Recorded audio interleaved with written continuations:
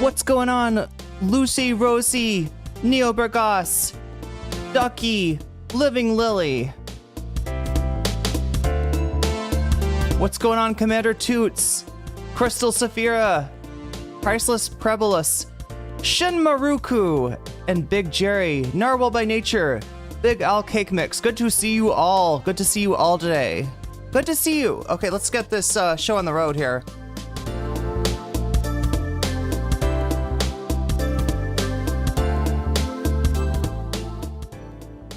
What is going on, everybody? Hope everyone is having an amazing afternoon, evening, morning, whatever time it is in your time zone. It is Saturday, the 1st of August. Holy shit.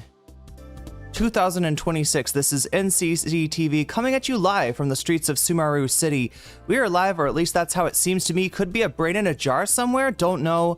Don't care. Shouts out to all my weasels out there, all my forest creatures rocking out to the realest of the real synthetic lifeform streamer, trapped in a cyber brain and body like some kind of ghost in a half shell in this late stage hyper-capitalist dystopia.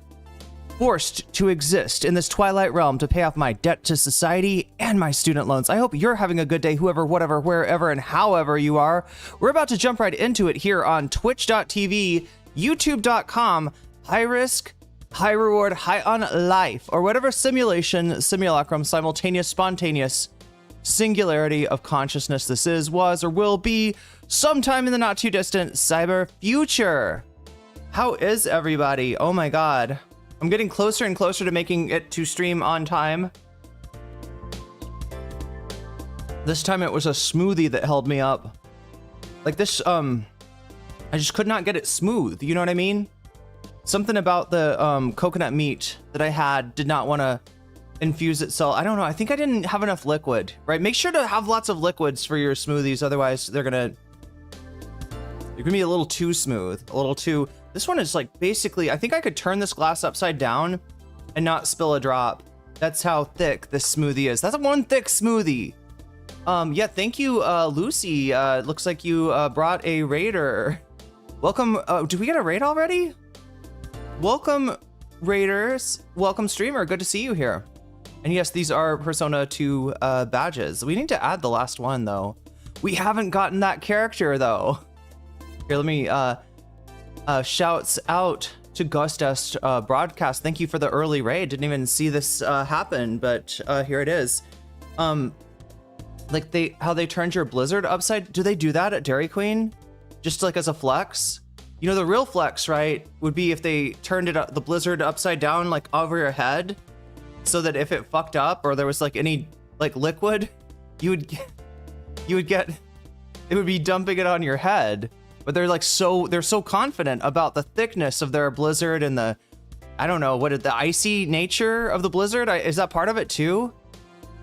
Yeah, so welcome in, everybody. Good to have you along with us today, Raiders. We're gonna be talking about some politics today. You just missed my weekly gaming stream, which happens, well, actually, I'm about to say every Friday. We're thinking about moving it to today. We're thinking about moving it, making today the... I have one stream a week that can go as long as it wants to. Usually, oh yeah, that reminds me, I gotta get started with the, you know, we got an order of operations here, chat, that we gotta accomplish, a checklist, as it were, right? The first thing we do is reset the timer for 4 hours and start that timer. And yeah, this is how I stream 4 days a week, right? Starting off with 4 hours and then possibly adding another 2 hours if we hit the goals, right? If we hit 100, we'll add 1 hour. If we hit 200, we'll add 2 hours. And basically anything that you do to support the stream makes the number go up. So yeah, thank you to everybody. Massive amount of support yesterday, which ended in a massive stream. So yeah, the Friday stream is generally this like crazy stream. Like it's mostly limited, right? At maximum 6 hours. That is like the most I can do. It is 6 hours most days, but on Friday, and we're thinking of maybe changing that to Saturday, it's unlimited, right? So any excess over the week, if we ever hit 300, it goes into an extra hour on Friday. And then yeah, yesterday, I don't know, chat, we were getting, you know, this This thing is hackable, apparently, and some people on Twitch have figured out how to hack it. But look, I'm up for the challenge, all right? I'm up for the challenge of an especially lengthy stream if it allows me to get done more bonus content. And the bonus content is over on YouTube right now. You can go vote on it. I guess we should take a look at it since I mentioned it. Bonus content right there. What do we have for today? Let me take this highlighting off. The only reason it's highlight, chat, is because I was copying this to YouTube, right? Which is where the poll goes on. It would go on Twitch too, but Twitch's polls, they end too soon. So we do it all on YouTube, on youtube.com/nocommentchick. You can go over there and vote, even if you're watching on Twitch. So yeah, we got Paige Christie talking about Ethan Klein and the David situation. Like, this shouldn't be a situation, chat. When you just cover a story, the story should never become about you. And this is what's happened. It has for Ethan. It has. I don't know how to explain it. It's not even that he is like, you know, he's not like on David's side. I don't want to give you the wrong impression. He's not like, yeah, like, go ahead and you know, put those bodies in your trunk, David. Pretty cool. Write a song about it, David. It's great. I don't know much about the David controversy, but I do know what Ethan has gotten in trouble for here. It's just the weird, it's like they always got to throw in these weird little sexual things. And when you're talking about the David story, maybe you shouldn't. So yeah, girl with a mic, Ethan Klein, talking about tight little fuckable packages as we talk about the case of abuse and yes, the you know, unaliving of a 13-year-old. So that's an option. Disconcerting as it is, that is an option. We also got Vosh what is he? R something IST, right? We got more ridiculous Vosh stuff coming in for you if you want to choose it. Anyway, this is all available for you on the poll on YouTube. Go over there, youtube.com/nocommentchick. Click on the live stream, click on the chat, and click on the poll, and then you too can vote. You too can place your vote.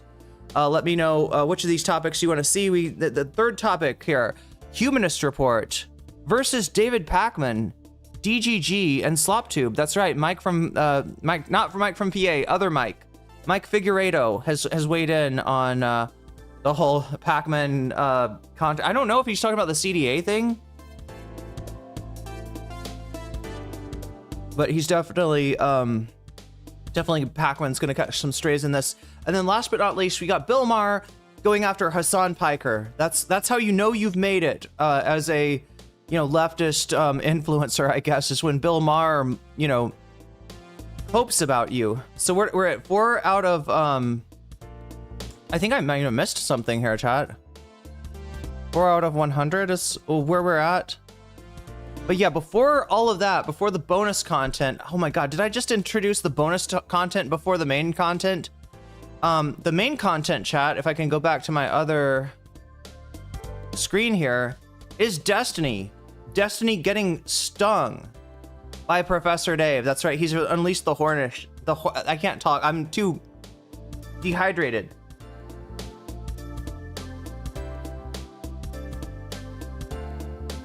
That's way better. Okay. Professor Dave unleashed the Hornets on Destiny.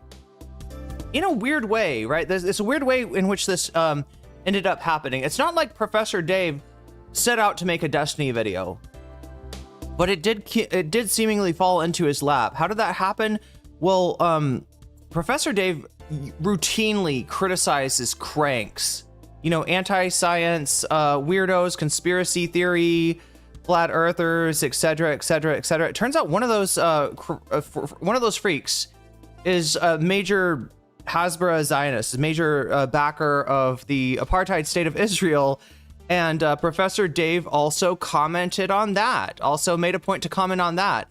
Now, if you don't know, Professor Dave has been going ham on Twitter for a long time, up until the point that he actually lost his account, and that's pretty crazy, chat. You know, if you throw a rock on Twitter, you will very likely hit some actual anti-Semitic shit, some actual Nazi shit. Are these Nazi bots? I hope so. I hope there's not that many actual Nazis out there. But yeah, Twitter's, for better or for worse, obviously for worse, kind of turned into 4chan, right? So it's a pretty wild thing to get banned off of Twitter for anti-Semitism. And yeah, as you can expect, it's only the kind of thing that happens when you get targeted by one of these Canary Mission like organizations, right? One of these, you know, they're just seeking to like try to pick off pro-Palestinian voices one by one. And they picked off Professor Dave, but I guess he doesn't mind losing the Twitter account anyway. After doing this video, Destiny ended up reacting to him, and I'm gonna question like what made Destiny react to him. I'm curious about how this ended up. Professor Dave is on a list of targets somewhere, right? Somewhere, somehow, Professor Dave is like a priority target for, I don't know, the Israel First lobby, right? And the fact that Destiny sort of picked up on this, I'm not sure it's an accident, chat. I mean, his whole fucking Hasbro crash out that has, believe it or not, hurt his credibility, which was almost at nil to begin with. He's got to be getting paid for this, like, right? It doesn't really make sense for Destiny to just do this for the love of the game. He's taken trips to Israel. People speculate on whether that was paid. Yeah, it does feel like Destiny is part of some coordinated effort. I don't know, maybe even just as clapback for you know, his hatred for Hassan Piker. But either way, yeah, Destiny reacted to Professor Dave's video, and this just gave him carte blanche, right? Because look, here's the deal. You can make a video about Israel-Palestine, and it will get views. You know, people, this is an issue that's on people's mind.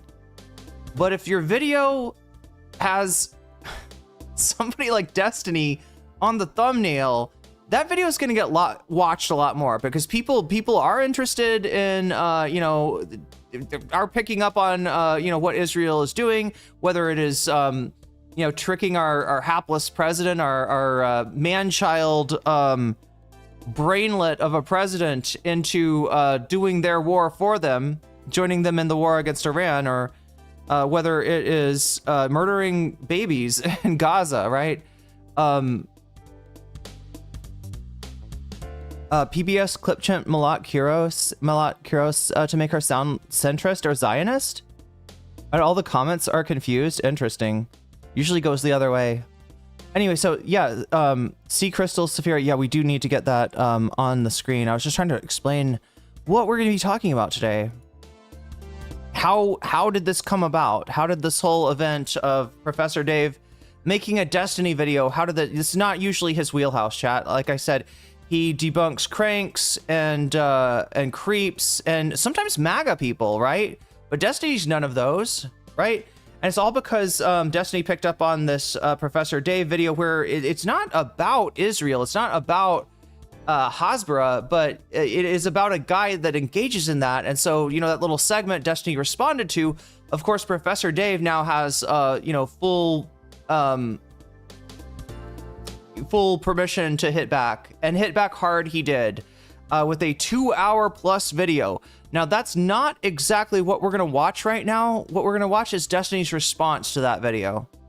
And it's, there's sometimes, chat, I mean, I do react streams. Destiny reacts to things. You know, I mean, Destiny can get washed in a debate. He can, you know, get embarrassed. That we've seen Taylor Lorenz, of all people, do that to him. Oh my God, we're running out of music. We're running out of music. Let's fix this. Let's fix this quick. Fix the music. Okay, the music is fixed. But it's a rare circumstance when somebody loses to a video, right? Because when you react to a video, generally you got some idea what's on there, what to expect.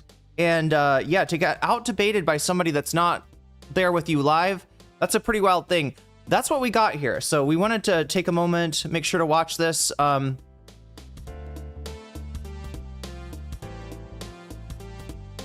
Professor Dave's videos kind of blowing up and everything, and it's been I've had other stuff on my plate, let's just say. Some of it involving Destiny, some of it involving his orbiters, some of it involving this new Liberal Action Network. That's right, we got the Liberal Action Network. This is the new club.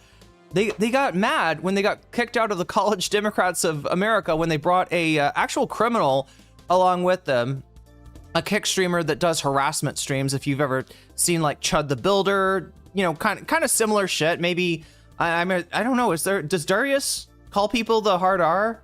I don't know if that's part of it, but yeah, they brought a bunch of you know, harassment streamers from Kick over to the CDA, and it turns out the CDA, College Democrats of America, did not want them there, so they got kicked out of a club that is very liberal coded. This should be, you know, and they got so mad about it. This is our thing. How dare you kick us out of our own club? So you know what happens, chat, when Destiny and his goons get told you can't sit with us. They go over, make a table, and say you can't sit with us, actually. And never mind that we weren't trying to sit with you. Yeah, you're right. Let me get this. There's a few things that I've got to do to put a chat on a screen. Have I done them all though? I need to do this. Okay, pop out the chat. Need to do this.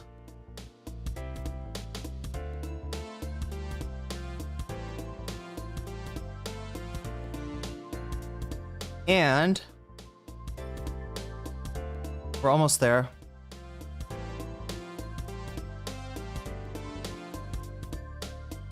Yo, why is it that super stickers? Okay, that's the perfect super sticker too. Now look, I can toast you, Crystal, and I can ensure that my coffee is not going to get spilled, right? It's not going to slosh around because it's basically gelatinous. Professor Dave was straight up throwing elbows. Masterful work, even for a liberal. Yeah, I don't think that Professor Dave is any kind of well, I don't know. Actually, I haven't really paid attention to his political views. This is the guy that taught me some of the chemistry, some of the early chemistry that I learned to go into fields like organic, you know, to be able to, you know, take organic and then biochem, which is kind of my wheelhouse when it comes to science. But yeah, I wouldn't have gotten as far as I did if it wasn't for Professor Dave and his videos, right? He is like at his inception, he is a science educator, and even just like a science educator in terms of like, do you want to pass Gen Chem? Do you want to pass Chemistry 1? You're going to need that if you're going to go into, or I don't know if he has Orgo on there. I'm not sure how deep he goes into chemistry, right? But yeah, those first classes, his videos and understanding concepts like stoichiometry were invaluable for me. So, you know, he was like, and then I noticed like all of a sudden his channel blows up. He's this little channel doing educational videos, and then his channel blows up doing debates against flat earthers, right? It turns out there's a real lane for a science educator if he is a science educator with, I don't know, debate chops. I guess that's what it is. This is the land party I've been asking for. Me neither, Violet Gummy Cow. And welcome in, everybody. Sorry, I'm like, I should have drank my coffee before. And now I can't. Do you see this, chat? When I drink this, it gives me I'm afraid it's gonna give me a Hitler mustache, okay? Because it's so glorpy. It doesn't pour. You know what I mean? I can't like tip the cup and have it go into my mouth. I've actually got to get down in there. I got to get dirty with it. And I don't want to have chocolate on my upper lip. I don't know what that's going to look like. So anyway, we're getting into this. We're getting started today. And yeah, yesterday, marathon stream, I think I did, more than 12 hours. We were almost at 13 hours yesterday. Chat challenged me. The jellyfish over on Twitch figured out how to hack the timer, and hack it they did. And also support me. They did as well. Massive amount of support, and like that's the day that's unlimited, right? So normally, like today, right, we got 4 hours on the clock. If we get to 100, I'll add an hour. If we get to 200, I'll add 2 hours. And what am I going to do with those extra hours? Well, first thing, we're going to watch some bonus content, which right now, let's see what's going on the poll. I mentioned this earlier. 37 votes have been casted. Is the past tense is cast? Yeah. Casted, yeah. 37 votes cast, right? And a clear leader has emerged. That is Vosh R something IST. We'll figure out what that is. What are the letters behind those stars? It's obviously something that is not YouTube poll friendly, so I had to redact that. So if you want to get it unredacted, vote for that. Vote for that. Second place. Oh my God. Second place, we got Paige Christie. We watched Paige Christie a few times before, right? I really like Paige Christie's video editing style. And the last one we watched was almost like I think it came from a live stream. So Paige Christie was able to take a live stream and turn it into what felt like a, video, you know what I mean? Which is a skill that like FD Signifier has, Foreign Man in a Foreign Land. I've seen made videos like this. It's kind of a rare skill to be able to turn to be able to turn stream content into something a little bit more. We cannot see the bonus content on stream. Yeah, I already brought it up. Yeah, because there's things that we won't see if we go to that screen too, Direful. Anyway, 38 votes have been cast. I can't speak. We got Vosh in first place. Paige, oh my God, three-way tie. Paige Christie on the Ethan and David scandal. Again, this is the, he's talking about a child that was unalived, and David is the culprit, the musician guy, right? The guy that writes songs on, and Ethan is just like, he's cracking jokes, like, because he's an alleged funny man. He's got to show his comedic chops. And when you're talking about a child that is like no longer with us, maybe like the worst possible time, right? Okay, right now, yeah, Bill Maher goes after Hassan and the DSA. That is in second place. But yeah, that's where our poll's at right now. I got the coffee up there. Thank you, Crystal Sophia, for getting us started there with the super chat.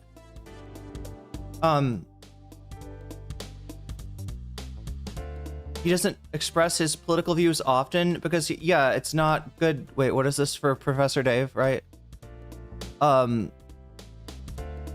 Because it's not the point of his channel. So yeah, if I'm a little bit tired, if I'm a little bit out of it, hopefully you understand why. I did a 13-hour stream yesterday. It was quite challenging, and yeah, usually Friday's the day we do gaming. It's also Friday's the day that we got the stream that can go as long as it wants to go, as long as you could make it.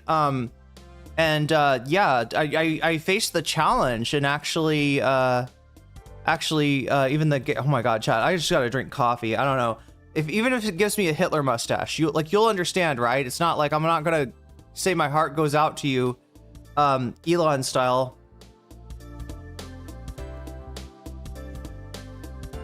Oh, he does have Orgo. He saved you an Orgo. So he's not like Professor Jang. No, kind of the opposite of Professor Jang. And like Narwhal says, not mostly about politics, although sometimes I need coffee. If I don't, I can't stream. That's relatable, GustX. And yeah, we got a shout out for GustX. Everybody go follow GustX if you have not already on twitch.tv. And thank you for the raid. Even though I'm like half asleep here trying to...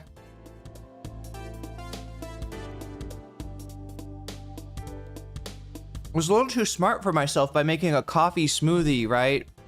It's like, what I need, chat, is a coffee IV. Like, I need something that like strips that I need like a Orgo setup like that extract, you know those oh my God, what do you call this? It's like a lab, it's a piece of glassware that is it's got like, you boil it down here and then somehow it extracts the caffeine up here. Anybody ever do this in, I think I did it in Orgo. I think it was Organic Chemistry Lab that we did this experiment where we made coffee, which was really cool because a lot of times that I hated that lab. I hated the Orgo lab. I remember extracting cholesterol from shrimp that was past its best before date, right? Disgusting, smelly shrimp. In fact, I think we had options. Like yeah, like, because they had different items, different food items in the Orgo lab that they were like, we're gonna extract cholesterol, and it's all animal products, right? Because we're talking about cholesterol here. I don't even know if you can extract it from I mean, you could definitely get saturated fats from plant products, but cholesterol, I'm not sure. So anyway, it was like rotten shrimp, pork rinds, or was there an egg? Do we have an egg there maybe? Anyway, we ended up with the goddamn shrimp, okay? And I wanted the pork rinds. It's a weird thing for a vegan to say, I want the pork rinds, right? But compared to the goddamn shrimp, the pork rinds, like, so much easier, right? They're dried out. They don't smell. The shrimp release, that Orgo lab, it just stunk to high hell. It was nasty stuff. I would not recommend it. Slides you a coffee. Thank you so much. I should have just made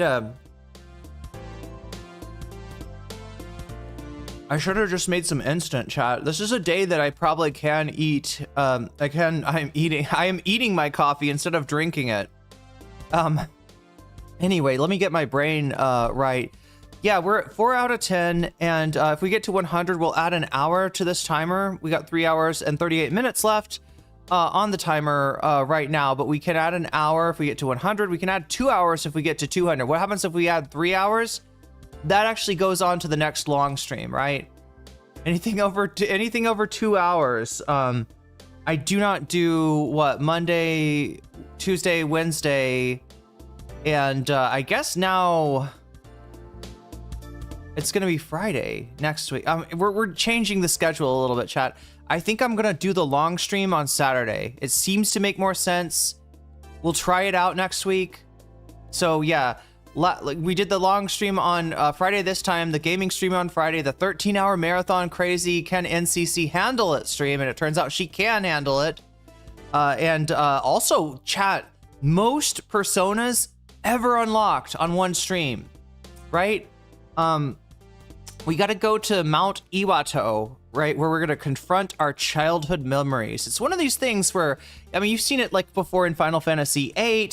They figure out, I hope this is not a spoiler for anybody, you know, it's a kind of old game, so, but anyway, you figure out that, hey, we all went to the same orphanage together, and the sorceress, she was the teacher there.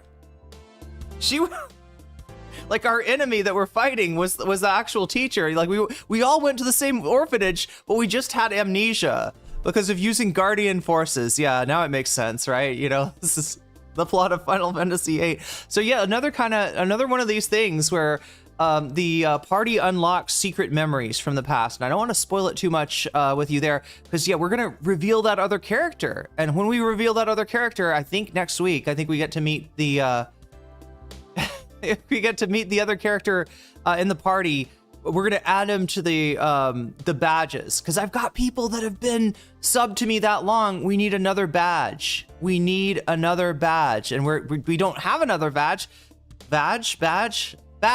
Yeah, we don't have another badge because we haven't unlocked the character that would be that other badge. So that's gonna happen. And those of you that have been those OG NCC fans that have you know, what is it right now? Is it Maya? Is the highest badge? We're gonna add one more after Maya. That's what we're gonna do. So, but yeah, the takeaway from all of my yapping, I guess, should be that we're gonna start doing the long stream on Saturday, if that's okay with everyone. Yeah, distillation, exactly. Oh my god, let me drink some more coffee.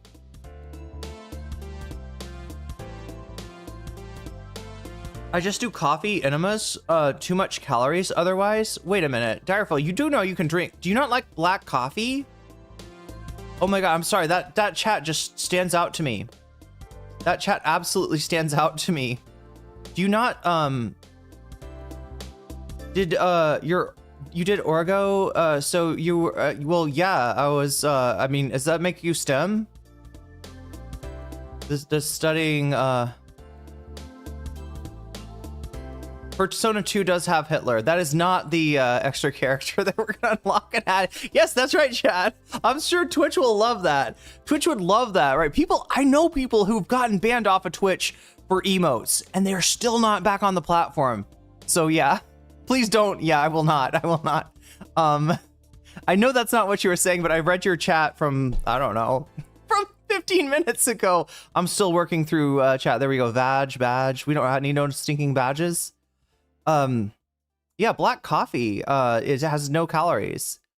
Big Al Cake Mix drinks black coffee. I don't know why Direful can't. I like my enema like I like my coffee. I mean, look, if that works for you, all right, it does feel like that might take a little bit longer than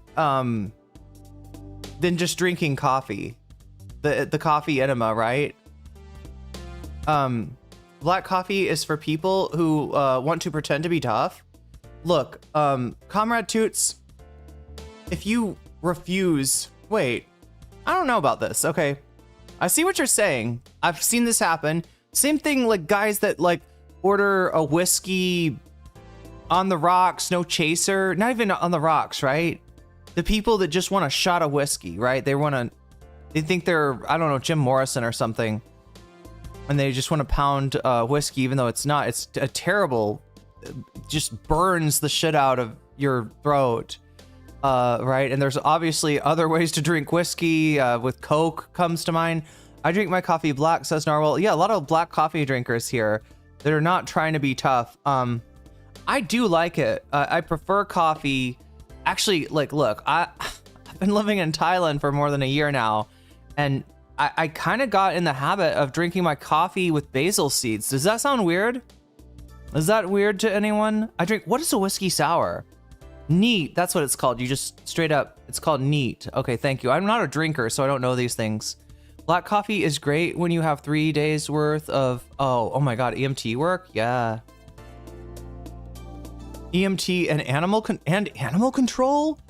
Ships because of a natural disaster has happened. Okay, that would be the time for maybe not even black coffee, but maybe that's when you get the distiller out and you just pull the caffeine out of the coffee and you start running an IV drip right into your arm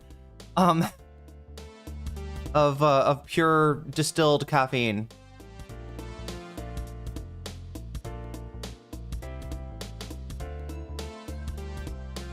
I prefer my coffee Earl Grey. You know, I need to get into Earl Grey. What is that? Bergamot? Bergamot is in it, but I feel what you're saying, Comrade Toots, that there's nicer ways. Yeah, Comrade Toots is like, okay, tough guys. Okay, tough guys. Look, that's why I'm drinking a coffee smoothie here. I am not tough. I am neither tough nor a guy. I got coffee smoothie, and that's my favorite thing. Yeah, this is like the... I mean, it also does have the basil seeds in it. So if you don't know, basil seeds do not taste like basil. So I'm not like drinking a basil coffee, a basil flavored coffee. That'd be wild. Okay, that'd be crazy. It's more like a chia seed. Yeah, basil seeds are, you put them in water or you put them in any kind of liquid and they puff up the way that chia seeds do. You know what I'm saying? They go, boop, boop, boop, boop. They expand, right? And so it's kind of like having it's kind of like little boba, if you want to think of it that way. It's like a boba tea, but for coffee. And oh my God, I have got to we got to get this show on the road here, Chad. I'm taking forever to get this started because I got to talk to you about sugar, milk, cream supplies the fuel that coffee needs. Well, Direful's conundrum was calories, right? Direful is being conscious of calories here with the black coffee consumption. I'm assuming some people do just... Oh, the other thing too, though, I will say, okay, if you're wealthy or you somehow source coffee, right? You got a good, you know, you have access to cheap coffee or whatever. Chai coffee, that shit is, oh my God, yes, I gotta make some of that sometime. AKA dirty chai. Dirty chai. I cannot believe people are taking my coffee enemas seriously. Look, Direful, it has been said before, all right, by smarter people than me, that the best part of waking up is Folgers in your butt, right? I've heard people say that. I've heard people say it's a Drag Race reference, okay, but I have seriously heard people say that they wake up every morning and they brew up some coffee. And like, I wonder if it's nice coffee. Does it matter? Is it true with, I mean, do you get caffeinated? Because this is what, I don't know if this is an urban myth or people are just saying this or imagining this, right? People will say they do the coffee enema and it gives them caffeine. You're boofing caffeine. Can you boof caffeine? Is that a real thing? I don't know. Chat, we're talking about asses. We're talking about Drag Race, and we're talking about coffee today. I grow my own coffee plant? What? That's crazy. That's like nitro, but no gas? Wait, what? Wait, are you talking about the little cartridges things? I love hazelnut coffee with French vanilla creamer. But I'm gonna say one thing, okay? To combat Comrade Toots and the black coffee purists out there, okay? Irene, was this combating them or not? Wait, maybe I'm siding with them. My favorite coffee is Vietnamese coffee, but I can't find it in decaf, and I steal sips from my boyfriends. Yo. Vietnamese coffee is on another level. I'm about to have some more of that coffee next month, right? I'm gonna be in Vietnam, and gotta make plans for that. Hopefully tonight or tomorrow during my day off. Caffeine is water soluble. It's such a thing. So they are getting caffeinated with Folgers in their butt. That's kind of amazing. But again, it would take longer. I would be taking forever to get on stream if I had to, if I had to take coffee the other way. What I'm trying to say here, chat, to Comrade Toot's defense, all right? If you have nice coffee, it's probably better to drink black, right? If you've got access to like the finest coffee, the only way you're really gonna taste it, the only way you're really gonna appreciate it, the only way you're really gonna even verify, like, you spent so much money on this coffee, is it actually worth it? Is it good, right? If you're like me, look, I drink instant coffee with soy milk, okay? Soy milk with black sesame seeds, because I gotta be weird. But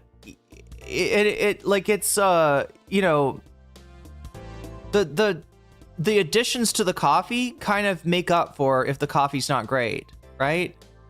If the coffee is mid, you can drink it in a smoothie. You can drink it with cream, soy milk, whatever.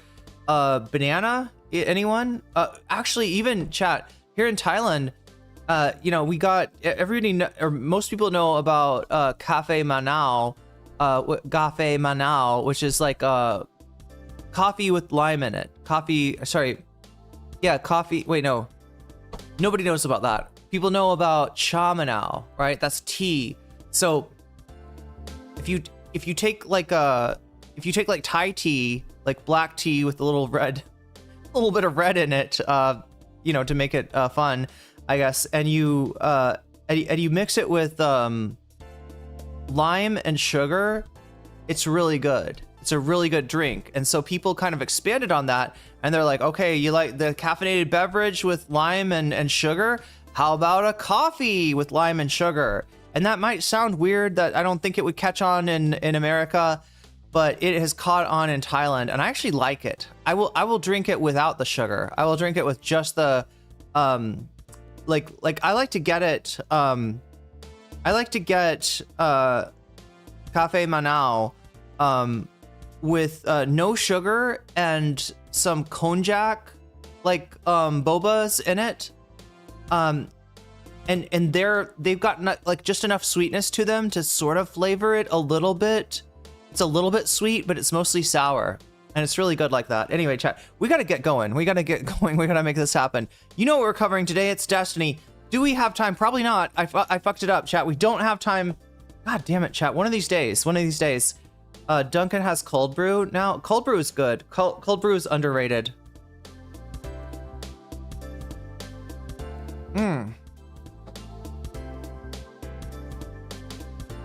This is why we gotta change gaming to be on Saturday, because that way I can recover on Sunday. So yeah, it's gotta be. Wait a minute. I'm doing that thing, chat, where it's a different time where you are if you're in North America than it is for me. Today is Sunday for me, Saturday for you. Yeah. So yeah, we're gonna move it to when I'm saying Saturday stream, Friday stream, I'm speaking US time, right? Just to make it less confusing, because most of my audience is in the US. But just understand, it's like a day ahead for me. I'm on Sunday right now.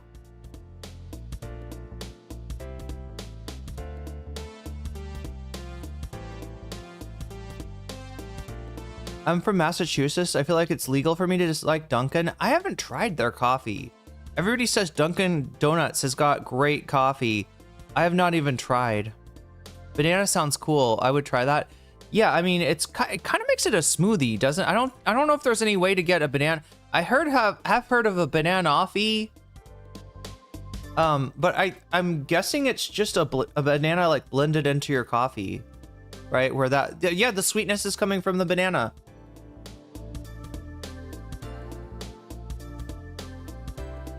Oh my god, chat. Okay, so I'm hydrated a little bit.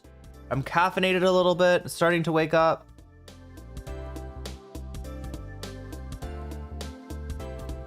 I wish I could tell you that right after the stream last night, I went straight to bed, but that's a skill I don't have. Anybody else?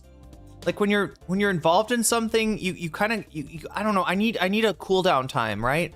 So since I knew I wasn't gonna get to bed right away, I just made myself some food.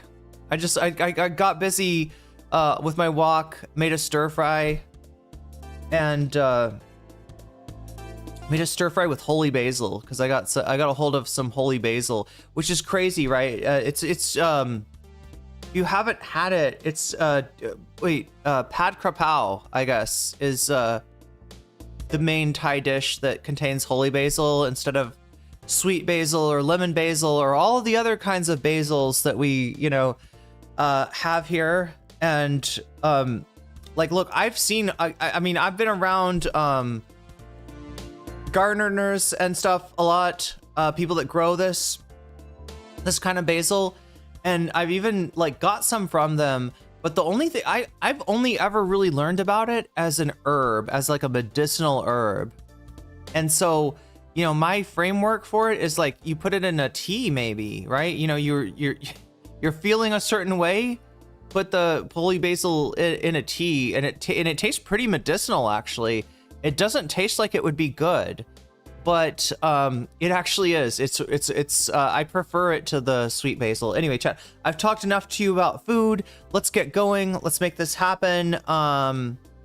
We have got bonus content, right, to get to. This bonus content only gets unlocked if we get to 100 on this right here. We are now 4% of the way to 100. That we're 1/25th of the way towards adding an extra hour, towards getting some bonus content. Make sure to vote for this, because if we do get to 100, I will do some bonus content, and I'm gonna choose the thing that is, leading the poll. So yeah, what are the things that make this number go up? It's super chats, super stickers. If you get yourself a membership, if you gift a membership, which, yeah, super stickers like Crystal Saphira. And I'm gonna try to, like, I don't know, maybe I'm disincentivizing people from using the super stickers because it takes me so long to respond to them. Unlike the other kinds of donos, it doesn't hit the tripwire. It doesn't make an alert. It doesn't make a sound. It doesn't cause anything to happen on the stream, just because Stream Elements kind of sucks, I guess. And somehow I don't even see them. Like this one was like a stealth one.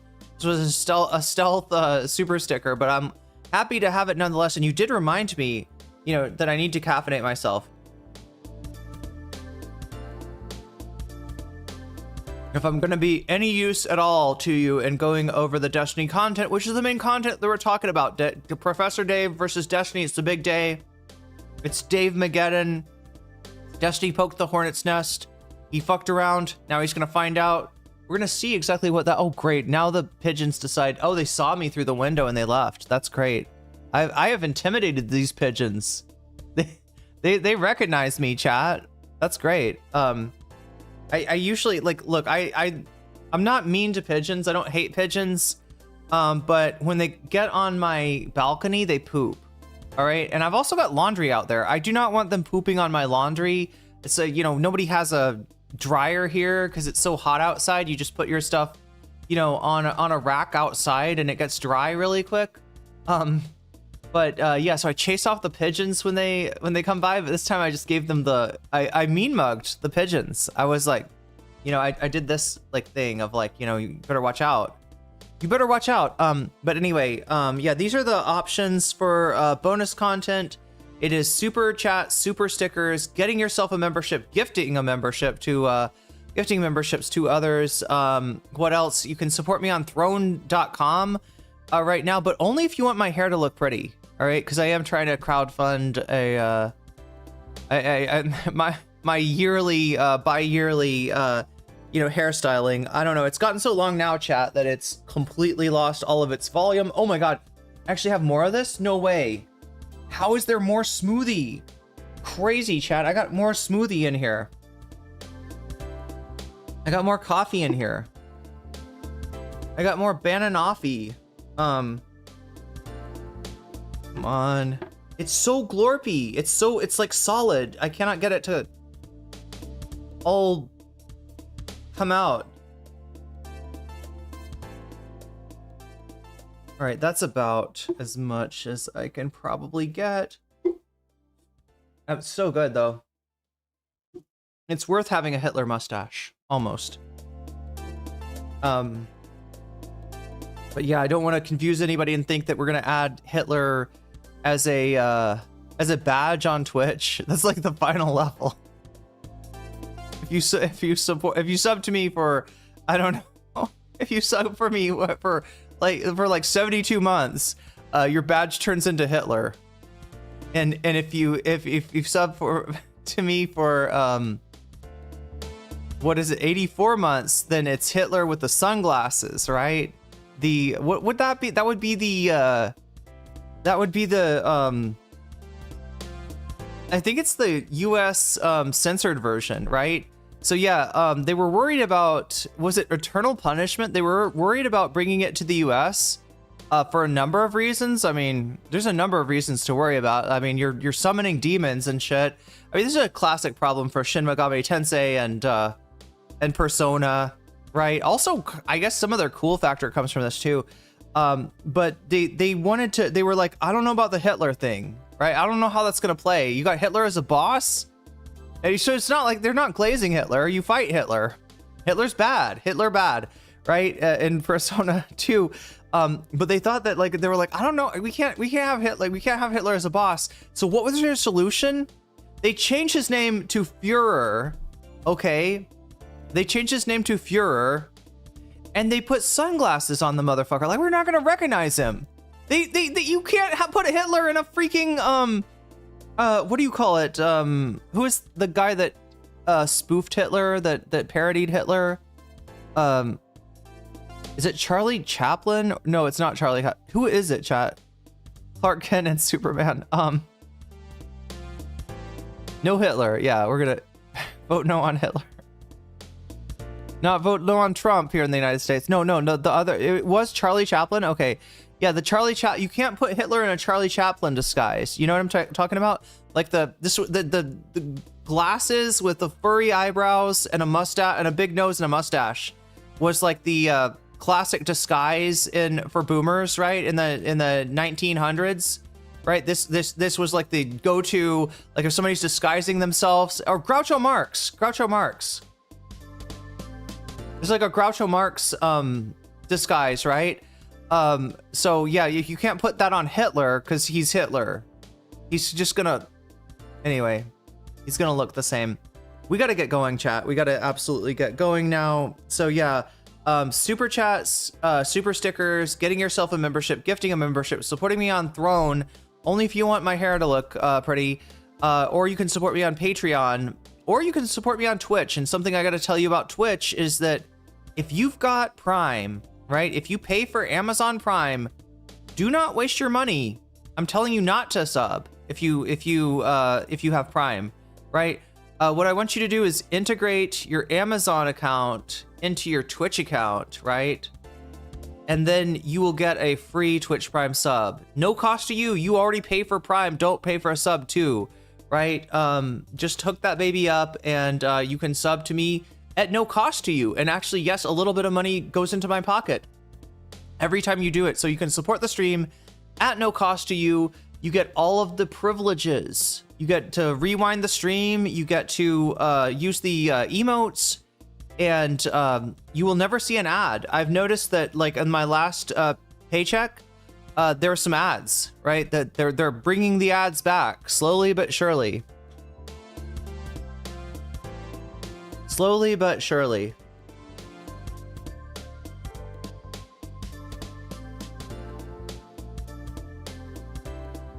And so you will avoid those ads if you use a Twitch Prime sub to me, and it costs you nothing. Now, the normal cost is $6. I get that that's a lot. That's like twice as much as the YouTube memberships cost.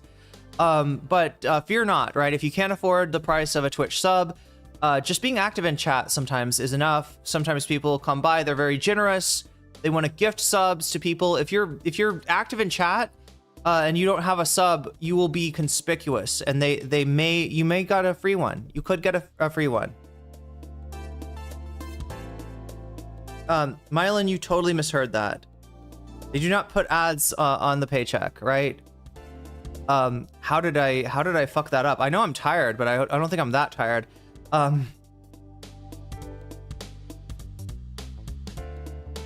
am I trying to say? If you use your sub on, oh my God, I'm too tired, chat.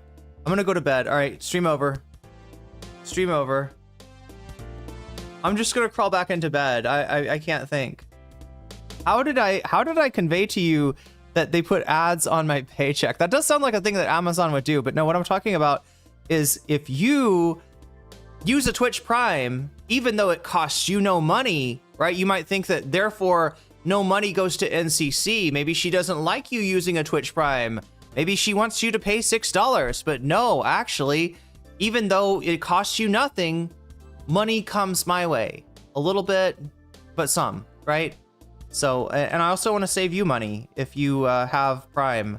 I want to make sure you don't pay for a sub when you've basically got a free sub already, right? That's all I'm trying to convey there. I hope that's clear. But yeah, those are the ways that make this number go up. If the number goes up to 100, by the time this clicks, because again, chat, if it goes to, this goes to 0, I'm raiding out. I'm gone. I'm Cinderella. All you'll see is a glass slipper. All right.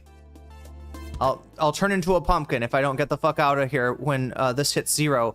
But if we hit 100 on this, by the time this thing hits 0, then I will add an hour. That's what I'll do. I will add an hour to the timer, and we'll be able to stream for longer.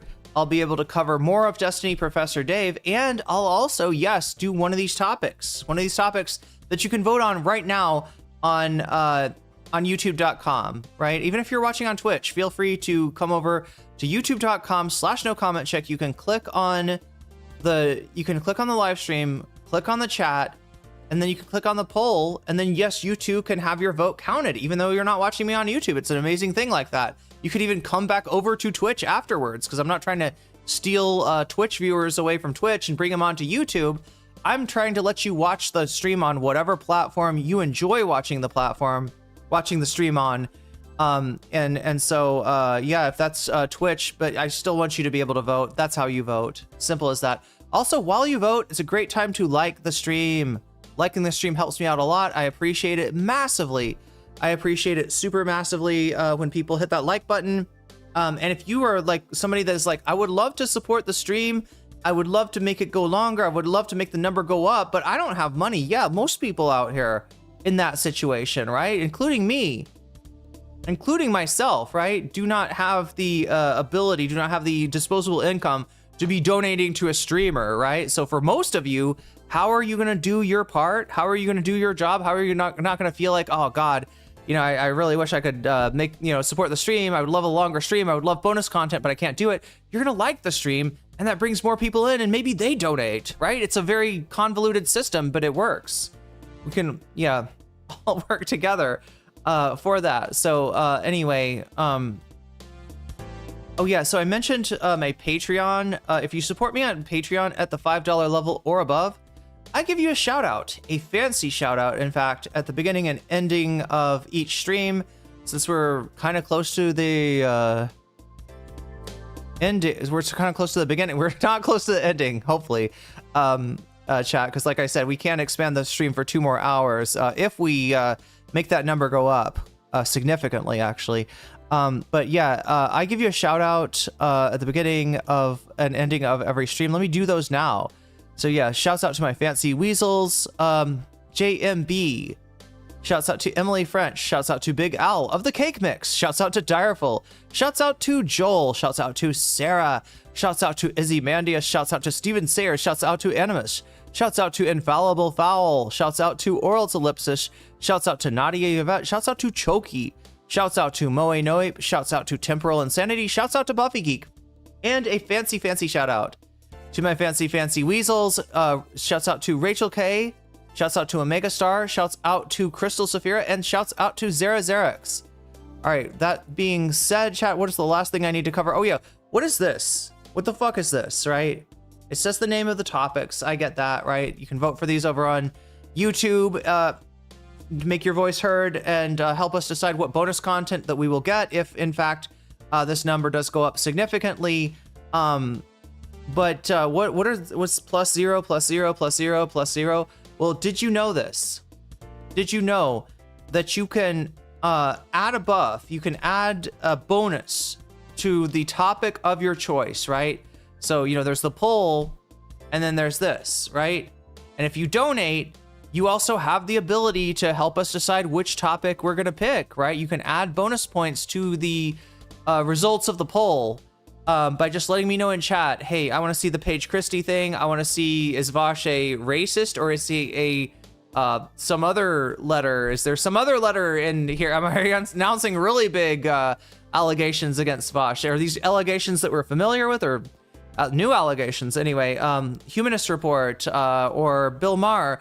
Right, you can sort of put your thumb on the scale a little bit and add a little bit. You put your money where your mouth is and add your donation to the topic of your choice. That way, you could also say Vox Populi if you're like, look, whatever the chat votes for, that's what I want to see. I want to use my donation to reinforce the will of the chat. Make sure that the chat is getting what they want. You can say Vox Populi, or if you're the kind of person who really enjoys the gaming. Oh my God, chat, look at this. It's at 7-Eleven right now. Before it was at 7-Eleven, it was at 666. All right, I gotta take this down to 6-Eleven because we played Persona 2 yesterday. But this is the kitty, right? The kitty in the Kuzunoha Detective Agency that you put 100 yen in. And as long as there's 100% in this kitty, I play games, and it's pretty full now. But if you want to make it more full, you can say video games, right? Ensuring more gaming content every week. So, or maybe even more than once a week if I have to get this number back down again, and to get some progress too. Because yeah, we only went into the factory, we grinded tarot cards, and then we went back to Igor to turn those tarot cards into personas. So yeah, most summons I've ever done in one night last night. That is why I'm so tired, chat. I stayed up to summon demons. That's a crazy thing. Yeah, very tired, very tired. But nonetheless, right, that is the way that you can have an effect on the poll when you support the stream. So with that being said, chat, let us get to where we're going, okay? Somehow.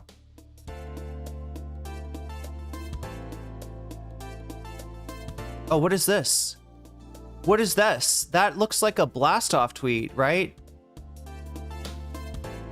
I love this thumbnail for several reasons, okay? I hope you like it too.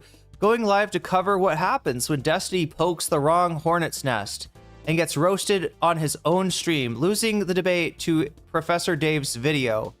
That's pretty much what happened. Now, I'm seeing I've got a lot of notifications. I don't know what that's about. Did the Destiny fans find this, chat? Should we scroll down? Is there gonna be like horrible stuff down here, maybe? Okay. If there is, I don't see it yet. But yeah, that's the blast off tweet, chat. You too can help spread this blast off tweet far and wide.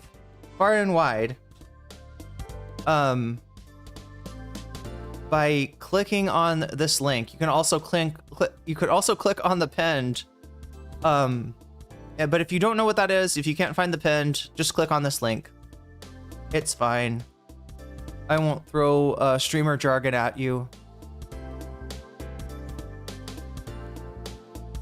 But yeah, you can go over here, you can support the blast off thread, because it's actually a blast off thread, and this is why I need your help.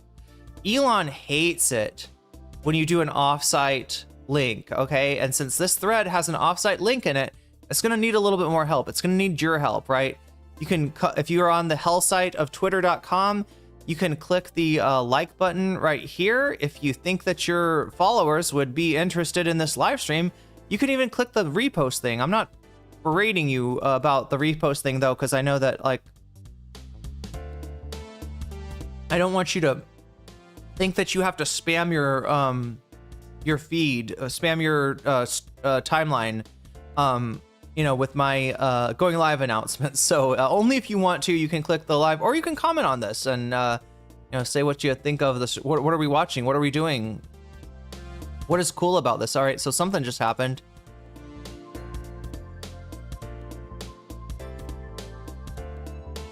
I love a good roast. I mean, so do bees. Have you ever noticed how much bees like meat? Maybe I'm thinking of yellow jackets. Yellow jackets eat the strangest shit. The strangest shit of all. Like, they'll eat poop. The yellow jackets will just land on poop and eat it. They'll eat meat. They'll eat dead animals. It's crazy. But they do like a good roast as well, and we got a good roast going on here with Professor Dave. So yeah, if you want to, oh, look at this. Like, if you want to help out the thread, like Lying Dog-Faced Pony Soldier is already doing, then you can click on this and go help me there. All right, so I think we're gonna go straight to Professor Dave. I don't think I have anything else for you. We're kind of running out of time here. It's taking me forever because I am so goddamn tired.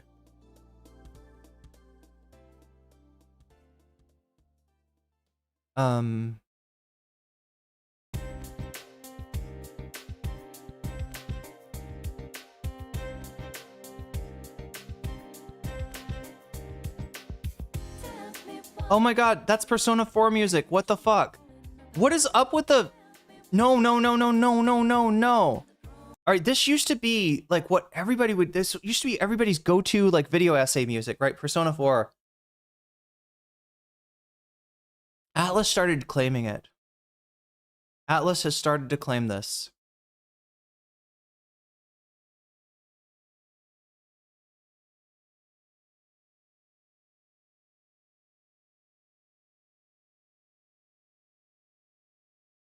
Okay, so Destiny watches Professor Dave rip him a new one. Oh no, are we watching a kick stream? I didn't even realize this was gonna be a kick stream. No, stop. All right. Here we go. So yeah, chat, I'm gonna try to beat the clock and actually react to all this, despite the fact that it took me forever to get through. What is going on with Kick? It doesn't want to load. I don't want it to load either. I mean, I kind of don't want it.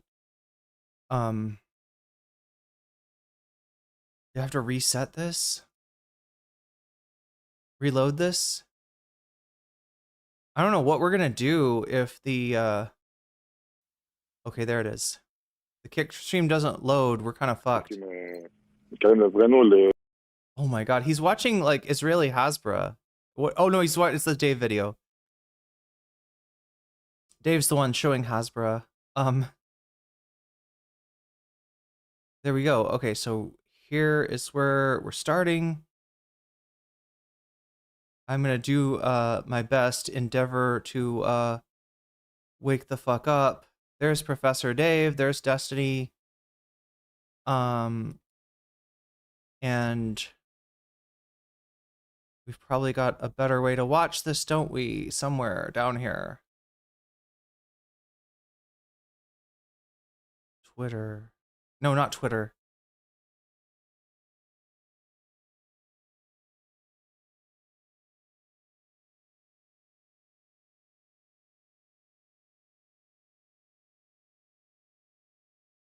Twitch window. That's what we need.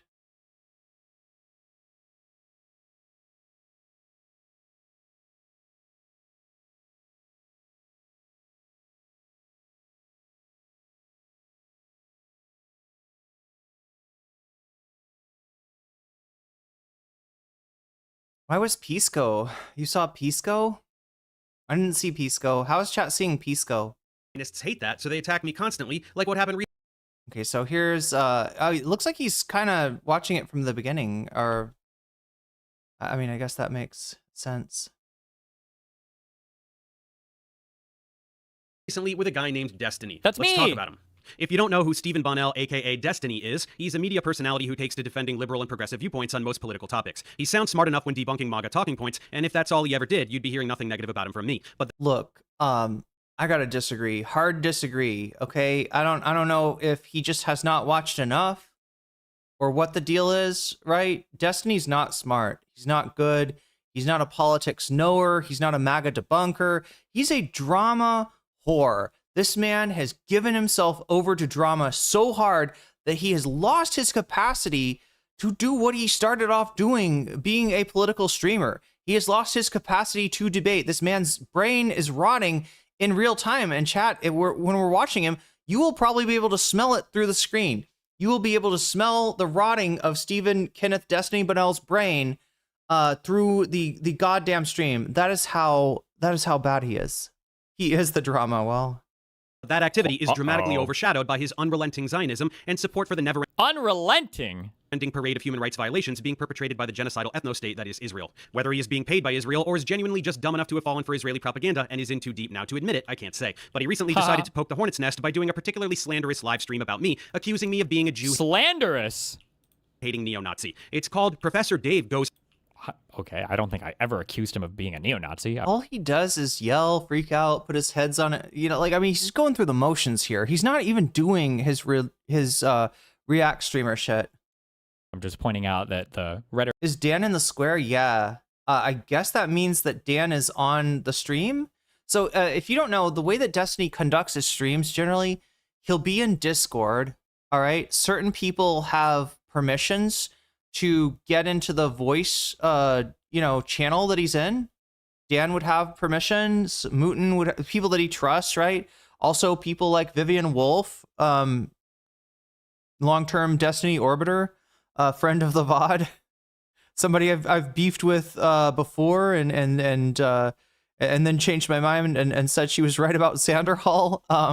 But yeah, like for some reason she made friends with Destiny and just was like one of the people with access to his Discord. But yeah, people come in and comment on whatever he's watching. If he doesn't want them on, he'll kick them out. But this is like kind of a normal thing. Rhetoric he's using is neo-Nazi rhetoric. The deception and self-victimization are like the two big tenets of like neo-Nazi criticism. But I don't think he's a neo-Nazi. I think he's a fucking tanky. Or I don't even think he's a tanky, actually. He's just mind-fucked on Israel-Palestine. Like the entire fucking United States is, I guess, or the world. Chat, has Destiny had his coffee? Look, I normally would just like rip on him right here, but I feel a little bit of empathy, maybe sympathy. Like, did he just fuck? No, I don't mean he's a tank. I'm so used to calling people tankies, right? I'm so, obviously this guy's not a tanky. He's a science teacher. He's a liberal, right? He's a progressive. I got so used to, he's locked in the punch, chat. Everything is a tanky to him. Everything is a fucking tanky. Like, if Tim Miller comes on and like disagrees with his take on Hassan Piker deserves to be like deported to Sudan, he's going to call Tim Miller a tanky, right? He's going to call Log Cabin Republican Tim Miller. Sorry, I shouldn't put that evil. I don't know if Tim was involved in Sarah Longwell's bullshit, but he was a gay Republican, okay? Technically, I Log Cabin a euphemism for that. I don't know if he was involved in the Log Cabin organization. That's why I hesitate to call him that. But yeah, Destiny is just like, he's just like throwing it out. He's just like sorry, not a tanky. I mean, he's a, wait, what does he call him? So like, oh my God, do we need to go back to this clip? Do we need to go back to the clip? There's a clip of Destiny saying this about Professor Dave, right? And it's pretty unambiguous. Okay, look right here, the thumbnail, chat. The thumbnail says it all right? I didn't look at this close enough, right? Look at the thumbnail, all right? These fucking, and it's typed Jews, right? And then it's covered up with Zionist, as if, yeah, no, he's saying Zionist, but he's thinking Jews, right? What are you saying? What else would you be saying here? What else would you be saying, Destiny? Okay, I don't think I ever accused him of being a neo-Nazi. I'm just pointing out that the rhetoric he's using is neo-Nazi rhetoric. The deception and self-victim neo-Nazis don't give a fuck about Palestinians, dumb fuck. Are like the two big tenets of like neo-Nazi criticism. Yeah, about the fucking German people the neo-Nazis, the historical neo-Nazis think Germans got backstabbed by a combination of Jews and communists. In fact, you'd have a lot in common with them, Destiny. You'd have a hell of a lot in common with these neo-Nazis in that you seem to hate communists about as bad as they do. Who did they come for first? Oh yeah, the communists. That's right. It was the communists. Now, if we're talking about like modern day American neo-Nazis, they're usually going to be talking about the Great Replacement. They're going to be talking about immigration. They're going to regard it as an invasion, and they're going to blame the Jews for this invasion. They're going to say somehow the magical, mystical cabal of Jews has cast an evil Kabbalah spell on the United States that makes immigrants attracted to it, make immigrants want to poison the blood of the nation. I mean, that's so what depending on what we're talking about by neo-Nazi, I guess, yeah, would be that, right? Would be somebody that sees like a bunch of swarthy foreigners and immigrants and minorities that they don't like, and then tries to find, a master minority to blame for it and says, the Jews. It was clearly the Jews with their control of the media and the blah, blah, blah. That's what a neo-Nazi says, right? Not Israel's doing a genocide to Palestinians. Because guess what? Neo-Nazis, I mean, FD had to explain this yesterday in his video. Does Destiny want some cheese with that wine? He wants some bees with that wine, Sue Fairwolf B. Good question, though. Really good question. Yeah, lost cause. I mean, if you tie into the neo-Confederate, segment of the modern day Nazis, sure. But I don't think he's a neo-Nazi. I think he's a fucking tanky. I don't even think he's a tanky, actually. He's just mind-fucked on Israel-Palestine. Like the entire fucking... Everything is a tanky. United States is, I guess, or the world is. Mask off. And the thumbnail says, these fucking Zionists, where Zionists is covering the word Jews. True. Implying that I really just hate all Jews. True. No, not all. No, wait, no. So, true. No, wait, not true. All. It was just like 90%, I think. Just like 90%? What are you talking about? Oh, God, no. No. This is the fist bump that Ethan Klein and I don't know, like this is a fist bump between Zionists and neo-Nazis, right? To conflate what you're doing right now, Destiny, actually, unironically, is anti-Semitism. Now, I'm not going to call you a neo-Nazi because I think that at this point, people like Nick Fuentes would run intellectual circles around you. I don't think they want you on their team. But no, you're doing anti-Semitism, right? When you try to hyperbolize the support of for Israel by the Jewish people, right? Now, by conflating, I don't know,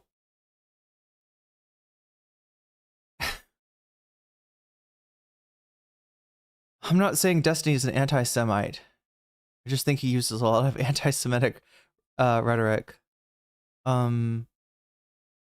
He's not very good at remembering. Well, he should stop. Wait, they should stop. Oh, Destiny.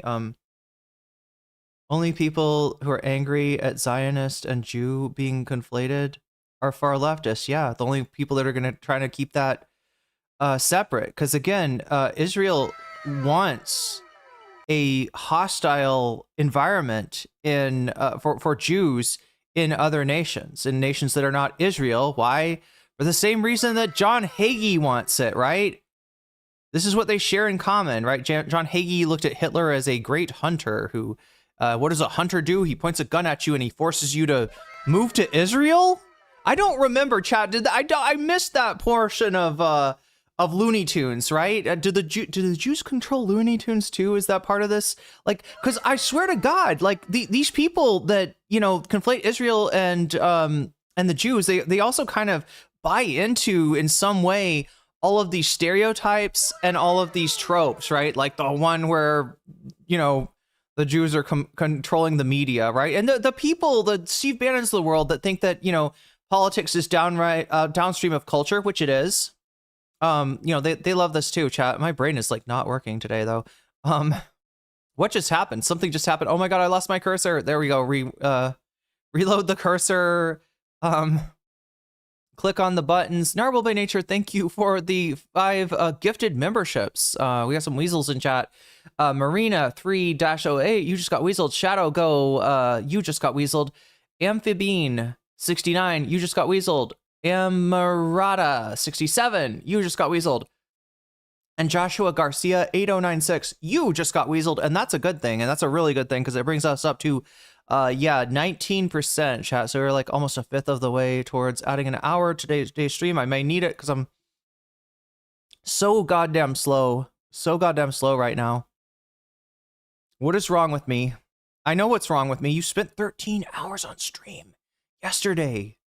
I'm amazed. The fact that my eyes work is kind of amazing. The fact that I'm able to open my eyes is amazing. The fact that I was able to drag my ass out of bed is amazing. And chat, this is why we're moving the gaming night to Saturday night. News to those of you who are just coming in, who are just joining us, that no, breathing is not an issue that I'm having right now. It's being awake and be my brain working. That is, but yes, chat, this will not happen next week because next week gaming, we're going to try it out on Saturday so that we do our long stream on Saturday. And that means that I got Sunday to recover. I think identify as Zionist, so not all of them, just 90%. In it, he is reacting to my third and most recent video exposing Avi Loeb, the astrophysicist and charlatan, in which, amidst breaking down his endless lies about science, I point out yet again in passing his ties to the Zionist lobby and how he employs Zionist tactics of gaslighting and playing the victim to deflect when his fraudulence is exposed. I'll just play you Destiny. Wait, I'm sorry. Community note. Did I miss something? Is he talking about Twitter? I made that out of it? Community note. Community note. I'm trying to figure out what this has to do with. True. No, not all. Just like 90%, I think, identify as Zionists. So not all of them, just 90%. In it, he is It's such a twisted line of logic. He's taking polls from years ago, all right? Like somehow everything that happened after October 7th, both Destiny and and Zionists in general, like they think it's temporary. They think it's going to be rolled back. They think they can go back to brunch where everybody's like, oh, Israel, that's the homeland of the Jews. That's right. That's their country. That's where they're supposed to be. And those nasty terrorists need to stop firing rockets at them. People don't think like that anymore. People do not think. I slept most of the day today. Yeah, I don't blame you, Omega Star. I hope you're okay. I hope I didn't keep people up like too super late with that stream. Am I good on carbs? Ooh, good question. Actually, I probably need some.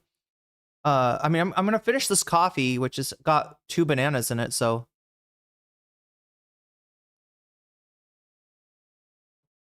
I've had water, sugar, and caffeine. True, and some healthy fats as well. Well, some not so healthy fats and some healthy fats, like the basil seeds. Actually, just like chia seeds or flax seeds, they're high in omega-3s. The coconut though, which I love eating fresh coconut. But it's a fairly saturated fat. Reacting to my third and most recent video exposing Avi Loeb, the astrophysicist and charlatan, in which, amidst breaking down his endless lies about science, I point out yet again in passing his ties to the Zionist lobby and how he employs Zionist tactics of gaslighting and playing the victim to deflect when his fraudulence is exposed. I'll just play you Destiny's intro stinger to his video so you can get a sense of it. The blatant manipulation, I didn't even need to opportunism, watch and my perpetual victim thing. complex is par for the course when dealing with disgusting Zionist frauds like that. Anyway. As much as they want, and if anyone exposes those lies, they're automatically an anti-Semite. Bro, this guy reaches so hard. Holy shit, he's obsessed. I'm not sure if you noticed, but the whole world despises your ideology. The world knows your gaslighting and your Hasbro tactics. Shouting anti-Semitism and everyone Not the Hasbro. is going to hate you demise tenfold. So keep it up, you worthless Zionist pile of filth. And I didn't mention Judaism. I said Zionism. Get a grip. This kind of like rhetoric right here, you even know you don't. This is Nazism right here, right? Deception. Yo! Like the 2 key pillars of kind of neo-Nazi belief. It's the idea. Liar. Why do these guys just lie? Just straight up lie. Like I want to bang the fucking table. Although my camera's not on it, so you won't get the effect that Hassan did when he did his weasel. But I mean, this is just like, we saw Ethan do this yesterday with the whole, no, I'm not still suing iDubbbz. There's just some stuff that needs to be finished before we can get the settlement. Bro, there wouldn't be a settlement if you dropped your fucking lawsuit, which is what you said you'd do. These people just fucking lie. I can't believe anyone follows Destiny, this P3DO creep. Yeah, he's an absolute P3DO creep.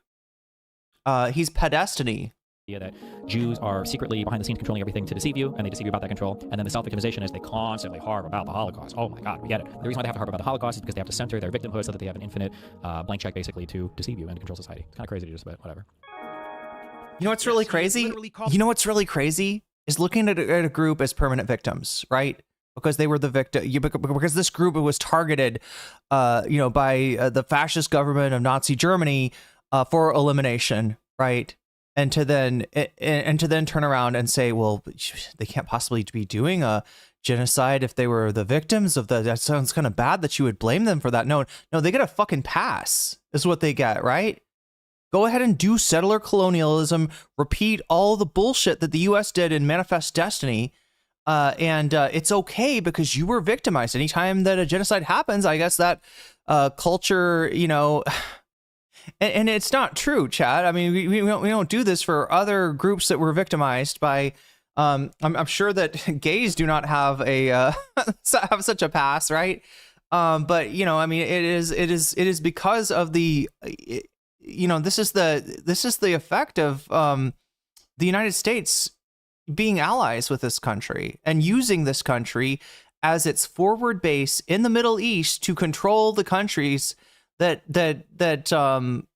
produce oil, right? That's what Israel is there. That's what the fucking relationship with the United States and Israel is all about. This is what Joe Biden was saying. We got to see the extended clip yesterday with FD Signifier of Biden explaining the function that Israel served and how if Israel did not exist somehow, if the Balfour Declaration at all had not happened, that the United States would need to create Israel, somebody would need to go there, colonize some land and serve as a foreign base for what Western civilization. I mean, this is where liberalism and fascism kind of fist bump, right? With this penchant for settler colonialism and the desire to control other people's resources. This is why we're at war with Iran right now, Chad. This is why Mossadegh was taken out of power and replaced with a Shah. Right? All of this bad shit that's happened in the Middle East that's caused so much backlash, right? This all comes from the United States' need to control oil producing countries, and that is also what the alliance with Israel is about too. I see the Roman colonized and massacred Britain, so there we go. The British Empire is fine, and in the United States, we had taxes imposed on us by the UK, right? So that's why we get to do Manifest Destiny. They also wouldn't let us colonize as hard as we wanted to. Chatted $10. This week's Behind the Bastards covers Rebecca Felton, the inspiration for Gone with the Wind. Oh my strangely God. relevant to this topic. She was a suffragette and lynching activist. Professional victim. Oh my God. Wow. Okay, I need to see that, Narwhal. I need to. That's probably, if I don't fall asleep directly after this stream, I'm going to be watching that. Look, I've got a little. When I do a Southern voice, okay, I've got several. I have family in the South. I should have. So I never developed any kind of accent though. But when I do like a Southern voice, like half of the time it's a sassy waitress at the Waffle House, and the other half of the time it is Scarlett O'Hara. It is the wealthy debutante voice. Calling me a Nazi, deconstructing this. Well, are we using literally here as figuratively? I'm not calling you a Nazi. I'm just saying that these are whatever. I said it. I even said this is like neo-Nazi rhetoric, but okay. Farce will come at the end of this video, but we have a lot of context to set up. Shut the fuck up. Just own it. You called him an anti-Semite. You just fucking own it, Destiny. Stop lying for once in your fucking life. Like, this is the thing. You're getting fucking destroyed by a debate because people can see that you're being dishonest. People, like, they're looking at the thumbnail.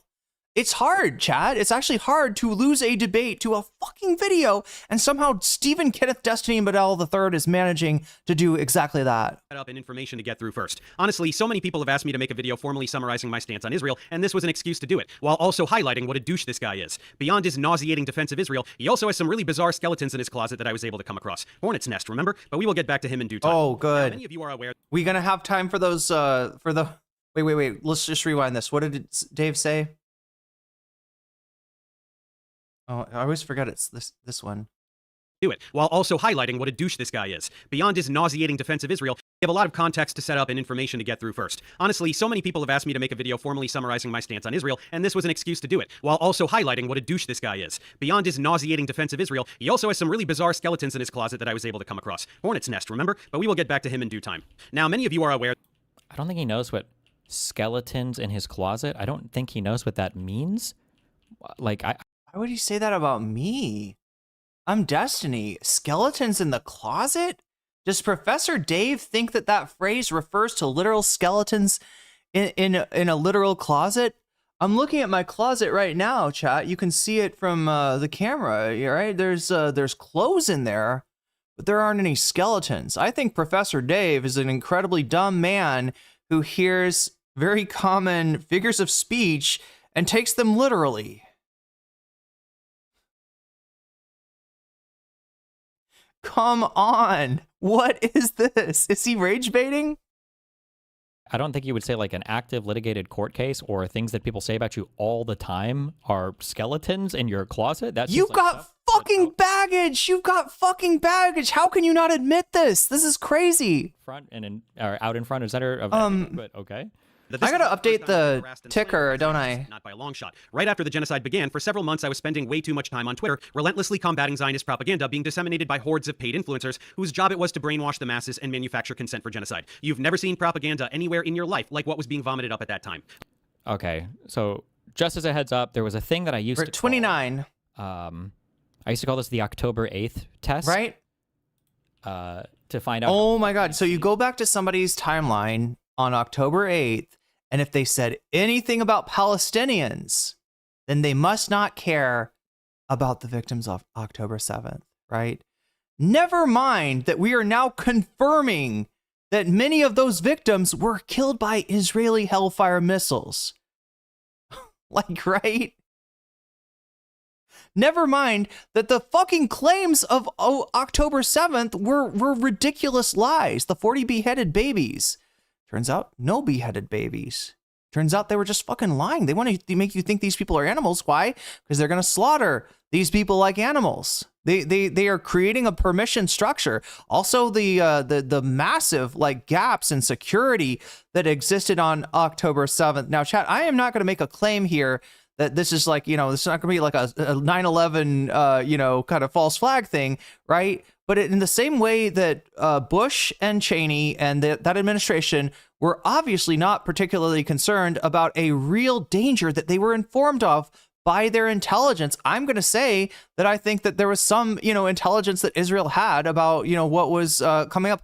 And even if there's not, chat, you got to figure when you take a people and you negotiate their future without any representation of those people. I'm talking, yes, about the Abraham Accords delegated to the president's failed son-in-law, Jared Kushner, ridiculous person that just does not have any business negotiating, agreements between countries. But there he is, I guess, because he's Jewish, right? We're going to send out Kushner. We're going to do the Abraham Accords, right? There was so much that would have told you that, that we know so much more now than we did then that I'm going to say the people that were worried about Palestinians on October 7th were pretty fucking based. We're pretty fucking based, right? And if you didn't, you got to check yourself. You got to learn from that. You cannot go on. You cannot go on like that with just reacting to like, something bad happens. Israel makes up a bunch of lies. You buy them like Biden. Like Biden, there were 40 beheaded babies. How could you ever? The bodies aren't even cold in the ground. Yeah, including the bodies that Israel unalived, right? Oh my God, Direful, what did you just post? What is that emote? Is there like a black cat being petted? What? I can't see. Okay, that looks really weird without like it's for pets. Yeah, it's just because it's like it's a hand petting, but it's not. Anyway, it looks like something else, but that's okay. It's probably because I'm so tired. You're petting the chatters. Okay, that's good. No, I wasn't accusing you of doing anything anything else. I just like all of a sudden see like a hand kind of make an emotion on. To me, it looked weird, but I get the context, right? I get that head pats is a very common it's a very common thing in chat. I'm not calling you out. You just surprised me. Like out of nowhere, I see like a hand like kind of gripping, and I'm just like, wait a minute, what? How is that even legal? Like I said before, I know people that have been banned for emotes, and I'm like, how is that emote okay? No, it's a head pats. It's a head pats. It's not gripping. It's a head patting. Yeah. Anyway, it just surprised. I'm so tired. It's like I'm like, what? Am I hallucinating? What's going on? Although what you are, and Professor Dave fails or passes extraordinarily depending on how you consider that. These were the tweets that this guy was firing off on October 8th. October 8th, okay? If you feel the need to tweet about one innocent dead woman in a truck, but have never tweeted about the thousands of innocent Palestinians who are brutally murdered on a daily basis, thousands murdered on a daily basis under an illegal military occupation, you are part of the problem. October 8th, by the way. So look at what he's doing. This is so funny. Destiny, you should know how rhetoric works. It doesn't work like that, all right?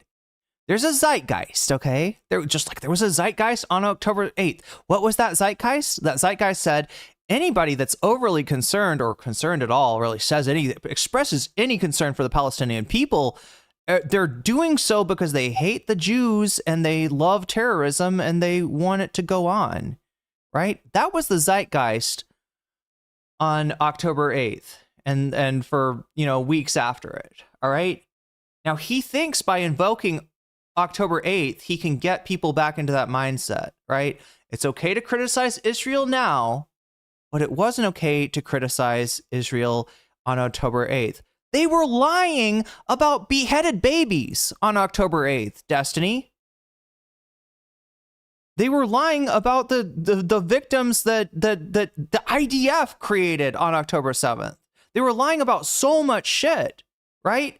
And if somebody sees through those lies, you're going to be like, that's an anti-Semite right there. You can't change the zeitgeist, right? You can't take us back to the zeitgeist. You cannot, this is what has, there's this entitlement there where they think that there's like a normal. The normal's where we accept everything that Israel says as truth.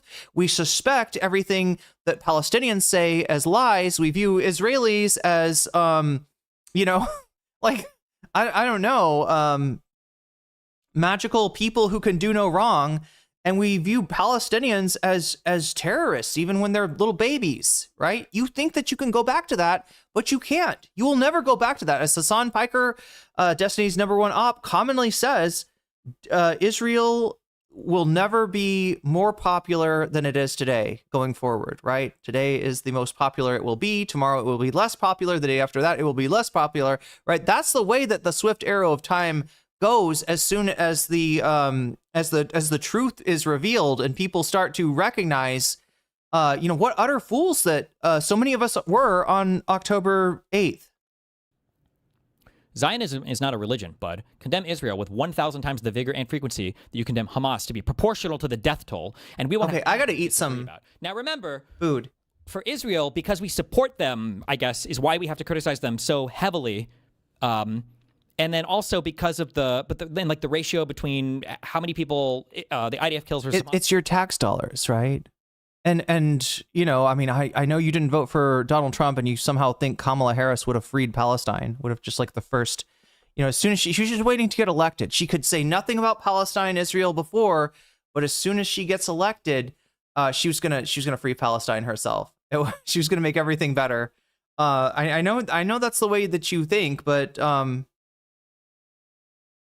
yeah, infinite war crimes. Yeah. Well, I mean, this is the infinite rape guy, so I guess he's probably okay with that. Moscow's like the ratio is really important there, but then when it comes to like the other actors in the region, like Hezbollah or the Houthis or Iraq or Iran or anything. I'm sorry, people that were attacked by Israel in the case of Hezbollah, people that were attacked by Saudi Arabia in the case of the Houthis, right? Militias that rose up to resist occupation and genocide in the case of Yemen, right? I do need to eat. You're right, Direful. That's good advice. anything else. We don't. The numbers don't matter because I guess just because we don't support them directly. They always use this argument, but I feel like if we were to withdraw all support from Israel and then they were to begin like really genociding the Palestinians, would you just say we shouldn't do anything? What we're saying, Destiny, is that there wouldn't be a conflict. There would not be a conflict without the Nakba. There would not be, again. These are things that Israel's done. These are things the United States has done in terms of the Abraham Accords, right? You can't stop backlash. You can't stop blowback in a country that is not your own, all right? And you especially don't have any, say over anything when you're not the one sending money to them, right? Israel, we are sending money to. Israel somewhat dependent. Their whole fucking genocidal operation was armed by our government. Now, does every single American, bear, the same responsibilities as the architects of those policies? No, they don't. But once we realize what's going on, we are responsible to do what we can to stop that, right? And the very bare minimum, Destiny, is speaking out early, speaking out before a genocide gets going, because as we know from the Lemkin Institute, genocides don't just happen. They happen in stages. And the latter stages, the elimination stages of a genocide can only be stopped if you don't let the first stages, proceed, right? If you stop it when the people are being dehumanized. So I would say even October 8th, probably a little late. The people that say, hey, I'm glad people are concerned for Palestine now, but I didn't see a lot of concern for Palestine prior to this genocide. They've got a point, and there are people like there are people, voices crying in the wilderness about Israel-Palestine that were called fucking anti-Semites for saying something that we should have paid attention to a long time ago. If we really wanted to make a difference, right? You can't stop a genocide once it's going, right? I mean, you can I don't know, fight against it. You can push back against it. This is the whole thing that I hate about the discourse on genocide, is that it's always there's always this idea, and it kind of goes along with you say a genocide, but I see Palestinians alive and well, and so I guess they didn't do a very good job, right?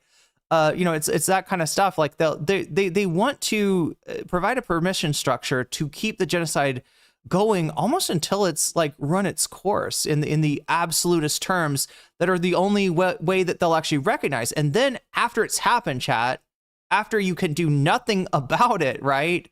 That's when they'll come in and they'll say, well, actually this really wasn't good. Yeah, actually this does meet the the stipulations of what a genocide is, right? The only time that they will actually use that word, especially when it comes to Israel, is when it's too late.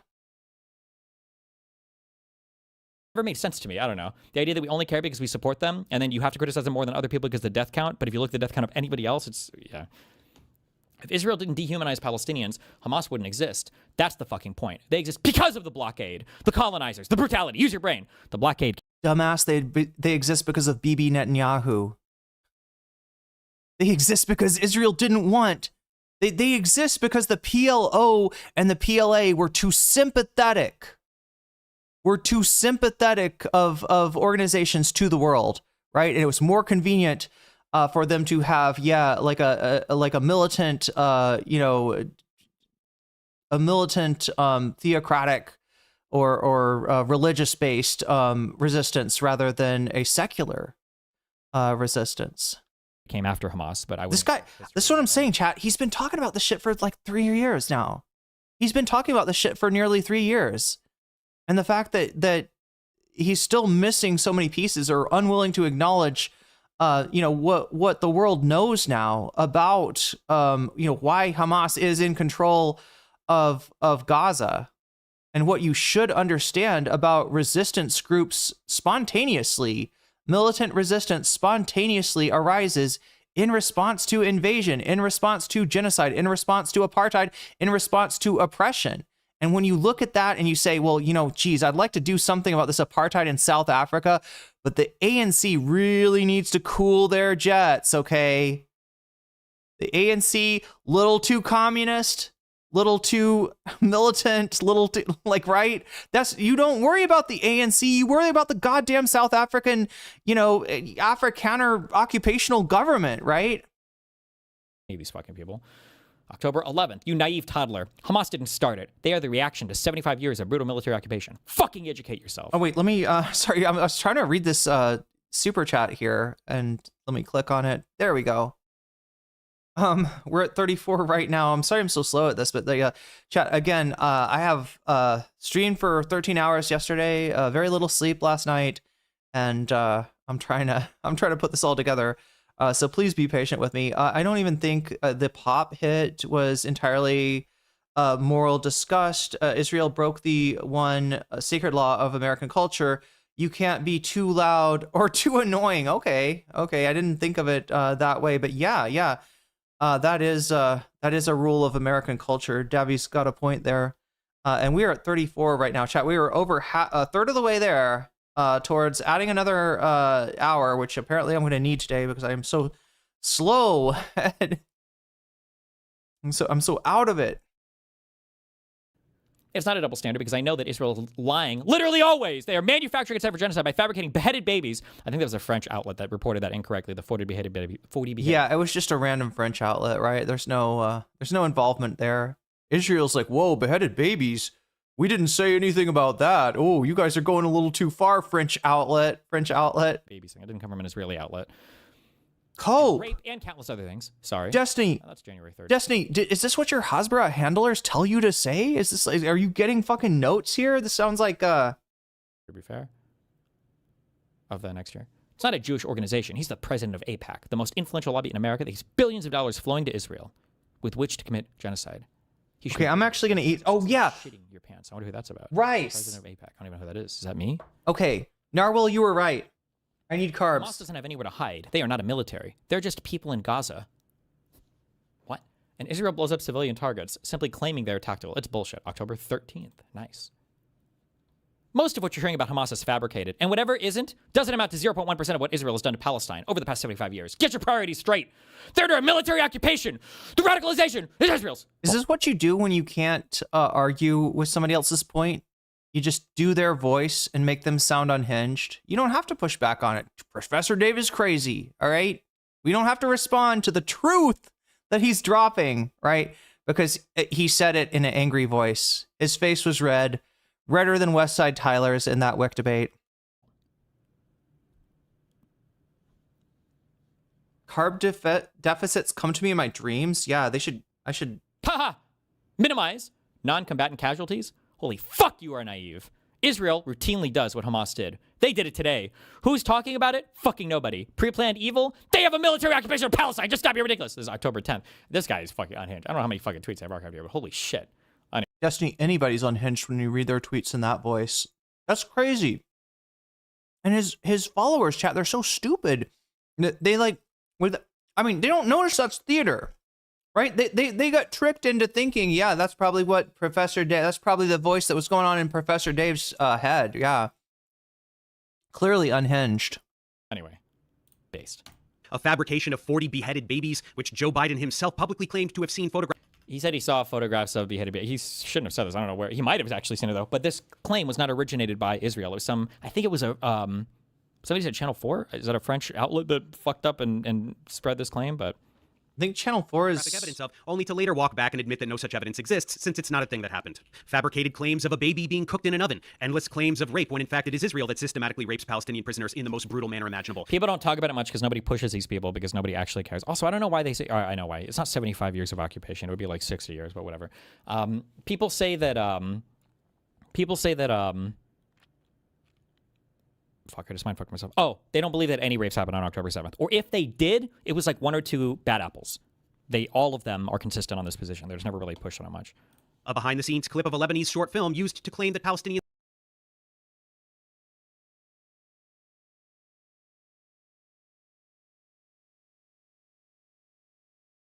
Of course, the second I take a bite, he's repeating this highly debunked thing. All right, let me just go back. I can't eat. He's too full of shit, chat. Normally, I can start a video, eat a little bit, then react, eat a little bit, and then react. With Destiny, it's too full of lies. It's saturated with lies. Occupation, it would be like 60 years, but whatever. People say that, fuck, I just mind fucked myself. Oh, they don't believe that any rapes happened on October 7th. Or if they... No. Only fools say that no rapes happened in a military event, right? This is something that anybody that knows history knows. Yeah, there's sexual violence associated with warfare. It would be a silly thing to say there was no, the resistance is, it would be a silly thing to say. And nobody, certainly not Hassan, who I think he's trying to put words into the mouth of here, has said this, right? There were accusations, right, from Israel of rape being used as a weapon of war, right? There's a difference, right, between a military event happening and some sexual assault occurring, which, it throughout history, it always has, right? There's a difference between that and like a plan. If it's used as a tactic, if soldiers are given like orders to do shit like that, that's what Israel claimed. And it's not true. And yeah, they've used like sexual, assaults and violence as a way to demonize, the resistance before there was even any information like suggesting that it had happened, right? So that's the problem, is that they made the claim before the evidence was there, and that they claimed that this was used as a weapon of war, that this was a tactic, that these were orders that were given, when everything we've seen since shows that that just didn't happen, right? So they did. It was like one or two bad apples. All of them are consistent on this position. There's never really pushed on it much. A behind-the-scenes clip of a Lebanese short film used to claim that Palestinians were faking the war crimes against them, yielding the birth of the disgusting term Pallywood. Claims of immense networks of Hamas bases underneath hospitals to justify the bombing of every single hospital in Gaza, only to provide zero evidence of such bases after the fact, except a few planted guns. Everybody acknowledges this. Even Amnesty International. Everybody acknowledges that these are bases that are used or co-opted. Like Amnesty International in 2014 did big reports on Al-Shifa Hospital. Again, not responding to his claim. There was a base fucking under the hospital that justified, and this was the first hospital that Israel bombed, right? For the longest time claimed that they didn't bomb it. It was a rocket from Hamas or something else, that happened that blew up the hospital, right? We know that's not true. And then when they were forced to show, you said that you got to bomb this hospital because there's a base under there, they didn't fucking find a base. They planted a gun next to an MRI machine, okay? Which is if you know about MRI machines, that's a very stupid place to put a gun. Do you know what I'm saying, chat? Does anybody know? What does the M stand for in MRI? Somebody in chat knows. I gotta stop being mad, chat, because like me angry reacting to like Destiny shouting is just it's not that entertaining. It stands for magic, yeah, correct. It's a magic resonance. Yeah, magnetic. You famously in places where MRIs are taken, you don't have metal there. You don't have any large metal object, because if you turn on a fucking MRI with anything that's large and metal in the area, it's going to come flying at you as a projectile. And it's going to damage the machine and or hurt people. Yeah, that's a fucking anyway. For instance, being used by Hamas for torturing people and as a base of operations, and there's like for torturing people. Blow to UNRWA's Prove it. When they discovered another big like underground thing that was right next to like the entrance of the hospital in such a way that they obviously knew they were operating there. But several hours after entering, and a list of terrorists that was really a calendar. A tidal wave of lies in the form of social media activity that was viewed by many millions of people. Endless dehumanizing rhetoric to garner... People say this, where the fuck was the mountain of Israeli propaganda after October 7th? It was exclusively Pally slop. You can tell this too because these people, by the way, today. I'm sorry, Pally slop. People like Professor Dave or Hassan will still tell you that big hospital bombing on like the 13th or whatever, that was an Israeli JDAM that hit a hospital and killed 500 people. It was like a Palestinian Islamic Jihad like rocket misfire that maybe I think like hurt like. Oh my God, he's never fucking updated his. He didn't get the patch notes. 40 people or whatever. Like it was not. Also, Destiny, need I point out that after that hospital was destroyed, Israel proceeded to destroy every hospital in Gaza. Every hospital. It's not. What are you fucking arguing about? Well, the first hospital, maybe it was actually a rocket from Hamas that did the damage, not. Maybe it wasn't, like, right? It doesn't fucking matter, Destiny. He's still going. Yes, with that talking point. Yes, he is.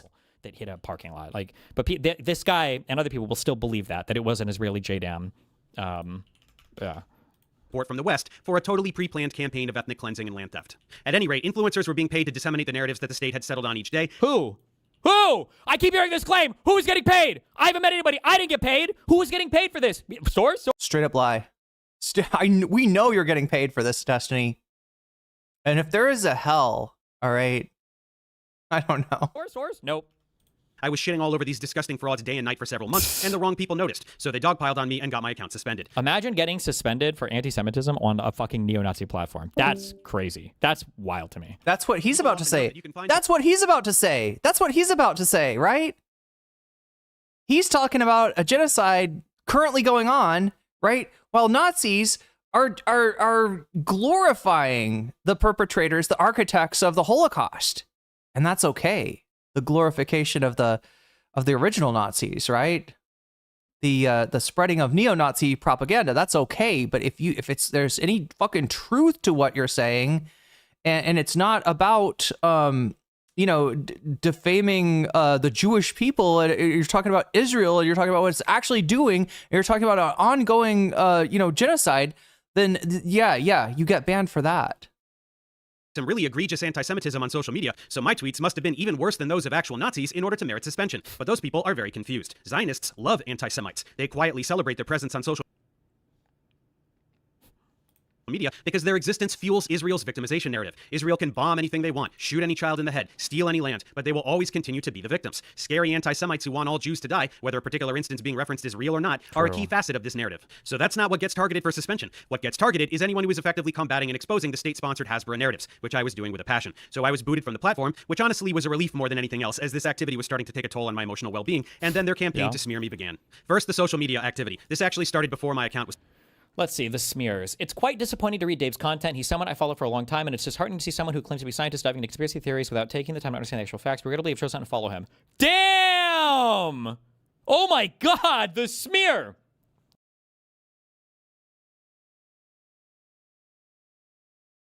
He pauses it before he can even get out that these are similarly constructed statements, right? Like, the point of this is not like, I don't like what they're saying about me. The point of this is this is fucking bot activity. It's so disappointing to read. Dave explains. He's someone I follow for a long time, and it's a bit sad that someone who calls himself a scientist falls into conspiracy theories and doesn't bother to learn the facts. Unfortunately, I follow. Holy shit! I find it disheartening to read Dave's content, despite being long. Oh my God, are these bots actually? These kind of read like bots. Terminated. Hundreds of tweets like this, very obviously scripted and disseminated for all the lemmings to copy and paste. Pretending to have been followers of mine. Regrettably, they must unfollow because I'm a Nazi. It's all quite unconvincing. They do this all the time. You can always find clusters of scripted copy-paste tweets, like this recent campaign that Destiny would probably enjoy. I hate both of these motherfuckers. I don't even know who these two down here are. These guys literally have it tagged that these are paid tweets, but okay. You can always find clusters of scripted copy-paste tweets, like this recent campaign that Destiny would probably enjoy. Then came the harassment on YouTube. Thousands, and I'm not joking, literally fucking thousands of these for weeks. These came from the bot farms that Israel employs to shift the narrative on every platform they can. Optics are everything, Where they lost on every single platform, by the way. Damn. Even this very blatant artificial activity can skew things in their favor to some degree. But that's just the beginning. Organizations like StopAntisemitism.org and Canary Mission are a form of weaponized retaliation against those who speak up for Palestine on social media. I was named Anti-Semite of the Week, along with countless actors and activists like John Cusack, Susan Sarandon, Mark Ruffalo, Roger Waters, Cynthia Nixon, Greta Thunberg, Bassem Youssef, Mamdani, of course, basically anyone who draws significant attention to Israeli crimes against humanity, thereby posing a challenge to the Hasbara narrative. You know, horrible, vile anti-Semites like Miss Rachel, the children's content creator who scandalously requested on social media that Israel stop bombing children, and who can be found singing songs with Palestinian double amputee toddlers. How dare she humanize children who have had their legs children, and who can be found singing songs with Palestinian double amputee toddlers. How dare she humanize children who have had their legs blown off by inhuman monsters. As part of these smear attempts, founder of Stop Antisemitism, Leora Rez, and other wastes of human life enact brutal campaigns to ruin the lives of whomever they target, doxing them and doing whatever they can to get them fired from their jobs, especially for medical professionals. For me, there was not much they could do. I'm self-employed. They tried to smear me on LinkedIn, but nobody gave a shit. Eventually, they move on. But perhaps with how much I've finally been talking about Israel in my YouTube content, as opposed to simply tweeting about them, a second wave of attention is coming my way. To demonstrate how no amount of criticism of Israel will ever be enough, There was a post on the sub about how that TikTok he just showed of an Israeli bot farm with some Korean advertising company based. Was it a Jewish Korean, though? going to talk a lot about how awful Israel is. Truly, they are the most potent force of pure evil in the world since the Nazis. Jesus Christ! Ironically, the level of disdain they have for human life is beyond comprehension. Not simply the ability to murder tens of thousands of children like they're termites, but the delight they express in doing so, and the overwhelming support It's good to kill babies. that is expressed by Israeli citizens for this genocidal activity. More than 80% of Israelis support the complete annihilation of the Palestinian people. It is a twisted, psychotic society that celebrates the destruction of innocent human life. They proudly announce it openly, their desire to wipe Palestinians and other Arabs from the face of the earth. אבל בוא נאמר... תעשי את זה, אני מכיר אותך קצת, תעשי את זה אם תוכלי. יכול להיות, אבל בוא נאמר ככה, הצבא צריך לגמור, כמו שעבד בצפון, הוא צריך לעבוד בדרום, ולהשאיר את עזה ללא ערבים, ולהקים התיישבות יהודית בכל חבל עזה. כאשר אומרים ביישובי העוטף שרוצים לראות את הים, זאת אומרת, כדי לראות את הים, צריך שלא יהיו לא בתים. שאני מבין במקומות שלנו, עם הפרעים האלה לא היה שלום, אין שלום ולא יהיה שלום. לא שאני לא רוצה שלום, גם אני רוצה שלום. ארץ זה שייכת אך ורק. We need to do the Patrick Bateman thing now, like... I want to see Hamas's videos. Let's see Hamas's videos. לעם ישראל, וכל עזה וכל לבנון, כל זה צריכים לשאוף לנקות את הארץ מהרוכבי הגמלים. I don't care about Gaza. I literally don't care. For all I care, they can go out and swim in the sea. Whoa! אנחנו מטילים מצור מוחלט על העיר עזה. ICC warrant, by the way, אין that guy. מזון, אין מים, אין דלק. הכל סגור. אנחנו נלחמים בחיות אדם, ואנחנו נוהגים בהתאם. עזה לא תחזור להיות מה שהייתה, וחמאס לא יהיה. חסל את הכל. שחיילי צה"ל הם מעל הוויכוח הזה, ואי אפשר להאשים אותם מה שנעשה בעזה, חבל שלא נעשה גרוע יותר. אין בלתי מעורבים. כל מי שיעמוד בפניו וירצה לחבל במדינת ישראל, כולל אם הם ישלחו ילדים. The very article I just cited corrected the number and the factoid you mentioned. A lot of these things are like half-truths or like crazy people that are interviewing. I think that Yoav Gallant thing, I think I've looked that up before. I think he was explicitly referring to Hamas when they were going into fight there. These were Okay, there we go. I think, within Sorry, Chad. I was struggling trying to find this YouTube comment. Turns out it's actually a Twitch comment from Lycha. Lycha says, Destiny is like an AI bot that can't take any info past 2020. Yeah. Well, you're really past 2023, but yeah, point taken, point taken. a week or two, I think, after the war began, because I think that quote made it into the South African case that they brought against Israel for the genocide prevention. The South African case? Okay, yeah. That quote. And I think a few of them that they'll say they're talking about all Palestinians, but they're referring to Hamas. But the clip was dated the 9th of October 2020. Yeah.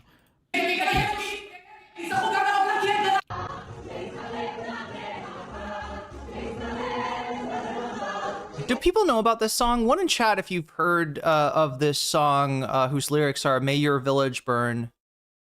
Has any are people aware of this? Right, this is like a very old song, maybe as old as the Nakba, and it's a very common song. There's like fucking EDM remixes of this shit. Seen the Professor Dave video before, or the video of the exercise? I don't even know. I almost want to ask, like, what the fuck what is this exercise? They got like little bouncy shoes.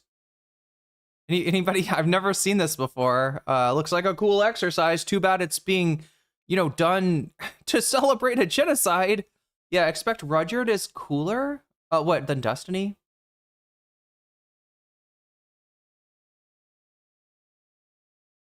The exercise when it was going around the net. Oh, you saw that exercise video. Yeah.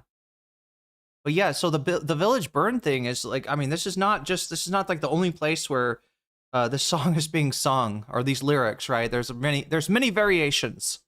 There's many variations, but essentially this is like a celebration of, you know, displacing. This is a celebration of ethnic cleansing, if not, you know, straight up genocide, which it low key is as well. Everyone is cooler than Destiny. Even me trying to eat my breakfast and wake the fuck up. Maybe do I need some hot, like the hot sauce? Maybe the chili paste is. Maybe if I eat something super spicy, then I can actually wake up.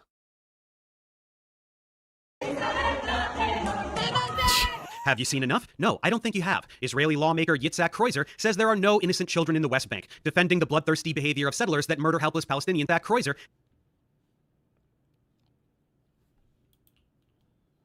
Like, do I want to go look all these up? Like, I'm curious. Is this guy actually saying there are no innocent children in the West Bank? Or is he saying of the people that got killed in this incident, none of them were innocent children? If I were to look that article up.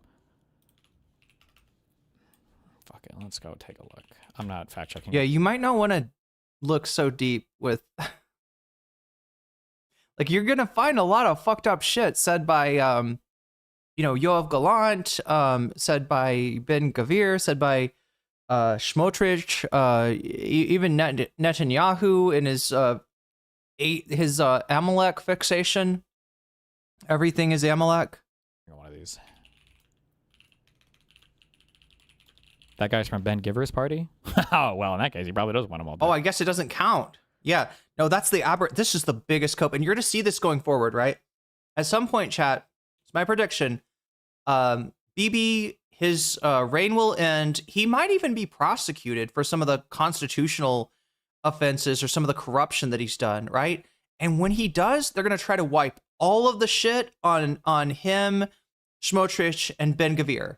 And they're going to be like, this was an aberration. This was a really bad government, but don't worry.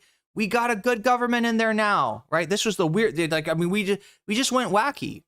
You know, October 7th happened and we went a little nutso. We let this guy, you know, create a coalition, or what do you call it? Like the unified government, you know, in the face of war, and just like his whole mandate for this war that expanded, you know, past Gaza into Lebanon, into Iran. You know, this is you know, I guess, you know, we can't be critical. I guess we got to let him cook. Right? You know, just let him be president until he finishes the war. And I don't know when the war would be finished. Possibly when, you know, the Palestinian population is reduced to 0.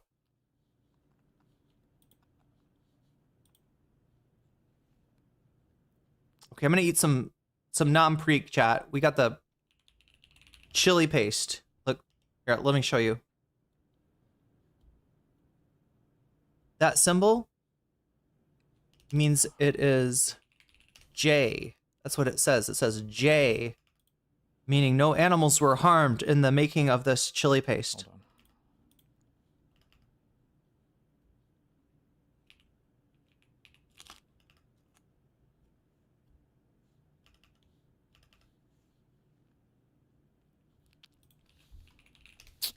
Bum bum bum bum bum bum bum bum bum bum bum bum bum.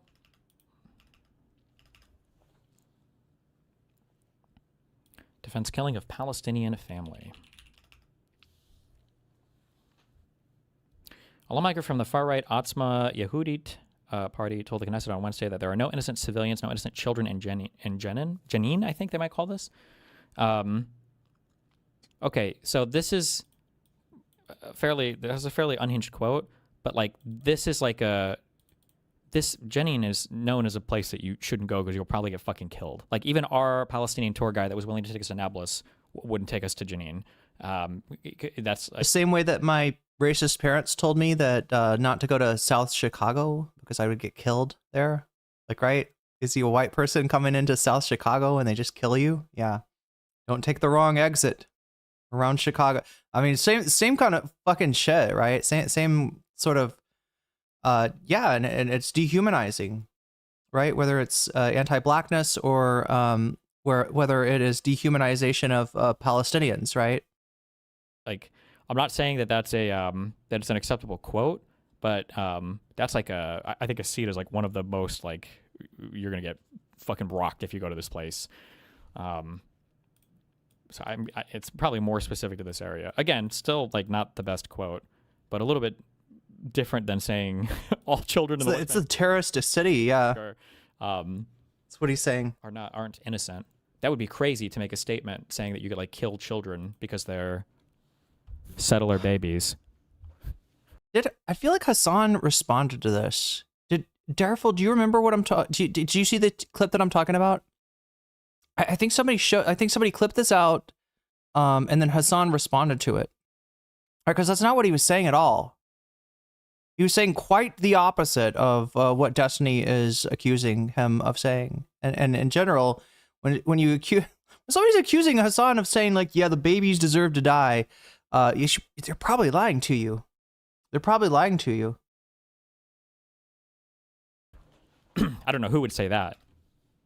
Says there are no innocent children in the West Bank, defending the bloodthirsty behavior of settlers that murder helpless Palestinians and steal their homes on a regular basis with total impunity. The West Bank, no Hamas here, just Palestinians living under a brutal system of apartheid, steal their homes on a regular basis. Innocent children in the West Bank, defending the bloodthirsty behavior of settlers that murder helpless Palestinians and steal their homes on a regular basis with total impunity. The West Bank, no Hamas here, just Palestinians living under a brutal system of apartheid. Whether they are children or women, it doesn't matter to me. Journalist Shimon Ricklin says Gaza should be wiped from the face of the earth. It's time for Nakba 2. Journalist and politician Yinon Magal says it's time for Nakba 2, which means another massive wave of killing Palestinians and cleansing them from their territories. Davy Cliff with the super chat. That's how I've been reading Rahm and Thomas Friedman. Oh yeah, good point. Yeah. So if you don't know, Rahm Emanuel, he was in the Senate, right? Wait, was he in the Senate? I don't remember Senate or House. Anyway, Obama pulled him out and made him chief of staff. And the first thing that he did was, I don't know, react to stuff. The progressives, at the time, even in Obama, there were some progressives that were pushing him to actually fulfill his campaign promises, right? And Rahm Emanuel was there to call us all arslers. Straight up. That's kind of what he's famous for doing. Saturday Night Live did a sketch of Rahm Emanuel as this like psychopathic, like Fredo kind of character, and made it sound like he's got it in for Republicans. Like Obama's gonna have Rahm go in there and just like, I don't know, straight up murder, not like straight up murder, but rhetorically murder Republicans. And in reality, he did not go hard on Republicans. Obama, famously, we don't look backwards, we look forward, did not go hard on Republicans. They went hard on Democrats, right? So yeah, he had a stint as mayor of Chicago. People hated his guts. He fucked up the educational system there. He sold the city parking to a private company that like promptly, raised the rates and monopolized all that shit. Like he was just a disastrous mayor of Chicago, and then he waits for a little while until people forget. He is thinking about running for president now, chat. And considering his close ties or his support of the Israeli apartheid state, you'd think that maybe this is like the wrong time for him to do that. But he's sort of starting off with a virtue signals that he doesn't want to send weapons to Israel. Rahm and Thomas Friedman's sudden anti-Israel turn. They are hyper specifically. They always hyper specifically focus on the BB government. Yeah, that's the other thing. Yeah, I will predict that you're going to see more and more of that. They'll try to criticize BB. They'll try to say that they're against sending arms to Israel, and they'll be against like one form of sending arms. And meanwhile, we've got a bill that looks like it's going to pass in the House and Senate and get signed by Trump that basically makes Israel somewhat inextricable from the U.S. military industrial complex. So doesn't matter at that point.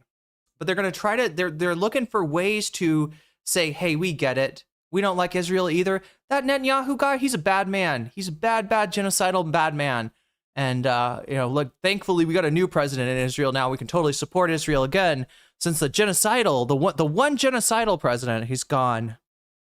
acquire these lands for Israel. Revital Gav And thank you for the super chat, Davi. of the Likud party says We're almost to "Bring down 50% buildings, here. Bomb without distinction. Stop with this impotence." Like, I would never defend the crazy. There are some fucking insane Israelis. Like, there are, but you can find them saying insane stuff all the time. It's really weird to come down on somebody saying insane shit like on October 7th, though. Destiny, why don't you just debate Dave? Dave will never talk to me on this subject. The pro-pallies have to remain as isolated as possible on this topic because they know nothing about the region, they know nothing about the history, and they have no prescriptions of what to do in this place. Obviously, I would debate him if he wanted to, but I think he's even in his own comment section right now, fighting for his life. Not fighting for his life, but telling everybody, "Oh, I'll never debate Dusty on this." Oh, he might have deleted the comments, but...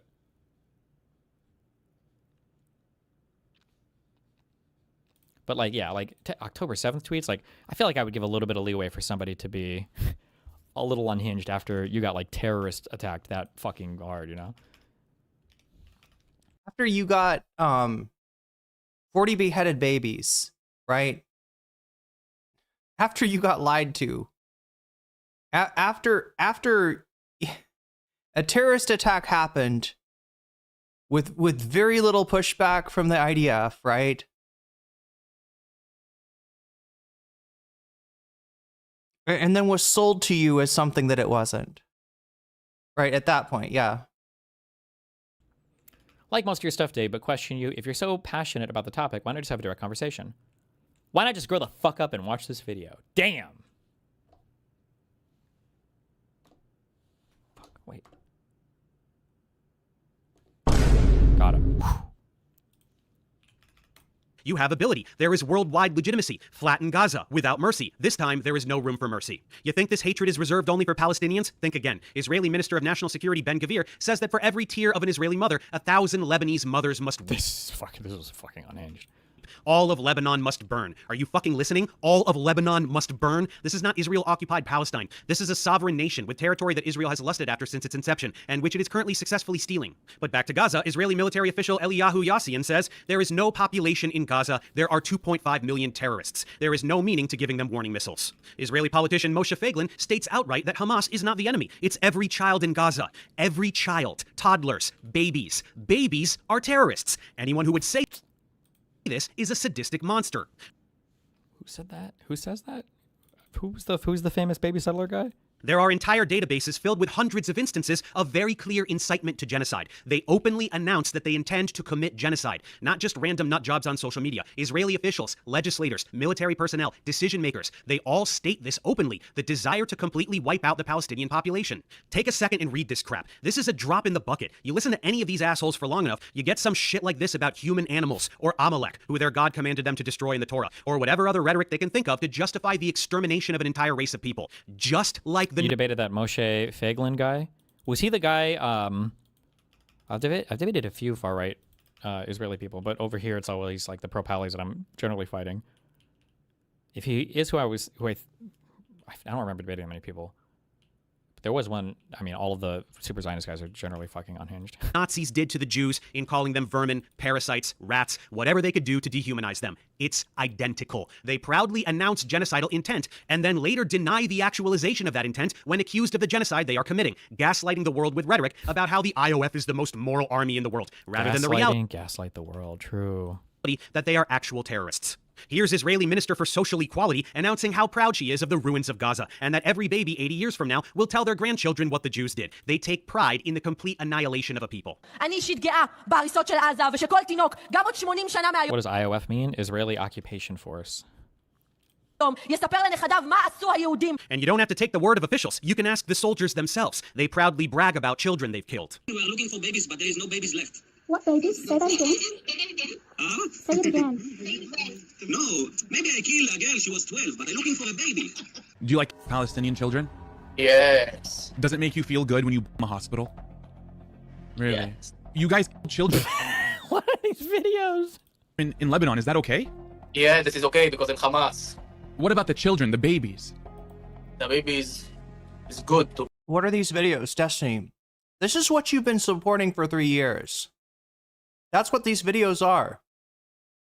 This is the good guys in your light, right? This is what you started off saying, like, oh, geez, Palestine, Israel, that's a really bad situation there. I don't know what can happen other than just ethnic cleansing, just straight up ethnic cleansing should happen. This is before even, this was like, I think before October 3rd that he said this, right? And so in the 3 years that he's been talking about this, he has learned nothing. He hasn't even looked at, like, you went to Israel, bro. You didn't know this was what we were. So you even said yourself, like, some Israelis kind of crazy, but then give them a pass because, well, it's after October 7th. I guess they're allowed to do that. I guess they're allowed to, just like they're allowed to do ethnic cleansing after being the victims of ethnic cleansing in Europe, right? The same kind of bullshit logic here. The same kind of thing of like, oh, geez, it's an intractable conflict that's been going on for thousands of years, and the only way that it can be solved is for one side to be completely purged from the area. And since the Palestinians are terrorists and the Israelis are good guys and victims, I guess it's they're gonna have to Native American the fuck out of there. That might have been somebody else on the call that Destiny was in at the time. The Native American part, I don't think he said, but yeah. That was the people, this is who he's discussing this matter with. I mean, the status quo is over no matter what. Now they're going to have to pick a new course. I cannot imagine they're going to pick a good one. True. Yeah, that's the thing, is as much as, like, I do think there will be a replacement for Netanyahu. I do think Netanyahu's days are numbered. He might even be, prosecuted for something. I mean, not for his war crimes, most likely, but, corruption, constitutional, sort of, wait, they don't have a constitution. I guess I can't call it constitutional, but yeah, illegal things that he's done, other than war crimes, right? He may be prosecuted for, but they're going to just understand that the person that replaces Netanyahu is more likely to be further to the right than Netanyahu, right? That is the mood in Israel right now, right? The only real complaint, the closest thing to a human rights complaint of that the Israeli population supports against Netanyahu is his failure to return the hostages, right? So it's about the... Really, in Lebanon? Yes, in Lebanon. Is this like with the M4 or whatever? I don't even know what that gun is, actually. Like, is this a real video, or is this just like a fucking propaganda piece? Like, I got my rifle here and everything. Let me talk about how much I love killing babies. Yeah, they got the one pro-Pali guy, sorry, to quote Destiny, right? I don't want anybody to think that I'm referring to pro-Palestinians that way. But yeah, they got the one pro-Pali guy in Israel, and they got him to, like, I want you to cosplay the hardest, like, most brutal, inhuman IDF soldier you can imagine. Because I'm sure that these are the guys that Destiny had to tell, hey, you guys, when you're bombing people's houses and then breaking into them and putting on their underwear, right? Putting on their lingerie, maybe don't film yourself doing it. Maybe don't film yourself, right? Could you just I mean, I know you're going to do that shit anyway, but just don't film yourself. Don't show it to the world. In Gaza, in Iran. Really? It's okay to kill babies in Iran? Yes. And okay. in Gaza? Yes. And in Lebanon? Yes. What I need to know what the source of this video is.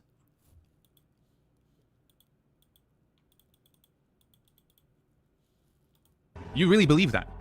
Yes. Really? Have you ever killed any Palestinians? Have you ever killed any Palestinian children? How many? I don't know. You don't keep track? No, but I can. Okay. If anybody has a source of that video, I'd love to see it. Debate him, bet you won't, you're scared, lol. Why do none of you debate bro shitheads ask him why he's too afraid to debate me? He sure as fuck didn't reach out for calling me a Nazi. You're pathetic. Well, I think I did look for him on Twitter because somebody suggested this when I watched the first video, but his Twitter account is banned and I have no idea how to reach.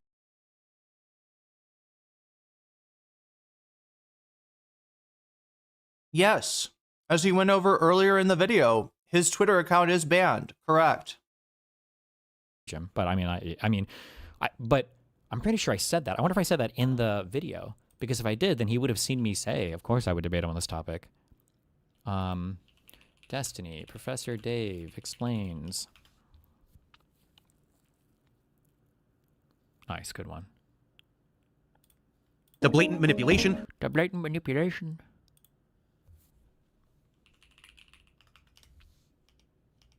Okay, I didn't say the word debate. Do you remember being a little kid and being like, this is what you're like? The blatant manipulation, right? Do you remember doing that? How old were you, chat? Type it in chat. How old were you when that was like a own?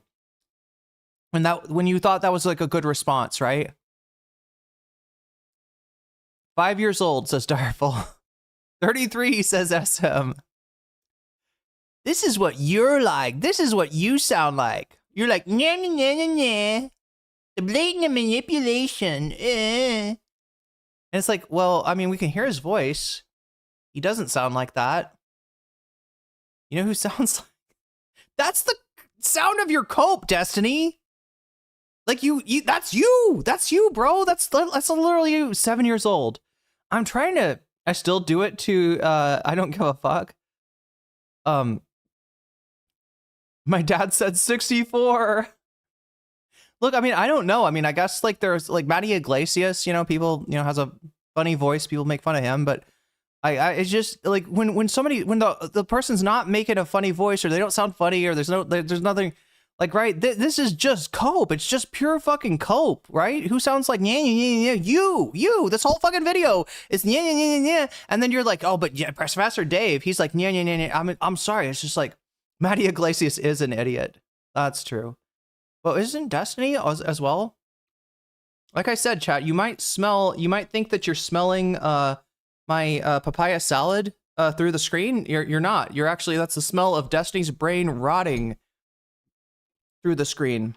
It's so bad you can hear it. You can hear the synapses snapping as his brain decays. At least. When Professor Dave asks for that face-to-face debate fade, don't run away, my boy. Are they going to debate? Oh, you done fucked up, son. Oh, 5 hour. Oh, these are all from the recent video that you just published. Well,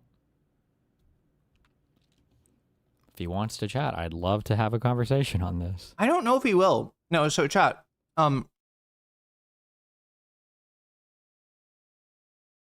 What is it that I call Sam Cedar when I talk about him and his desire to debate? I'm trying to think of this. What do I say about Sam Cedar? A debate beast? Is that what I call him? I hope that's doesn't come off as anti-Semitic. Okay, I'm not trying to dehumanize anyone, but yeah, he is a debate monster. Okay, like Sam, you got to pry him away. It even says debate, and especially if they say it in proximity of the word libertarian, you are gonna have to restrain the man, like Hannibal Lecter. You'll have to tie Sam Cedar up to some sort of a board. You're gonna have to put some kind of thing on his face, right, to keep him from biting, right?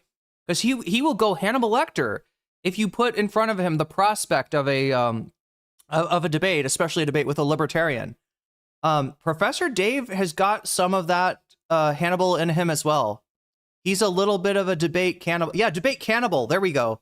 The debate bros, the debate perverts, the debate pedophiles like Destiny, but now we got the debate cannibals, right? An elite class of people that are almost like just genetically made to debate and to enjoy debate and to revel in debate and to never get tired of debates. And even if Michael Brooks is telling you, please, Sam, don't hurt him.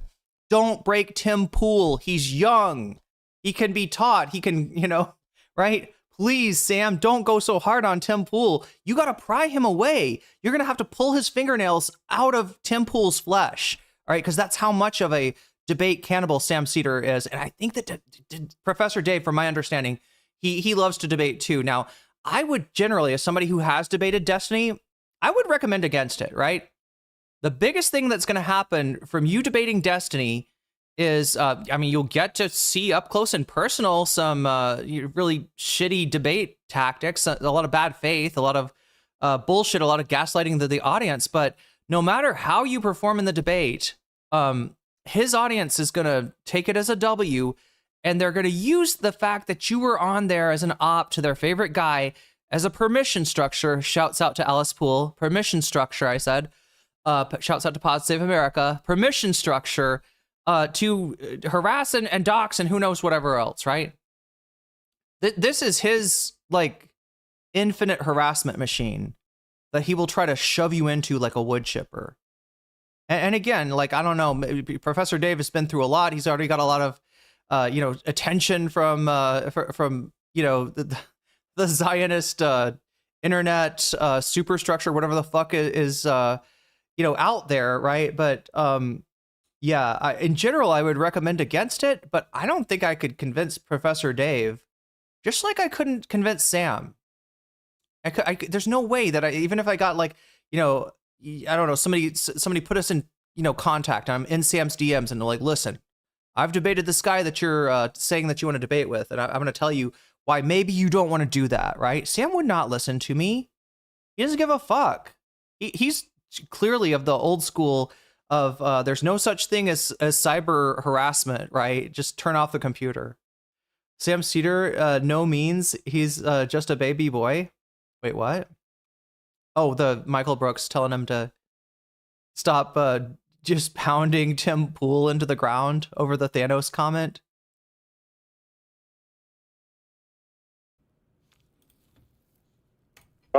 זיהינו 3 אובייקטים מתקרבים לעברנו לשטח שהוא שטח השמדה.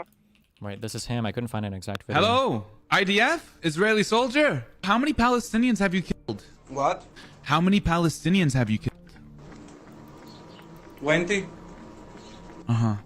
Is this like real life? I don't know what is Palestinians. I know Hamas. In Gaza there is not civilians. In Gaza, all Hamas. Terrorists. In Gaza there's no civilians, they're all Hamas? Is that what you just said?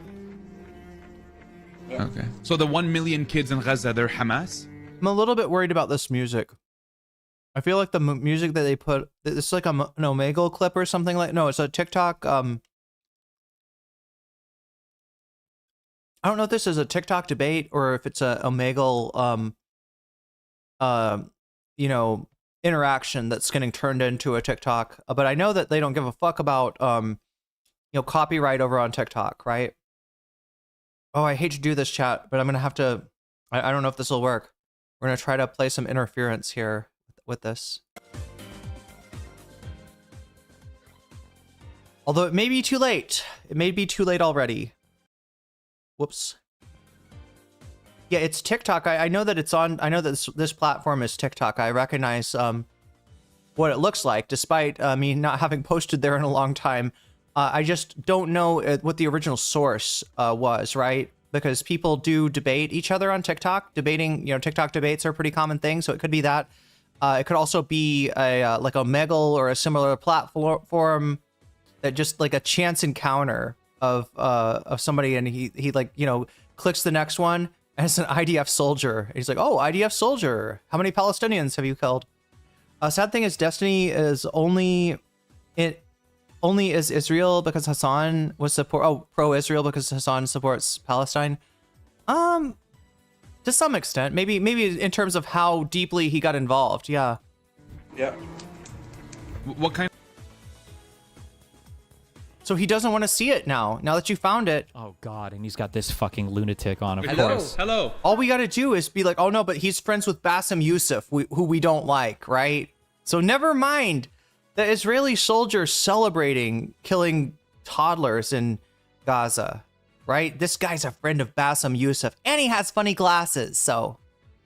Hello, you. I can't believe. No, I like those frames though. That like Chris Robb has got that color. I don't think it's the same frames, but he's got the same color of frames as this guy does. How about you guys included laundered this fucking lunatic's reputation here? Oh.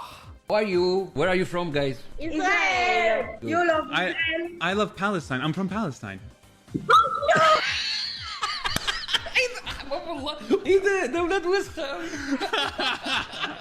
Hello. Hello. Hello, you. How are you? Where are you from, guys? Israel. You love Israel.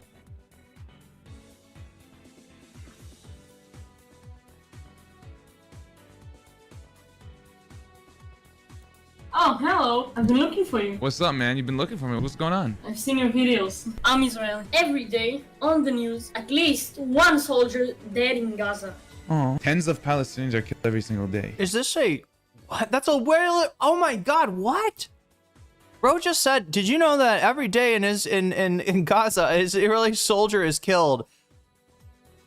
Ain't no tears being cried for that shit, kid. Ain't no tears being cried. Not one single solitary tear being cried. Oh my God, the occupying army? They're suffering casualties? You don't say. You don't say. Anybody know this creator? I feel like maybe this is this a popular content creator on TikTok? Yeah, TikTok heads. Anybody know who the red glasses Chad is here?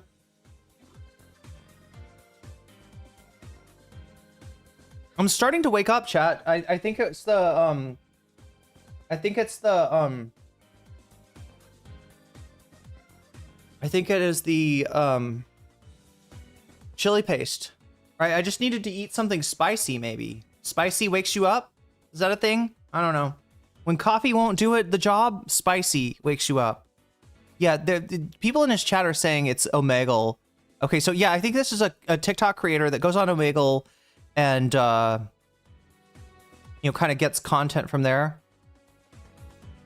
Looks like there's, I don't know. I want to turn off the music, but I'm afraid that Destiny's gonna play something with copyrighted music. Okay, and you know what happened on October 7th? At least. Does that oh shit, I'm sorry, I didn't know what happened on October. Did something happen on October 7th, chat?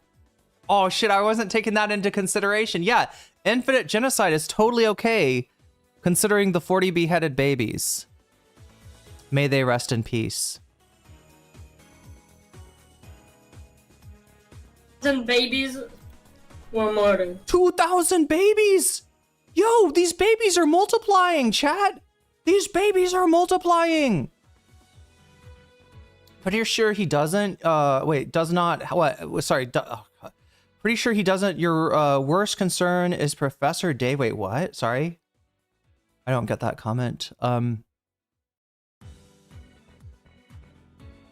Oh, here's his page on YouTube. Is it name? His name is Hamza. Oh wait, I've heard of Hamza. I've heard of Hamza.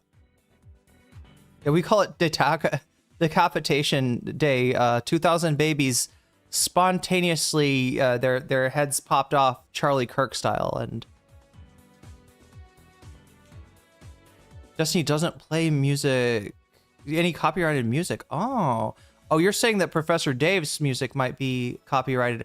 No, I'm actually worried about the TikTok creator, because I know that TikTok, they don't give a fuck, right? You don't really, like, within certain limits, you don't get any sort of shit for copyrighted music on TikTok.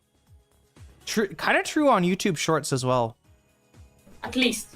What? Hold on. How many babies were killed on October 7th? At least 100, I think. You just said 2,000. It was somewhere in between. Come on. What's not? It was somewhere in between 400 and 2,000. Yeah. Maybe 20,000. Maybe I forgot a zero.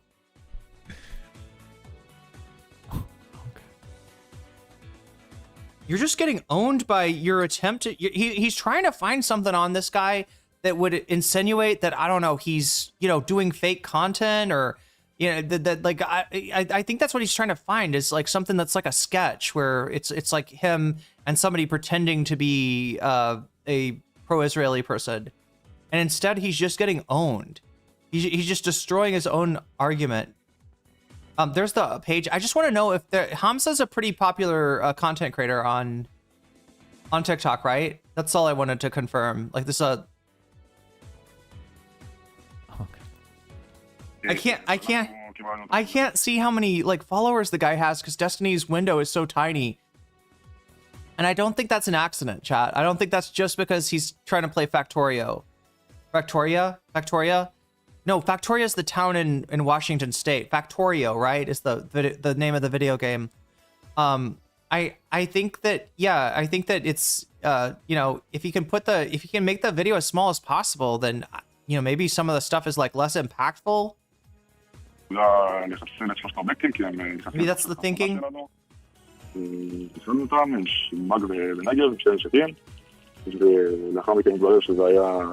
שני ילדים בגילאים בין 10 ל-12, והאימא שלהם, ואנחנו היינו צריכים לחסל אותם בסופו של דבר, הפעלת פקודות. זאת אומרת, הרגתי ילד. כאילו לא... אני אומרת צבא, לא אומרת... לחשוב על זה קשה. זאת אומרת, הייתי חושבת על זה מלא ו... This is how long of this video is just like quotes from Israelis or Jews or drop in the bucket. Countless children in Gaza have been targeted. Longer for your video since you sought out Hamza and tried to bust him on something. The best you could find. Yeah, 7.2 million followers on TikTok. I figured, yeah. I thought I recognized him. Okay, so he is a big TikTok creator, but yeah, Destiny can't find. The worst he was able to find was like, oh, look, Bassem Youssef. We don't like him. He did a video with Bassem Youssef. Oh, busted. Executed by snipers. There are so many accounts from both local and international doctors who received child after child with a single precise bullet wound to the head. Again, soldiers state outright that they intentionally murder children and that they're specifically ordered to do it, while officials continue to put on a show and act offended when it is suggested that soldiers do the things they openly admit they are doing. This is the definition of gaslighting. And how do Israeli soldiers and officials justify this grotesque behavior? Naturally, they have divine permission for it. They state this openly all the time as well. They are the chosen people, so they can do whatever they want. They say Israel is allowed to ignore the directives of international law in any field it desires. International law doesn't apply to them, so they should be able to commit genocide. They say they are entitled to violate the sovereignty of foreign countries. This means that any land they desire is theirs for the taking. This is announced proudly, publicly, and supported by a citizenry that has been brainwashed into believing that they are genuinely superior to other peoples. kids trained to see Arabs as slaves and all non-Jews as inferior. מה קורה כשאתם פוגשים ילד חילוני? למה אתם בחיים עליו שלא נתחלדים? מה עושים? They are inferior. Babies are terrorists. This is Israel. This is not some fringe political group. This is the whole fucking country. This is how they justify the slaughtering of countless innocent people, a thing that has been going on for almost... And just to be clear,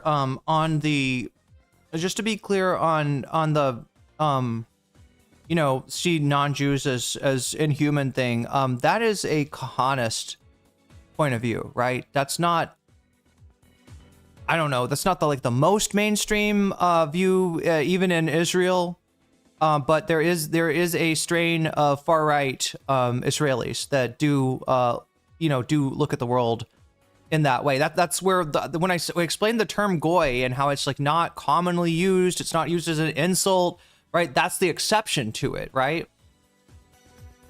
You know, Kahanists will use terms like that to dehumanize Palestinians and you know, I guess in some cases anyone who's not Jewish. Salute in supporting Israel is also a lost cause. Legitimate question, Destiny. What would it take to change your opinion on this? I don't know. It's difficult to engage with questions that are... So for anybody who doesn't know, Kahanists are followers of a guy named Meir Kahan who did like a mass murder of Muslim people, right? Retarded. For the people that are saying unhinged, insane shit in Israel, these are bad statements. They're horrible. But it's even worse when you just show one side and you pretend like it's only one-sided. You're disqualified from the conversation. You shouldn't even have an opinion on it. You're fucking retarded. I'm sure there are unhinged, insane fucking people in Israel. I met a few, and I've talked to a few, and I've debated.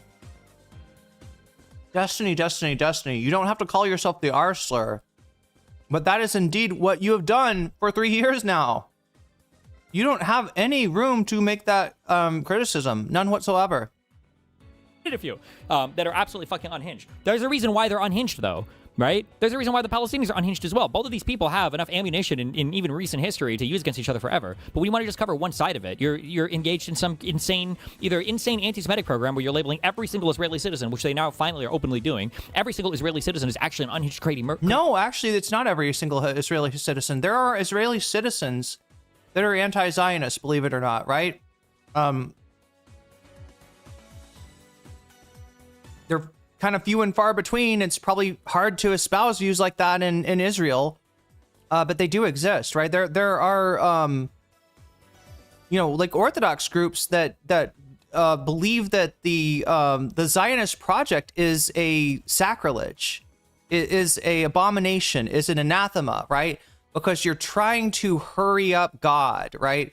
That the Bible holds that one day the Messiah will come and, you know, Israel will be restored or whatever that means, but that like, you know, trying to you know, the Zionist project itself runs counter to the scripture, crazy murderer, or when you're saying every single Palestinian. Okay, let's turn this off. From birth to want to kill and murder and rape every single fucking Jewish person, right? It's not helpful on either end. Both sides have enough ammunition against each other. They want to hit each other. You don't have to. It's presenting it so one-sidedly is so stupid.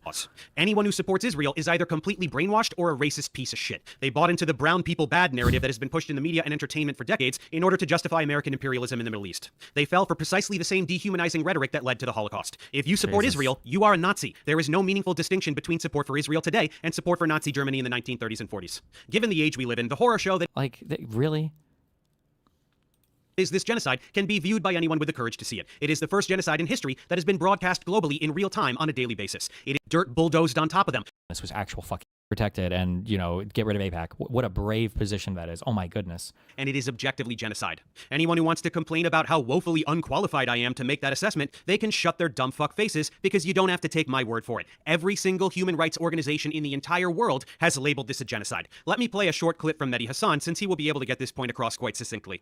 Gaza has been cut off from the world for almost 3 years and subjected to war crimes, ethnic cleansing, genocide. But if you say that, Israel and its supporters will accuse you of lying, of being anti-Semitic, of perpetrating a blood libel. So let me debunk this argument in less than 60 seconds by asking one very simple question. Start the clock. Do you believe Benjamin Netanyahu, Itamar Ben-Gvir, and Bezalel Smotrich about what's been happening in Gaza, or do you believe the UN Independent Commission of Inquiry, the UN Special Committee, the UN High Commissioner for Human Rights, the UN High Commissioner for Refugees, the UN Special Rapporteur for the Occupied Palestinian Territories, 14 other UN Special Rapporteurs, the former UN Humanitarian Chief, UNICEF, Amnesty International, Human Rights Watch, Bet Salem, Gisha, Physicians for Human Rights Israel, Doctors Without Borders, Oxfam, Save the Children, Christian Aid, Action, Moses, the author of the book English Refugee Camp, Israel's Mossad, all of them, or Benjamin Netanyahu? But Mehdi... Those are the only two sides of that, by the way. And it's not even a question of what are the facts. It's a question of like... The most annoying thing too is it's a question of like, would you consider it a genocide? It's hard to imagine. It's hard to imagine like a genocide where if one side surrenders, like everything stops. Like that's kind of hard to imagine. It's hard to imagine a genocide where the side being. Look, Israel had a chance to get every single hostage back. They didn't even have to surrender. They had to withdraw. Right? They had to come to the table. They had to do a ceasefire, right? This was on the table the whole fucking time. And he's making it sound like, oh my gosh.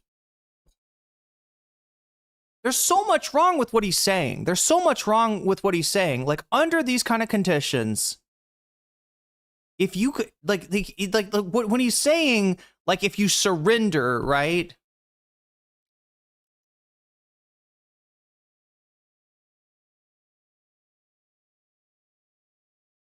When you're in a state where there is a decentralized response, there is a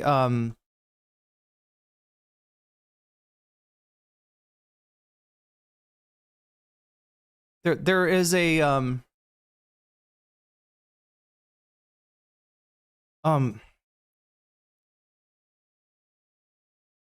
who is supposed to surrender? There's no military, exactly, right? And if some group of people, decentralized resistance, militant resistance people, surrender, turn themselves in, you know, to no doubt be tortured and killed in Sadet Taman, right? That doesn't guarantee that like it's literally. And do you trust Israel at this point? Do you fucking trust them? Like, there's so much wrong with what he's saying. Yes, at any time, Hamas could have come. Surrendered to Israel and immediately all of the starvation, all of the genocide stops. And it's the assumption there is that life was okay in Palestine and life was okay in Gaza, not just fucking Palestine, right? Life was okay in Gaza prior to October 7th. Oh my God, chat. Being genocided, like actively is continuing to hold hostages against the other side and refuses to release them for some reason. But it's just maybe what's the reason? What's the reason, Destiny? What's the reason? Is that the hostages, as you say, in some cases we're talking about IDF prisoners of war. In some cases we are talking about civilians, but the hostages, as you say, were the only leverage that they had. Right? So what you'd be doing, chat, is unilateral disarmament. You want to see how that goes in the United States? Oh, wait, we know, chat. We know.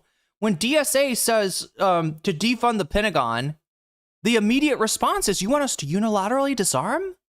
You want us to be defenseless? United States won't put up with that. Israel won't put up with that. Why the fuck should the Palestinian people, who have been lied to for years and years and years, subjected to ethnic cleansing and genocide, why would they then turn around and say, like, yeah, well, I mean, Israel says everything stops if we just give the, hostage the last little bit of leverage that you have. You turn in and you just, little trust fall. Trust fall into the back of... You're trust falling into a hot metal rod that they're going to shove up your ass in Sedeteman. Because that's what Israel does. That's how Israel tortures its prisoners, right? That's the kind of trust fall we're talking about. I hate to put it in graphic terms like that, but that is literally what we're talking about. This is the Israel that you're expecting people to surrender to. Oh my God, chat. We're at 44 out of 100, a little bit, almost halfway towards adding an extra hour. We got an hour and 20 minutes left. We do get another hour. I'm going to use it to do some bonus content with you. And what is in the lead? It looks like Vosh. It looks like Vosh. Yeah, Vosh is in first place. Is he a racist or is he? I don't know, chat. I had to redact whatever that was. So, no, obviously it's about his racism. 87 votes so far. Second place we got Paige Christie on the Ethan and David with a 4. The musician scandal, and then tied for 4th we got Humanist Report. There's too much to say here, chat. That's why it's such a, it's such a jumble, right? But it's Mike from the Humanist Report talking about Pac-Man, DGG, and SlopTube, and I'm like gonna pass out here. Question that these people have that I've never heard a good answer to, and there's a lot of them that you can ask. It's like, what's the difference between like a bad one-sided war, or just like a really violent war, and a genocide? Like, I don't know what the difference is. And I've never heard them actually enunciate a difference there. The difference is that in a war, Destiny, you wouldn't expect to find multiple sniper bullets in the brains of children. That's the fucking difference, you dipshit. You, he's pretending to be, he's not this ignorant. What is the difference between like a bad war, a one-sided war, versus like a genocide? I don't know. Didn't you know that all of those organizations and all of those people are Hamas? The entire world hates Jews. Only Israel is telling the truth. Everyone else is a lying anti-Semite. Case closed. Anyway. If they stopped calling it a genocide, what would the next point of contention you have be? I don't know. It depends on the specific claims they're making. But I think there's a lot of criticisms to be had for how Israel's conducted the war, especially some things that are like inexcusable. The WCK bombing, WCK or WKC, the World Kitchen whatever truck bombing is probably the worst in terms of them fucking up like horribly. But if you're it's just a fuck up. It's just a fuck up. They didn't mean to fucking kill people that were like trying to get food, right? Destroying the aid. I'm sure that was a fuck up too. They accidentally threw it on the ground and stomped on it, right? Just ooh, sorry, there was a big fuck up. There's been a fuck up. I'm so sorry. I'm so sorry. We sniped another kid in the fucking brain. Another fuck up. The mindset is like all these fuck ups are intentional and they're just trying to murder as many civilians. Yeah, in a war you fight an army, not children. Exactly. Not as they can, but as many as they can get away with, even though they're clearly not getting away with it. But I don't know why they won't murder more or whatever. Like it's kind of it's a conversation. In a war you don't flatten hospitals, university, and destroy civic life. All right, how about that? How about that? Right? Would this guy like excuse Donald Trump if he makes good on his promise and basically destroys life-saving infrastructure in Iran? Would Destiny be like, well, it's just a one-sided war. I mean, what are you going to do, my dude? What are you going to do? I mean, I don't know. I don't even know. Destiny, you sound like that, all right? You're making fun of Professor Dave with a totally normal voice, and meanwhile, you sound like that. I don't know, Destiny. I mean, his jaw is literally like a fucking snake. It's unhinged to his to his skull, right? His jaw is just like kind of free floating in the air, and he's like, I don't know. I mean, the most fucking disgusting specimen of humanity that you could possibly imagine. But no, Professor Dave is the one that's making a funny voice, right? Non-starter. Like, how do you make peace with a group of people that you think is literally trying to genocide the other side? Like, it's stupid as fuck. You can't. Like, are you just giving an argument for like from the river to? Are you giving an argument for pushing the Israeli entity into the sea? Is that what you're doing? Because that would be the side that's like bound and determined to genocide. Like, and then these same guys who will say, well, 90%. So I love this, chat. They got to stop calling it a genocide because it's not really a genocide. Unless every single Palestinian is killed, it's not a genocide. And then when it happens, we'll be like, whoops, oh, sorry, I guess we let a genocide happen. But it's not, that's not a genocide, but like the moral panic about what would happen if they stopped the apartheid system that the Palestinians have lived under, that is a genocide. Having one person, one vote, democracy, singular, secular state, that's genocide? Go fuck yourself, Destiny. I hope you get izakai'd to Gaza. Not that you die there, right? I want you to be there for several months, and I want you to witness what is actually happening there. I want you to see it for what it is. Percent of Israel is on board with this, and all of them are brainwashed to want to genocide the other side. And we can't even accept a two-state solution anymore because that's apartheid. So we're going to do a one-state solution. But somehow all of these people are going to... You can't... Netanyahu just fucking flexed. Do you not pay attention? If you want to talk about Israel-Palestine, you got to pay attention to the news. Obviously, you don't know that Netanyahu has bragged about preventing the possibility. He's flexing the fact that a two-state solution is impossible because he made it so. Oh my God. Live in peace with each other? What the fuck? I don't know. More effective than just listing organizations, we can go through the specific details which demonstrate that this is objectively genocide. Let's start with the death toll. You'll see propaganda peddlers on social media cracking up about how it's the only 89 votes so far. Actually increased. Disgusting. It's impossible to get a true count, but any official numbers you'll see that hover around 70,000 killed are so far off the mark, it's insane. And anyone complaining that these are fabricated Hamas numbers, 70,000 killed, are so far off the mark. Do you remember that anytime somebody started to try to mention the number of deaths, like the immediate response was like, those are Hamas numbers. We can't trust that. The Ministry of Health is Hamas. It's insane. Do you know a casualty is not a death? Does he think that this said 240,000? Oh my God, no, a casualty is totally okay. You know, a casualty could be like a spinal injury. A casualty could be like a you lose a limb or several limbs, right? A casualty could be any number of things, right? You have like 70% of the skin on your body burned.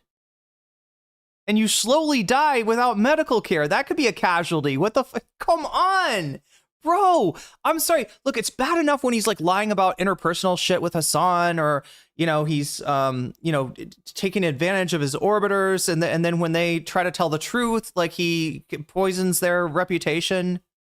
It's bad enough when I mean, he's done some pretty bad stuff, but when he starts talking about a fucking genocide, I don't know if I can even watch the rest of this chat. I mean, I will. This is what we're doing for today. But like, I mean, Dave's video is some hard hitting stuff, and for Destiny, like to see how somebody just ignores the facts when they're like placed in front of his face, right? It's kind of wild.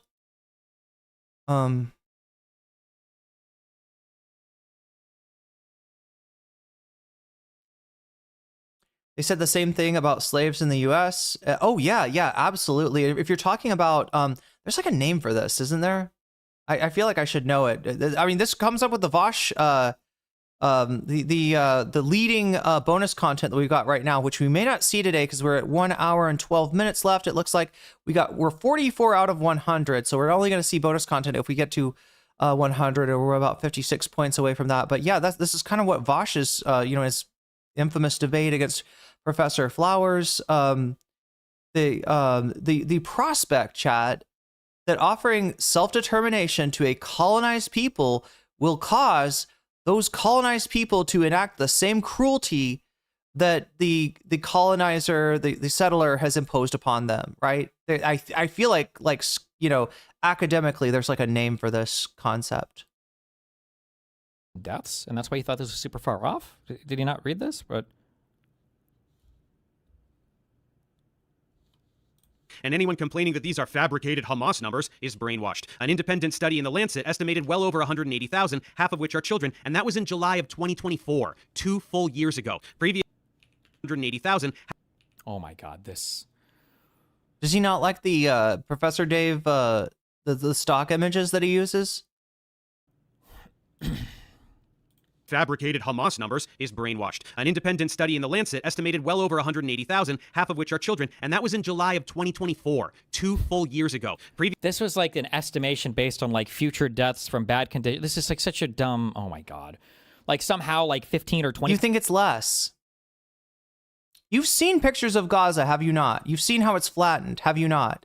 You've heard the stories about the supposed safe zones that Palestinians go to only to be murdered by the IDF. You've heard the stories about, you know, mandatory evacuations in which the Palestinians evacuate to some other part of Gaza and are then summarily killed, right? And you think it's less? Destiny, it's clearly more. We're never going to have a complete count because so many of the victims are just buried under mounds of rubble at this point. It's been, you know, for some of these deaths, it's been almost as much as 3 years, right?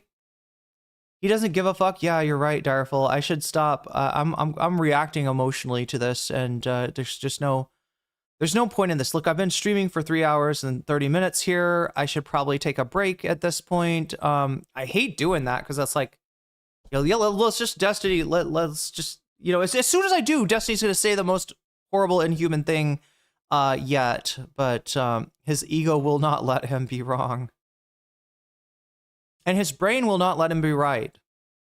Right? Both his, you know, ignorance, his intellectual incuriosity, his ego, yes. And yeah, there's a lot of contributing factors here. He's fucking disgusting. How can anyone pop off about this? I think the answer is he's getting paid, right?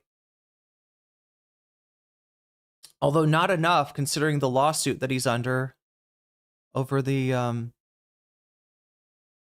revenge porn that he shared. Very lazy too. Yeah. Okay, what do I need to do? I need to get more I need to get something to drink. Oh my God, I can't finish all my coffee, chat, because it's like it's too glorp. I need a spoon. I need to, this isn't a this isn't a smoothie, chat. This is a smoothie bowl. I can't even finish the coffee in the smoothie because wait, it's like molasses. Okay, yeah. Need some more tea. Oh wait, no, I got a little bit of tea left. I just wanted to take a break here and check in with everybody. Is everybody doing okay? I mean, I don't know. This is kind of hard for me to watch. It's important. And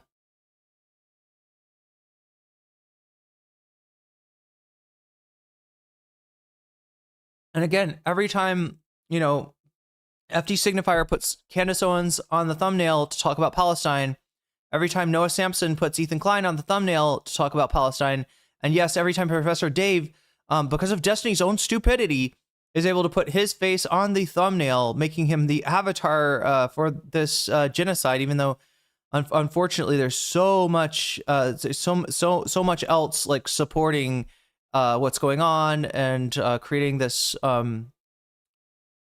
propaganda. Destiny's not the only one by far. It does I guess expedite the consensus that the world is coming to. And it ensures what I said before, that we're not going back to that October 8th mindset, right? Where you got to watch what you say. You better not be too concerned about the Palestinians. In fact, you better not be concerned about them at all. All you're allowed to say is Israel has the right to defend itself. And if you don't say that, then, you know, then you're a bad person. But yeah, like Darfield says, make sure to vote on the poll if you haven't already. We got 89 votes counted so far. How many likes do we have, Chad? I'm afraid we have a fair number less likes than we do votes, as is normally the case. But yeah, make sure to like the stream when you do. I mean, this is like, it's a tough thing for me to do, to come back after a 13-hour stream and try to go after this. 60. Okay, I mean, it's not as bad as I thought it could be. There's 60 likes. Okay, we can do better. We can get it to 100. We got it to 100 yesterday, chat. Greater things are possible no matter what the Liberal Action Network and the Democratic Party tells you.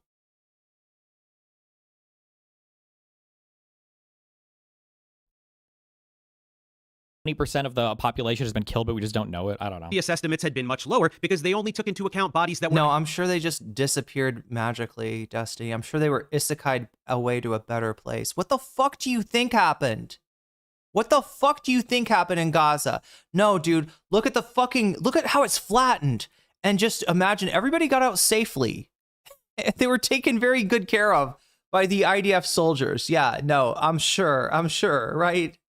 The fact that they won't let power into Gaza, won't let food into Gaza, won't let water into Gaza, but I'm sure everybody was just fine. What the actual fuck, bro? I need to take that break, chat. I'm going to leave you in the capable hands of Irene, who will hopefully clap back for me against Destiny. I'll make sure to listen to this so I know exactly what I'm missing and can maybe address it when I come back. But yeah, again, we can add an extra hour if we get to 100. We're at 44 right now, so I'm gonna behave as if we don't get that extra hour. Try to do as much of this Destiny content. Oh my god, I gotta look at the timestamps. Where are we on the timestamps? I think I don't think I'm. Uh-oh. Did I fuck up the timestamps already, Direful?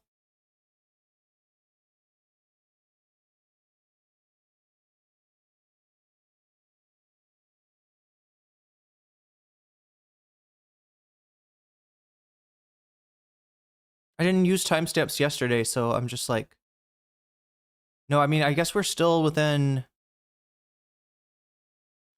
I think we're in within normal limits. I gotta drink some more and maybe I'll feel better. Maybe my brain will come online, or maybe I just have to sleep off the effects of a 13-hour stream. Identifiable and directly correlated with airstrikes or gunshots, but thousands of bodies have been totally vaporized, leaving nothing identifiable behind, and thousands more bodies are still buried under rubble from all the carpet bombing or in still undiscovered mass graves. Additionally, so many people have died from wounds, from general poor health, from starvation, from freezing to death because they sleep through the winter in paper-thin tents, from disease because there's near zero health infrastructure. All of these are victims of genocide. They are deaths caused by the total and complete destruction of a territory and everything a society needs to survive. And Israel hasn't stopped bombing Gaza. It gets cold in deserts. I'm just curious. Weather January 1st, Tel Aviv. January 1st in Tel Aviv typically brings mild winter weather with average daytime highs around 64 to 65 and nighttime lows around 50 to 51. Are people freezing to death in the Mediterranean? Is this happening? Okay. Maybe. Gaza for a single day since July 2024, ceasefire or not, so the number is much higher now. Israel has murdered hundreds of thousands of Gazans. I like how we just got to that. Okay. Oh my god. I thought the Gazan Health Ministry is still saying 70,000. I think it's like 70 to 75, but I don't know. Whatever. Likely at least... White people want that number to be way higher, so it is, I guess. 20% of the Gazan population. That's genocide. It is a maximization of thousands of Gazans. Likely at least 20% of the Gazan population. That's genocide. At least 20% of the Gazan population. So now we're past 400,000, at least 400,000, but okay. It is a maximization of casualties while still maintaining their version of plausible deniability. They also specifically targeted hundreds of journalists, well over 1,000 doctors, and other key personnel publicizing the genocide and keeping citizens safe. That's genocide. The continued use of white phosphorus and other illegal weapons as documented by Human Rights Watch and Amnesty International. That's genocide. It's very easy to get much more... How is that genocide? White phosphorus, you're not supposed to use it on humans, but you can use it to cover retreats or whatever. But even if you did use it, I'm pretty sure, I don't remember the specific distinction. It would be some kind of war crime, but it wouldn't be genocide. But I guess you theoretically could commit genocide with white phosphorus. You start like trying to genocide civilians with white phosphorus. Granular with it as well. Francesca Albanese of the UN Refugee Agency published a report way back in March of 2024 that outlined a determination of genocide, and she has continued to update that report ever since. It documents explicitly stated intent for genocide, the long list of violations of international law, systematic torture and sexual abuse of prisoners with no legitimate charge against them, a total erasure of culture, the stripping away of any sense of dignity for an entire people. Israel really hits every single point on the genocide checklist. For writing these reports and sharing these determinations with the UN, Francesca has faced a volume of harassment and threats to her personal safety that I can't even begin to imagine. And that's coming from someone who is harassed every day and receives threats sporadically. You heard Mehdi's...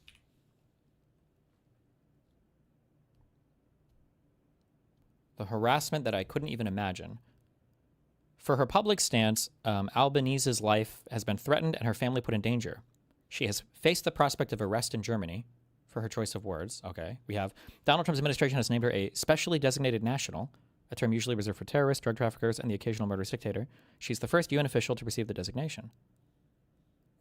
I'm going to assume this article details other... It wouldn't surprise me if people were harassing her or whatever, I'm sure, because there are some mega pro-Israeli or probably Arab haters that I would imagine, but I'm just saying this... I'm sure it's in the article. I'm being charitable there, hopefully. I can't even begin to imagine. And that's coming from someone who is harassed every day and... What has she said, actually? Well, the Francesca Albanese, she was the special rapporteur lady or whatever for one of these, I think, right? I'm curious what she's actually said on this, actually, now. If Germany was considering arresting her, I don't know what prospect of arrest means.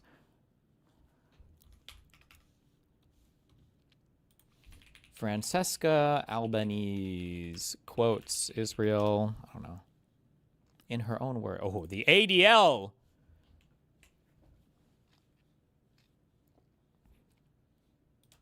She's the first special rapporteur to be condemned by both Germany and France for anti-Semitism. Damn.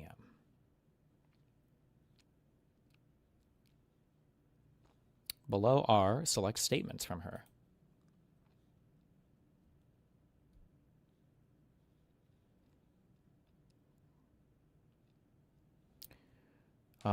This no longer a fragile minority, no longer diasporic people, no longer the people of the book, but the chosen people chosen to dominate. That's not that bad. Albanese claims that Jews have learned that to survive in this world, they need to be superior. Okay, and so they have accepted the Jews, but not all of them, especially those that learn to survive in this world. That's not too bad. Albanese likened the systematic extermination of Jews under the Nazis' pure race policy to Israel's war on Hamas and Gaza. Always, everybody does the Nazi shit now. The Nazi comparisons.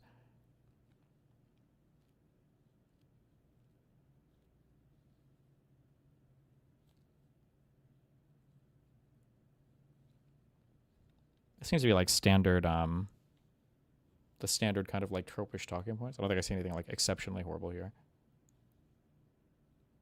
Just what I would expect to see fucking pro-pally lefty people say.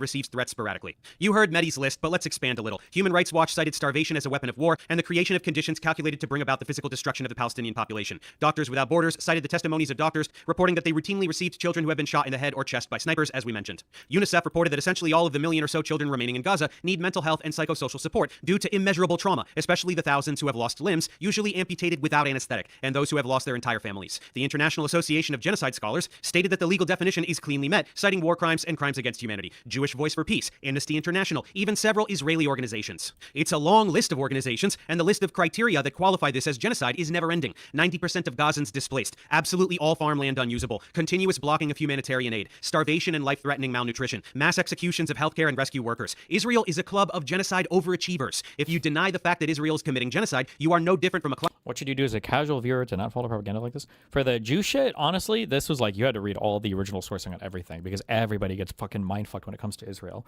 And then the sourcing is like you have to read like oftentimes at least from the stuff that I've read on the UN with their treatment of Israel, the fact gatherings themselves are actually usually pretty good. They seem to be pretty in line to me. It's just like the conclusions you'll reach will become like very weird. The most prominent example of this had to do with when they went through the unjustified killings during the border riots or whatever. Like they use an analysis to tell you that like 120 people were murdered by Israel unjustifiably or whatever. But when you actually read the whole, I don't remember, it wasn't that long. It's like maybe, was it even 100 pages? The UN report on it.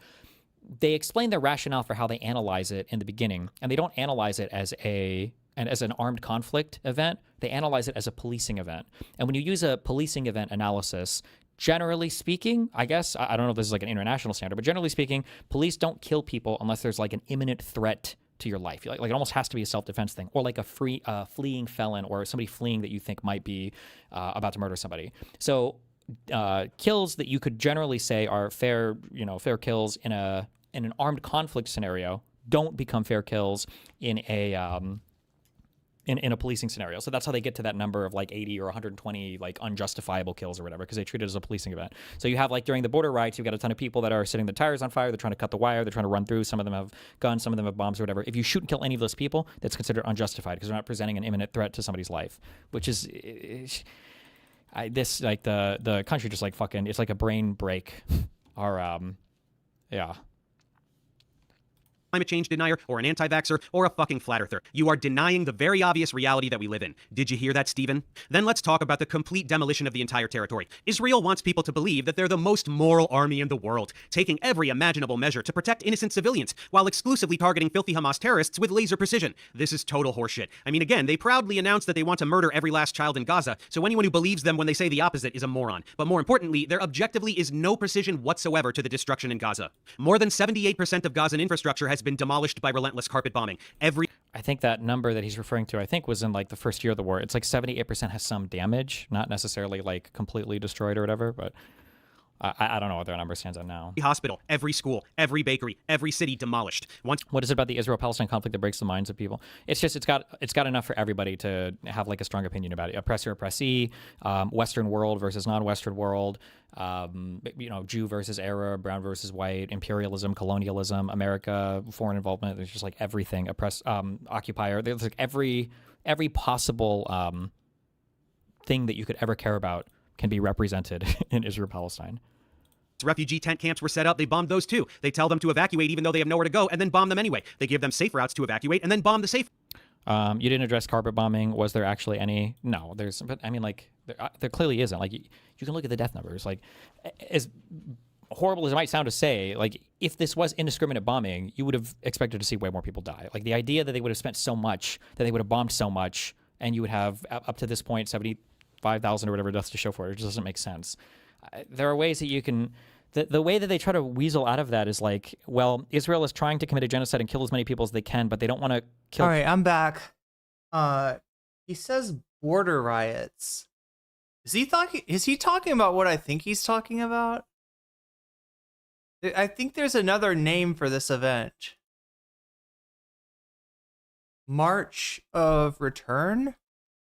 Is that what we're talking about? Also called by Wikipedia the Gaza border protests, and maybe by Hasbris the Great March of Return is the official name. Seems like there's a lot of people trying to relabel this to justify what was happening, right? Chat, which was Israeli soldiers sitting at guard towers, accounting for every bullet. And the number of knees that they destroyed, right? That we're talking about the same thing, aren't we?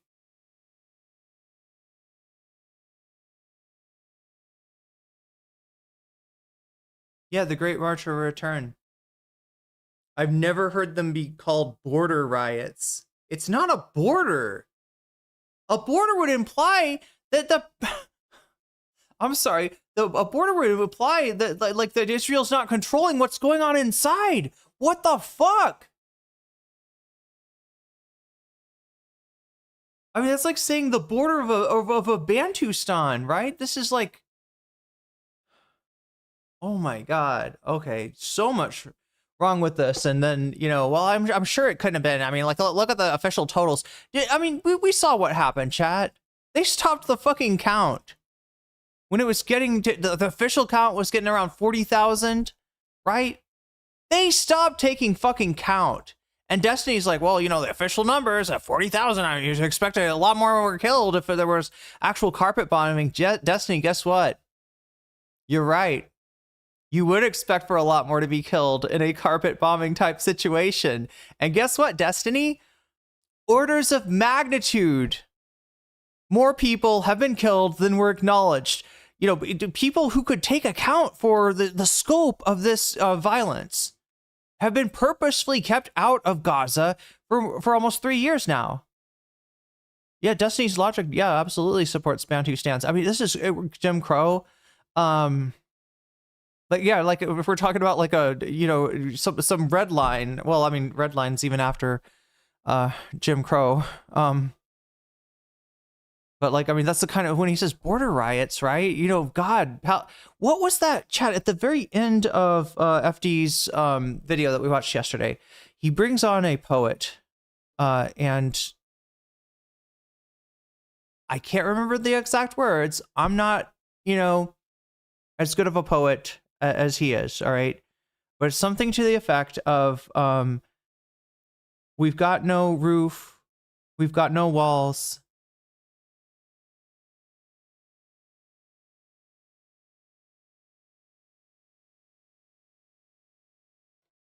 It's about life in Gaza while this is going on. And I feel like that's the one thing that just isn't.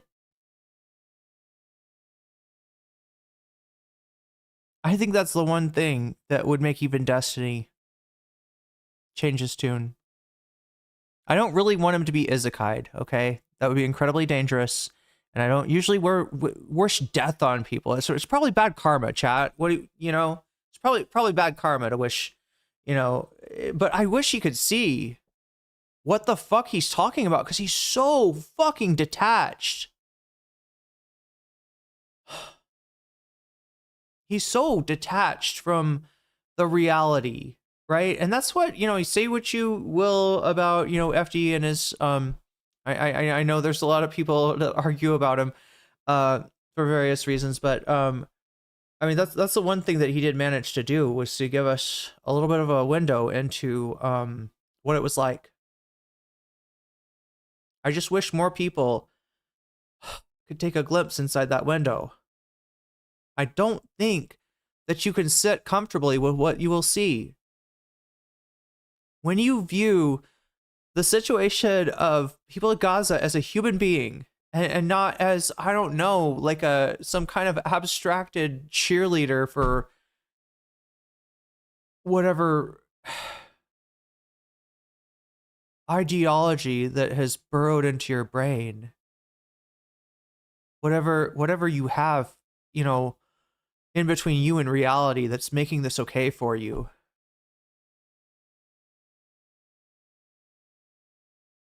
He's more machine than man now. There's very little humanity left in this creature. Irene, says Direful. Sorry to say, more machine than man. Well, I mean, if Darth Vader's, you know, reachable, then this guy can't be too far off. I'm not talking to him again. Before anybody thinks that's what I'm getting at, all right? This is not like I can get through to him this time. Too many, because then it'll be called a genocide, but everybody's calling it a genocide anyway, so yeah, I don't know. It's dumb. Those two. They tell them to evacuate even though they have nowhere to go, and then bomb them anyway. They give them safe routes to evacuate and then bomb the safe routes. See, like, this is like true. There were some safe areas that were like declared by Israel, kind of like not official safe areas, but like recommended areas for passage. But what the fuck are you saying, bro? How much are you getting paid to say this, Destiny? For fuck's sake, how much are you getting paid to say this shit? You look ridiculous, okay? In a moral sense, in an intellectual sense, in a human sense, you look fucking ridiculous saying this shit. How much are you getting paid? What the fuck could motivate you to try to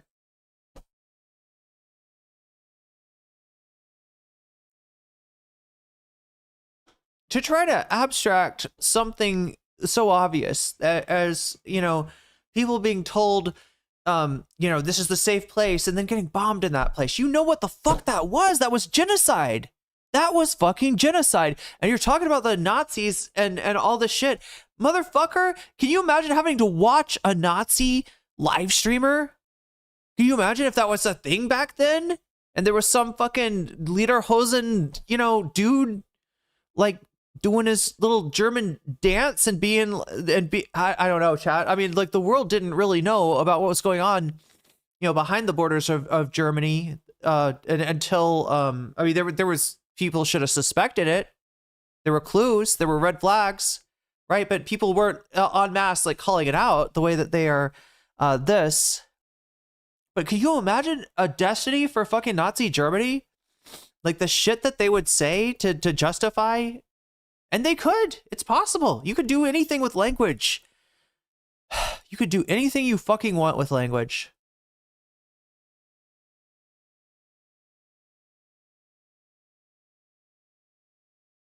It's just like, should you?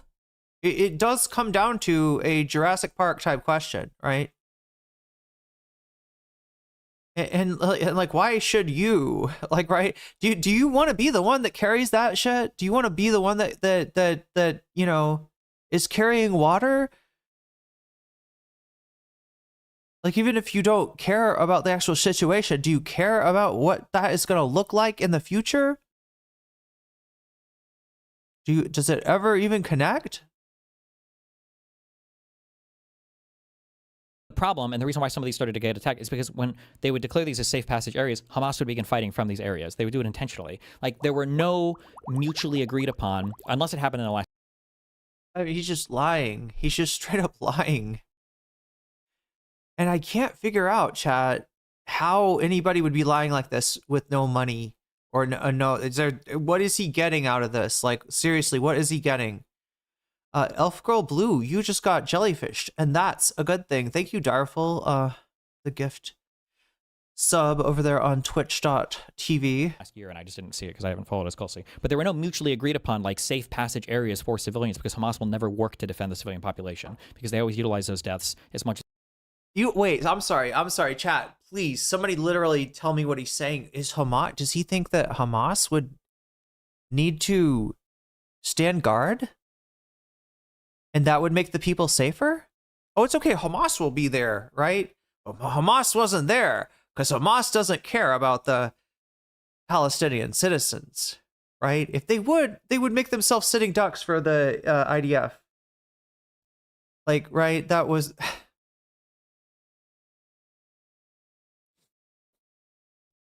Damn, we are at 50 out of 100. I just don't know how somebody fucking goes on with their life, like, saying shit like this. Like, how do you clean that filth from your person? The answer is you don't. As they can. Their goal is always to incite maximum civilian death because it helps their side and their propaganda machine more. They designate safe spaces and then bomb those too. And when they occasionally let in food, they shoot at Gazans when they try to get it. It's complete annihilation combined with twisted psychological torture. Why are international institutions like the UN calling it a genocide, though? The UN, so the only body, as far as I'm aware, that can officially make that designation is the International Court of Justice. And I think we're still waiting for their ruling on that. Any special committee, special whatever thing is like whatever you want to consider it, but it wouldn't be like the UN. Like, it would be the International Court of Justice that could ultimately make that determination. It's very easy to look at image after image of the destruction to see that there was zero regard for precision. They weren't aiming for some imaginary terrorist. They were never doing anything but destroying Gaza from day one. You're not convinced by these images? Too small in scope? Let's get a broader top-down view. How do they mutually agree on shit like that, LOL, mid-conflict? Well, that if you're doing the rules of war, I mean, like, that's what you're supposed to do. Oh my god, how did I fuck that up? And being regarding the enemy civilian population as well. That's part of your obligations as a party to a conflict. A state party to a conflict, Destiny. Jesus fucking Christ.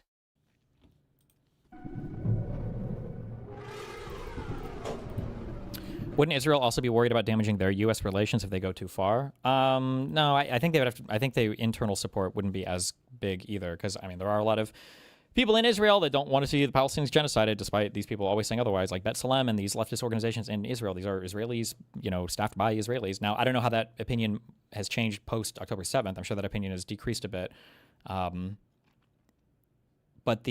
for the far right of Israel, I don't even know if they want to be attached to the U.S. anymore. Like, they might be happy to see that relationship wither a bit, because they might feel like it gives them more flexibility to operate without the U.S. Oh my God. You know, restraining them in any way.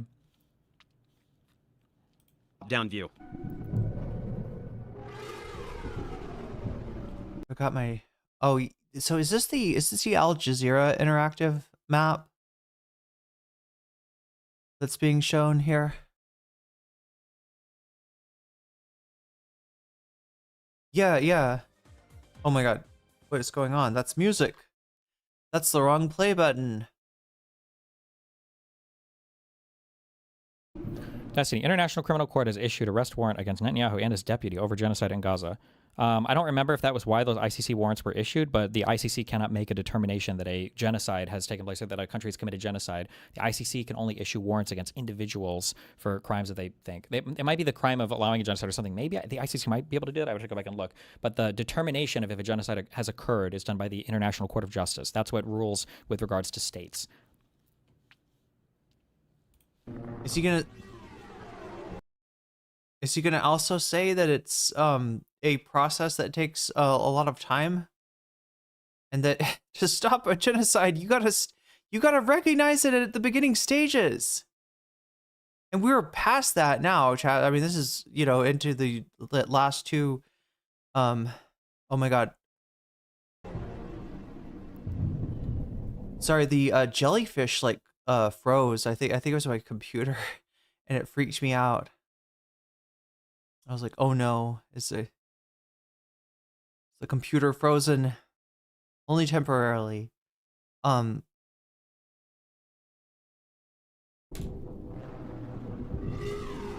shit. It might have just been war crimes? Okay, yeah. Presta atenção nessa cidade, ó. Uma cidade normal, né? Tá cheia de pessoas, avenidas, cheia de construção. Eu vou mostrar pra vocês como que isso daqui é uma foto de satélite de 2023. Agora, olha como é que ela tá agora. Cadê a cidade? Cadê? Cadê os prédios? Cadê as pessoas? Vou tirar o zoom pra você ver o tamanho dessa área destruída. Olha o tamanho dessa área destruída. Olha isso aqui. Isso aí é a cidade de Rafah, no sul da faixa de Gaza. Fica na fronteira com o Egito. Essa área destruída, só nessa área destruída, ao sul, toda essa área cinza. Pangbergen said, I have offered Dave... Well, in terms of people, right, Chris? The ICC can do that. The ICJ can't. He is clueless. The date with Destiny, but he has declined. RIP! Essa área que eu der um zoom aqui, eu vou ver uma área destruída. Essa área aqui é maior do que a área que foi destruída pela bomba. What are the chances they rule that this was/is a genocide? I honestly have absolutely no idea. The submission by South Africa was fucking retarded. So I don't know. And the ICC is being impeded by the U.S. You've got judges from the ICC involved in this case that are being taken off of, they're being debanked, they're being taken off of SWIFT, they're not able to do something as simple as book a plane ticket online, right? They are being attacked, and you know, Rubio straight up said it. I mean, something. What it was, I don't remember the exact words, but the idea was we're going to bring the ICC to its heels for Israel. They adjudicated, yeah, the part where Israel failed in its responsibility to protect the Palestinians from genocide. But he's talking about like a determination that's like acting like, well, you know, if it really was a genocide, they would have said something. And he doesn't understand how, you know, in the case of the ICJ, deliberative that process is. And yeah, he's attributing things that are within the purview of the ICC to the ICJ. And also not even mentioning what I just mentioned to you, which is that the ICC is under attack by our government at this very moment. Like a lot of the quotes and everything just don't really follow from what they were saying, but I don't know, who knows? Who knows? De Hiroshima, a bomba atômica de Hiroshima. Qualquer lugar que eu aponte aqui, eu vou ver casas destruídas, destruição, uma das coisas mais horrendas da história humana. E isso aqui vai assombrar a humanidade por muito tempo. E o holocausto da Segunda Guerra se repetiu, infelizmente, e ninguém conseguiu impedir. E até agora os responsáveis por esse crime contra a humanidade estão rindo à toa. Fica aqui esse registro, porque é uma coisa assustadora. E como o olho que tudo sabe, tudo vê, não apaga a imagem, essa é a imagem real. Contra fatos não há argumentos. O que aconteceu aqui foi um genocídio. It doesn't get any clearer than this. Gaza is now an uninhabitable wasteland. Absolutely nobody can keep a straight face and say that this level of destruction had anything to do with targeting terrorists while keeping civilians safe. We can know this with even greater certainty by looking at what they're doing in Lebanon.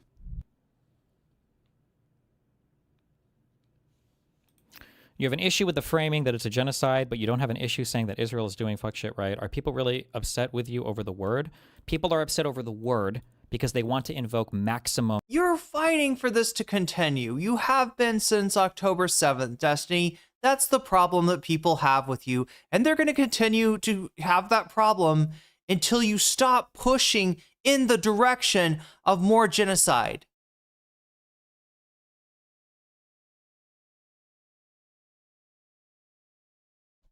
Nobody even believes you when you say, oh yeah, no, it's fuck shit, right? You were pushed to this position by necessity.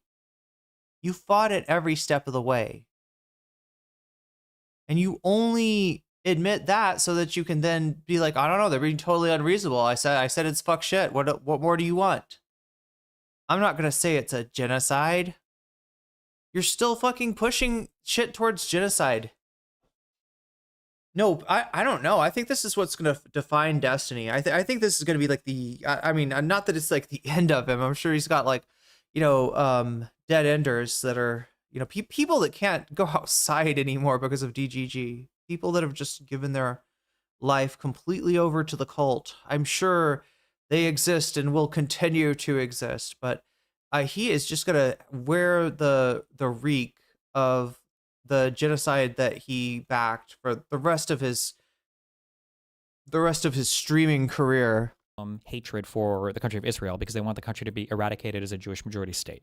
They wouldn't even finally they're masked off enough that we don't have to fight over that obvious point from October 7th onwards. It's so obvious. But they will say now that the existence of Israel as a Jewish majority state has to be eradicated. It needs to be a state. Oh, I'm sorry. Are they saying that? Equal rights, but what that really means. I'm sorry. Are they saying that? Are you saying that Israel's demographic concerns are leading this policy? Did you just admit that that's what it's about? It's about demographics, same as the Great Replacement bullshit from right-wingers in the US? There we go, Destiny. There we go. Finally some truth. I mean, I don't know. I'm sure he didn't say it on purpose, but I don't even think he realizes what he just acknowledged there. Means is the Palestinians will get the infinite right of return. Millions will come back. A just so state that incorporates a certain number of Palestinians into it and enfranchises them while establishing different zones of control outside of the periphery of the main part of Israel, but where the numbers are kept just so that there is a permanent Jewish majority. I mean, what the fuck would you call that?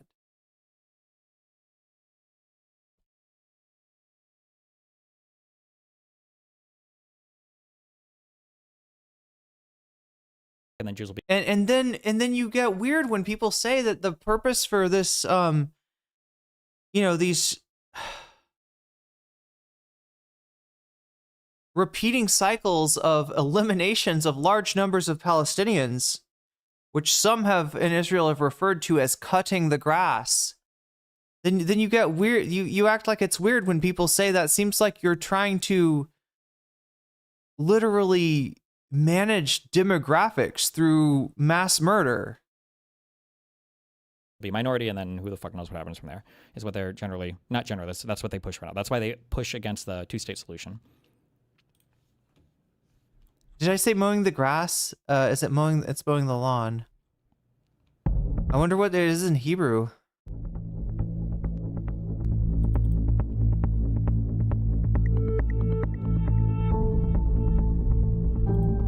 Israel destroys entire villages in Lebanon during 3 weeks. If you say it with a funny voice, though, it's less impactful. I think the most annoying thing about all of the one-sided coverage is that it really does seem. I said cutting the grass. Oh, okay. Like why does Israel attack all of these people? Like, why are they attacking Gaza? You know, what's going on there?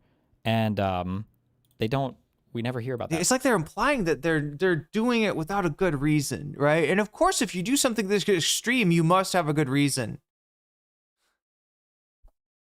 You could justify alligator Alcatraz by that logic. That's MAGA logic, Destiny.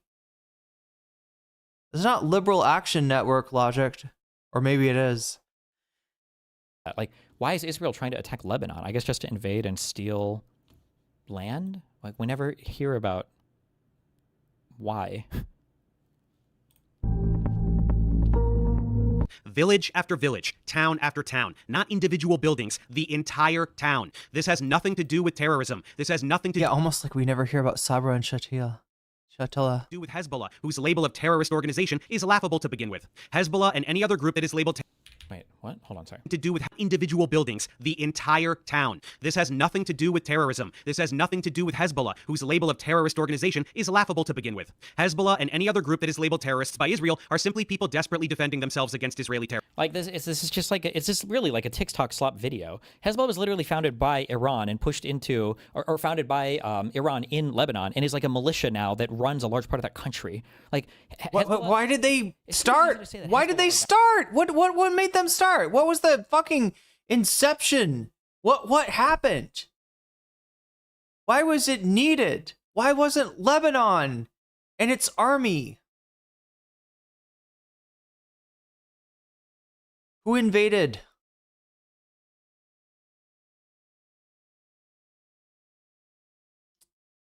And then he's trying to hang this on the, like, well, Iran was involved. So, yeah, so if Hezbollah shows solidarity for Gaza until, you know, Israel will agree to a ceasefire and uphold that ceasefire, then that's them starting something. And if Iran is going to, you know, support that, now it doesn't matter that it arose in response to an Israeli invasion in the early 80s? Huh. Bad guys. This is also something really frustrating. These people will virtue signal to the ends of the earth on the genocide term, and anything less than that is completely and totally unacceptable. But for some reason, they can't acknowledge anything less than that is a fucking lie, bro. It's a lie you can't defend when it comes down to it. Like really basically, like the Houthis are not the good guys, and the good guys. Destiny, can we be serious for a second? The good guys? This isn't a movie. This is the thing. He looks at this like as a movie. There's like several layers of abstraction. That's what he's talking about. And I just, given what's actually going on, given what people are experiencing, it's monstrous to abstract it to this level. Remember Ethan abandoned his best friend for Ela after he couldn't go to their wedding because he was Lebanese? No, I didn't know. Wait, I didn't know that. That's new. Like, Hezbollah are not the good guys. You don't have to. Oh my God. Wait, but that, oh my, you know why he's saying that? The unspoken part here, chat, is that he's saying Israel is the good guys. Israel are the good guys. Like, they're not the good guys. It's Israel. That's literally how he's thinking. And it's anathema, chat. If you're watching a movie, I don't know, I'm trying to think of good guy, bad guy type of movie, you know, where it is like that simple.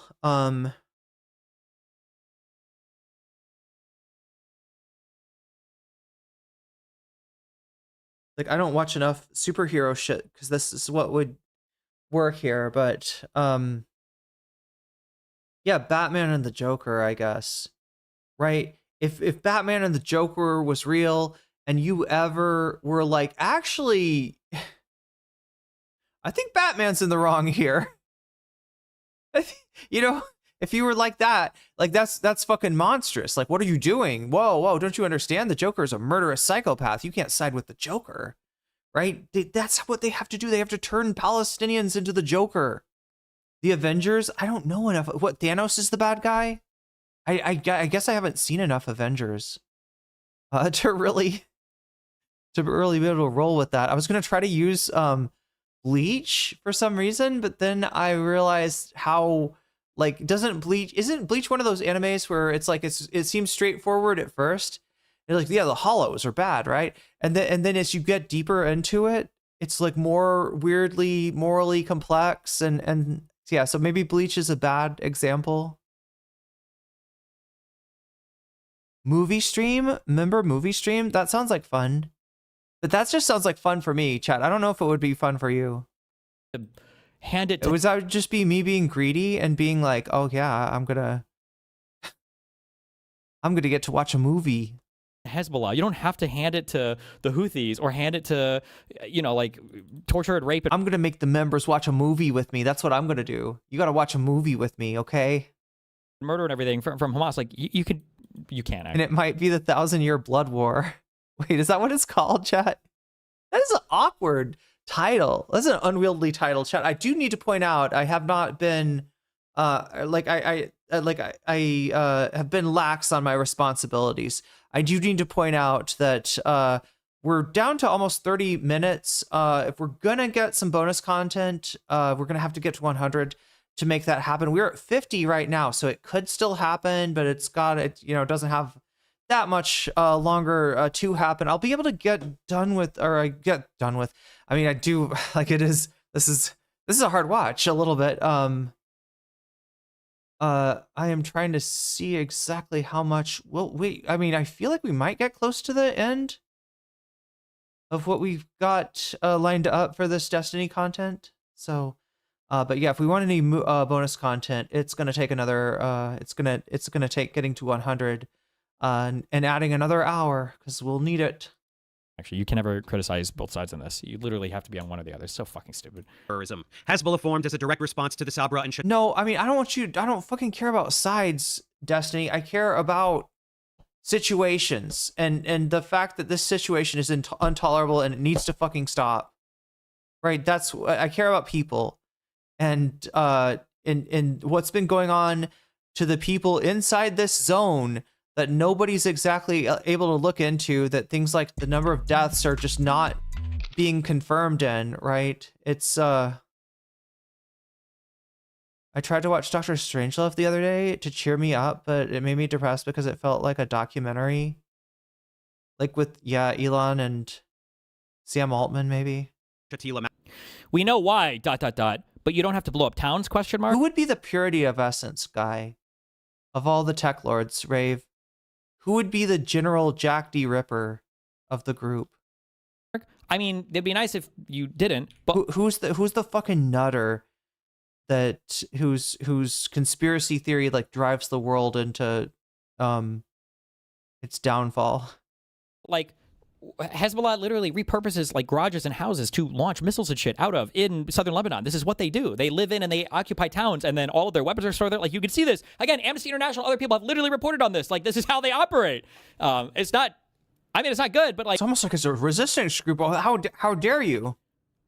Man, it would be nice that if there was some pressure on the other side as well. That's just crazy to me that nobody says fuck all about the. I mean, Elon is, I mean, does he believe in some strange conspiracy theories though, or is he just like an evil guy? Teal, there we go. It would be some Antichrist based thing that like we can get rid of the Antichrist if we fire off all the nuclear missiles. The other side of this ever.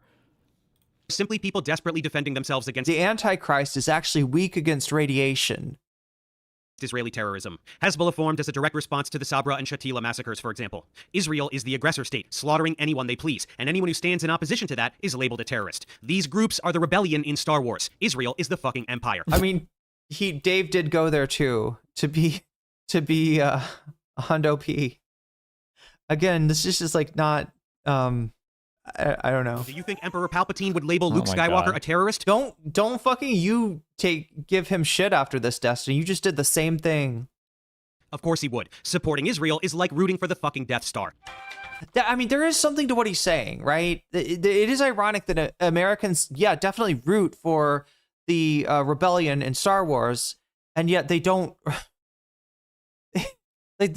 Star Wars is like low key based on Vietnam. The rebellion is Ho Chi Minh on a certain level, like in the very inception of the minds of the creators, right? It was about the United States is the evil empire in the analogy.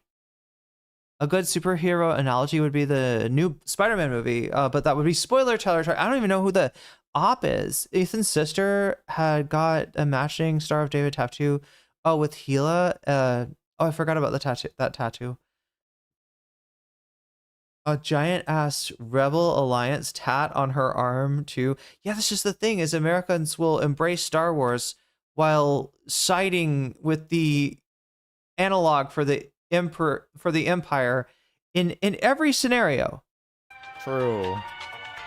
But again, I mean, that's good Weasel music right there, chat.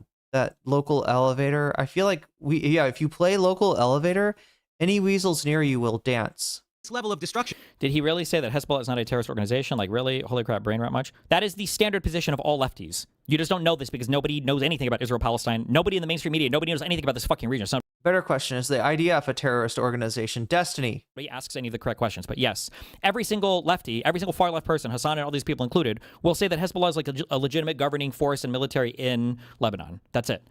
It's not the father that, it's not the stepfather, it's the father that stepped up. Sorry, I don't know if that metaphor is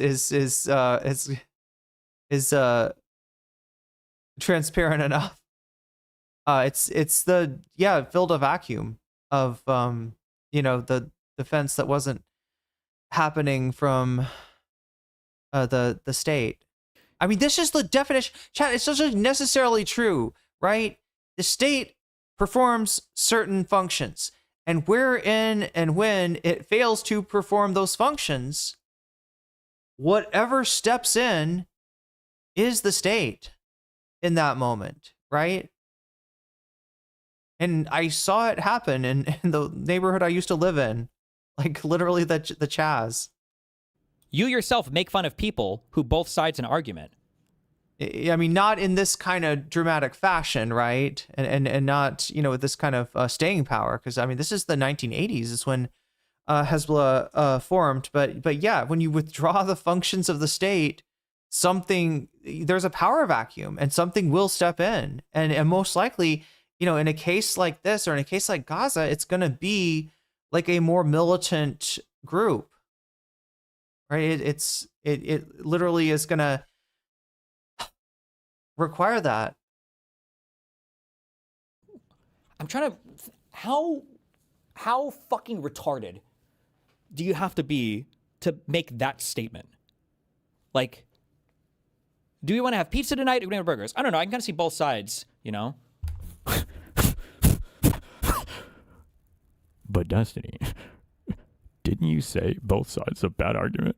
Yeah, when comparing Republicans and Democrats in the United States of America, it's fucking retarded. Does that mean that you can't see two sides of anything else on the fucking planet? Because I don't think there's a both sides argument to be had with how equally bad the Republicans and the Democrats are in the United States. In most international conflict, generally speaking, it's very rare that there's an entire group of people that are unhinged and unreasonable. Usually people have a reason for why they feel the way they do. Usually. Has nothing to do with Hezbollah or any other supposed terrorist group. This is demolition. This is an erasure of a people, their lives, their culture, to make room for Israeli expansion. A huge chunk of Lebanon is Israel now. They will build, settlers will come, and that's the end of it. Then they'll steal more land tomorrow. Chunk of Lebanon is Israel now.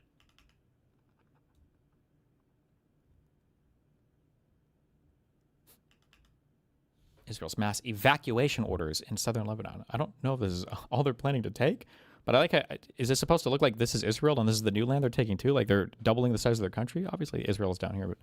Now, they will build, settlers will come, and that's the end of it. Then they'll steal more land tomorrow, and the cycle continues. They'll tell you themselves if you ask them. Finance Minister Bezalel Smotrich sure did. בוא נדבר על היום שאחרי המלחמה בהיבט הנדל"ני. אתה כבר התבטאת לא פעם לגבי חידוש ההתיישבות היהודית ברצועת עזה. שאלה פשוטה, איפה מבחינתך צריך לקום היישוב הראשון ברצועה? אני מודה שלזה לא ציפיתי, אני מוכן להתחיל מהתוחמת הצפונית, אבל... חידוש ההתיישבות היהודית ברצועת עזה. שאלה פשוטה, איפה מבחינתך צריך לקום היישוב הראשון ברצועה? I mean, they literally pulled out of the strip. Whoa. But aren't they literally about to lose their election? Who the fuck knows, bro? Netanyahu is the vampire that never goes away in Israeli politics. Hold on one second.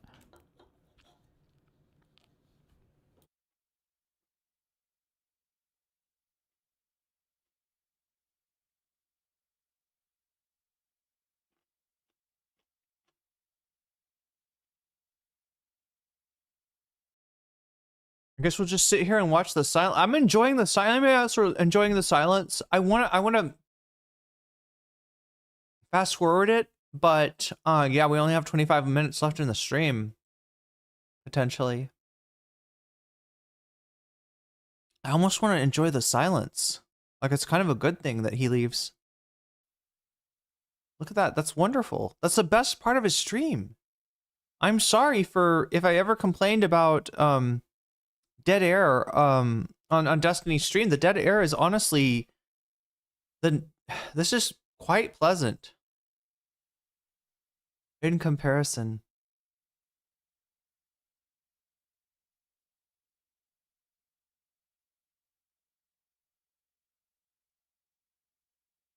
Oh wait, I don't know if we'll get through all of this.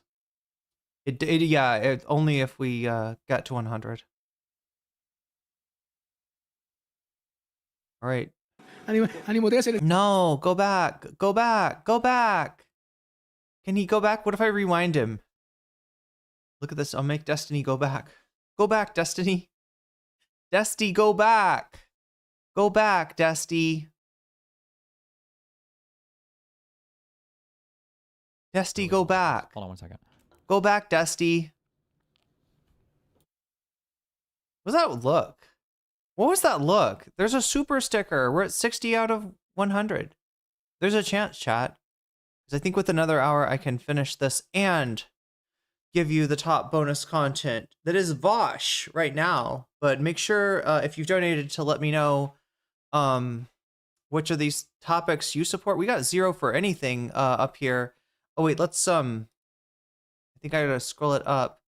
Yeah, everything's still at 0 for now. So let me know if you're I like when Dusty go back. I like it when Dusty go back. Sorry. I've got to do something, don't I? Besides say Dusty go back. Whoa! That's crazy.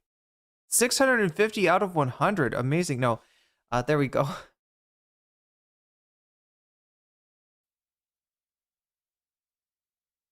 Dusty.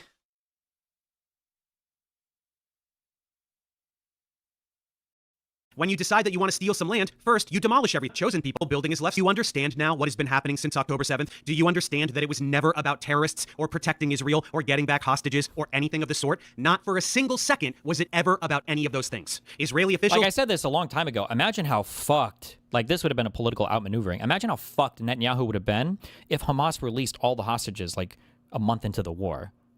Whoo! Again, that was on the table. That offer was on the table. You just don't know. You Netanyahu owns you.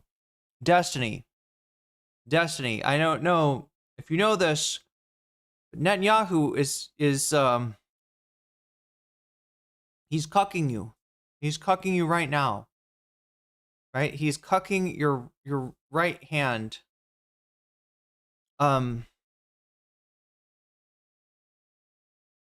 6+2 gaming. Oh my god, gaming frogs.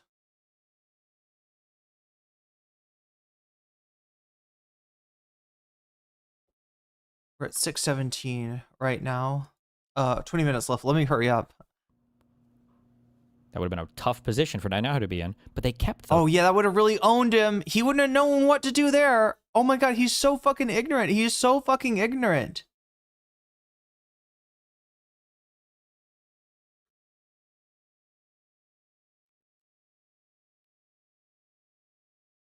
Offered the release of the hostage in exchange, yeah, for the Palestinian prisoners, which is a really common thing to happen, right? Israel is constantly taking Palestinian prisoners.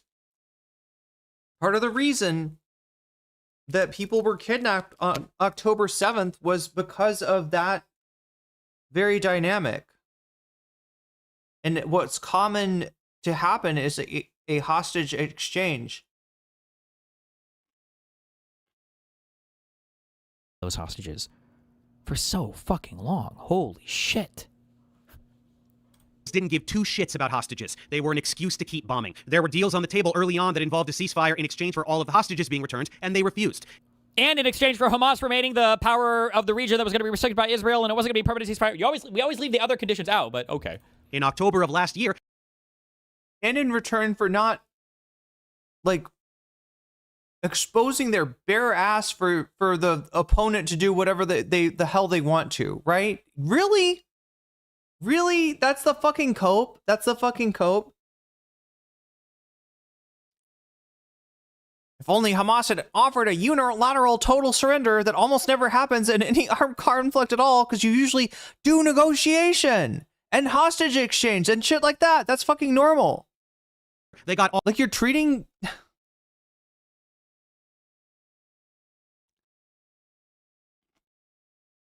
all of the hostages back that they didn't kill with their carpet bombing. That still didn't stop them. And I wish I had saved my tweets from early in the genocide, but I didn't, so you'll just have to take my word for it. But I was saying all of this. From day one, I knew that this was premeditated ethnic cleansing and land acquisition, belligerent imperialism in the 21st century. Everything I was saying came true. That Gaza would become Israel, that they would do it to Lebanon too, and I was silenced for it. Anyone who didn't have their head up their ass could smell it, but if you couldn't see what was happening then, do you see it now? Smotrich says they paid for this war. They paid money to fabricate pretense for a military operation with the singular goal of clearing out Gaza to keep it, with Lebanon and Syria to follow shortly after. Now that they're most of the way there with Gaza, an American military base is being built within the territory. On the flip side, if Israel didn't go full 1940s Germany as a response to October 7th, the entire world would have sympathized with them on the Hamas issue rather than being the most hated country on the planet. No, probably not, actually. Most people don't give a fuck. Most people think that the border riots in 2019 were like peaceful protests at like the Great March of Return. Like, I don't think so. I don't think it would go. What the fuck? Oh my god, that's wild. That's wild. Okay, so yeah, I mean, it even penetrates into the Destiny community, right?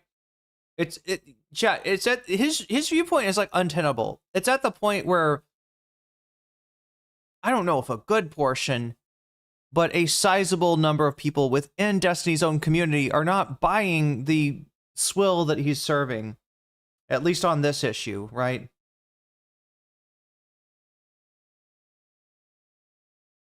Like a lot of these people, they hate Hassan's guts, but they low-key agree with them on Israel.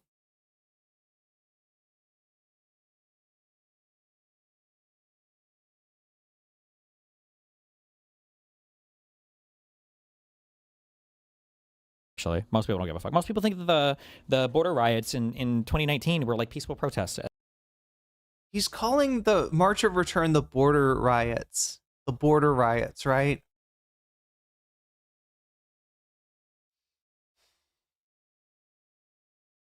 Like the Great March of Return. Like, I don't think so. I don't think it would go. Oh, we finally said it. Nice one, though. And plans are also what I mean. The Israeli country would have like torn itself asunder. Like, you expect them to just kind of like chill and do nothing after like the largest terrorist attack in fucking history? Like, Jesus, I don't know.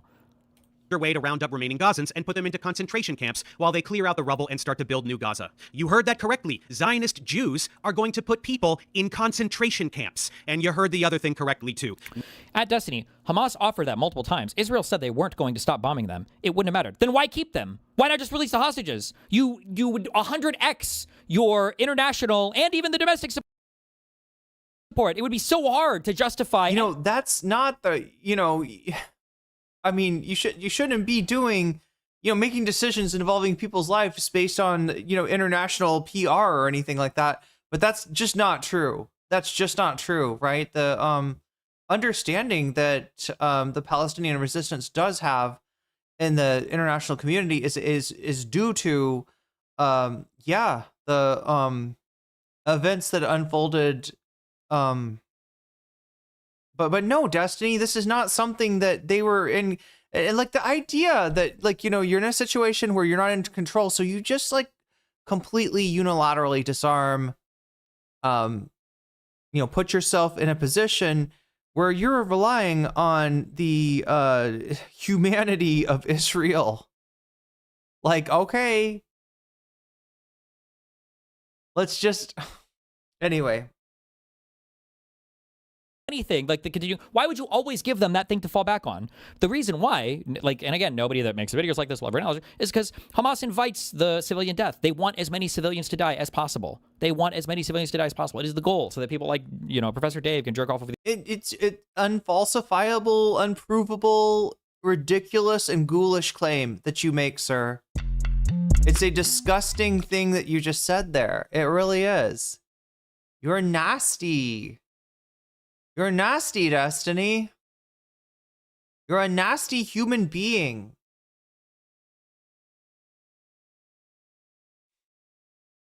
These dogshit fucking TikTok slot videos they make on it. New Gaza is already being sold to the American public. Jared Kushner, Ivanka Trump's husband and haunted marionette, unveiled the plans for New Gaza, which will be luxury resorts as far as the eye can see, with some land carved out for Trump as a thank you for greenlighting all of this. And guess what? If you were one of those folks thinking that Israel's actions are way over the top, but what are you going to do because October 7th? Well, I'm going to take that away from you as well. Israel almost certainly knew what was going to happen, and they did nothing to stop it. The music festival taking place just 3 miles from the Gaza barrier was moved there from its original location at the last minute. Like, again, we could just say, we don't have to say anti-Semitism, I guess.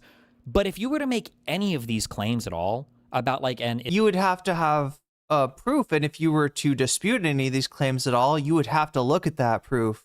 Does Destiny have an interest in that? Or is he just going to give you this whole thing of, I don't think that happened. I don't think that's a thing. Yeah, this is you. Islamic or Arab, country saying that they were intentionally moving civilians to be killed by enemy. They would call you Islamophobic, 1 trillion%. They call it Islamophobic. Like, not even. If he was just making it up randomly, like you just did, you motherfucker! I am not letting you get away with this, Destiny.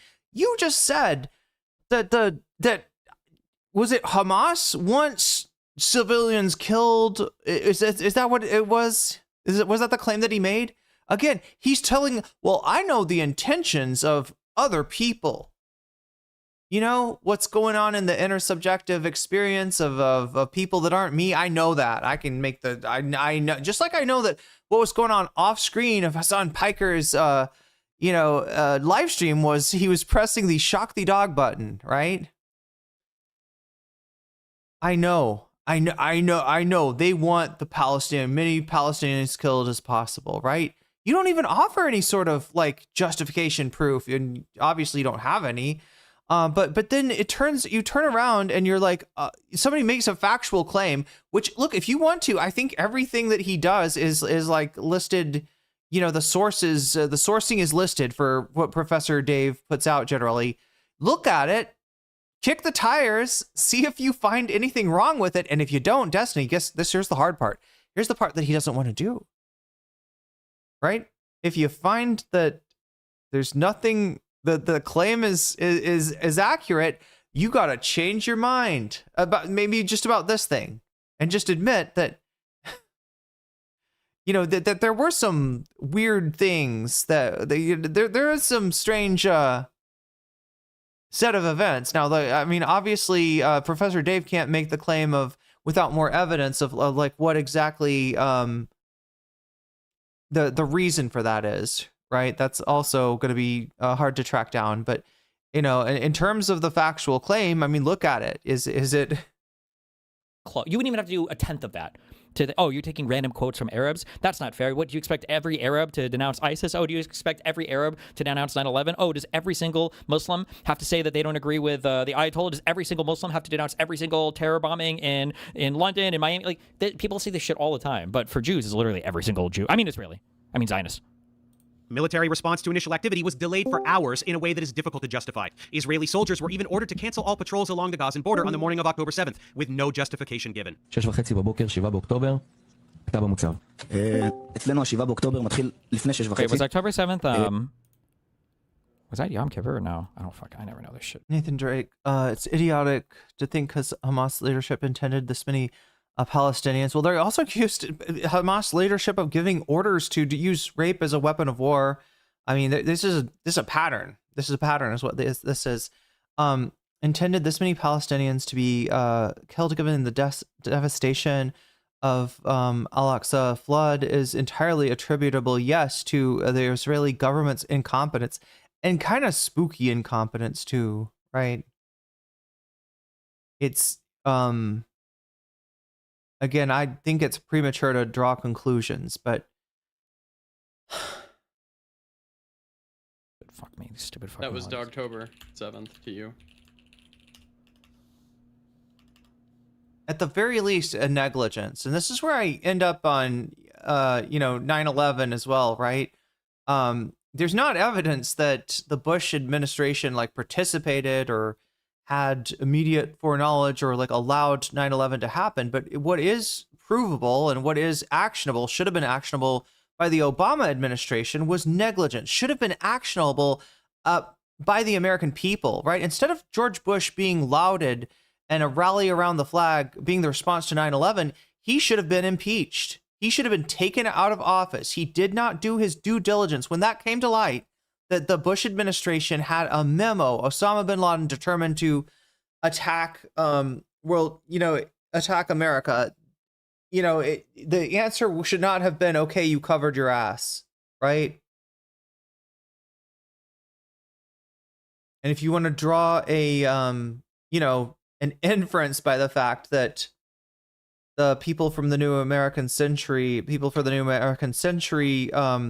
had this agenda to do essentially the war on terror prior to 9/11, and so for that reason, the Bush administration was not as diligent as it could have been, as it should have been in its anti-terrorist activities. That's appropriate. Again, let's see where Dave goes from here. I don't know if he's gonna, you know, at this point he is just stating facts.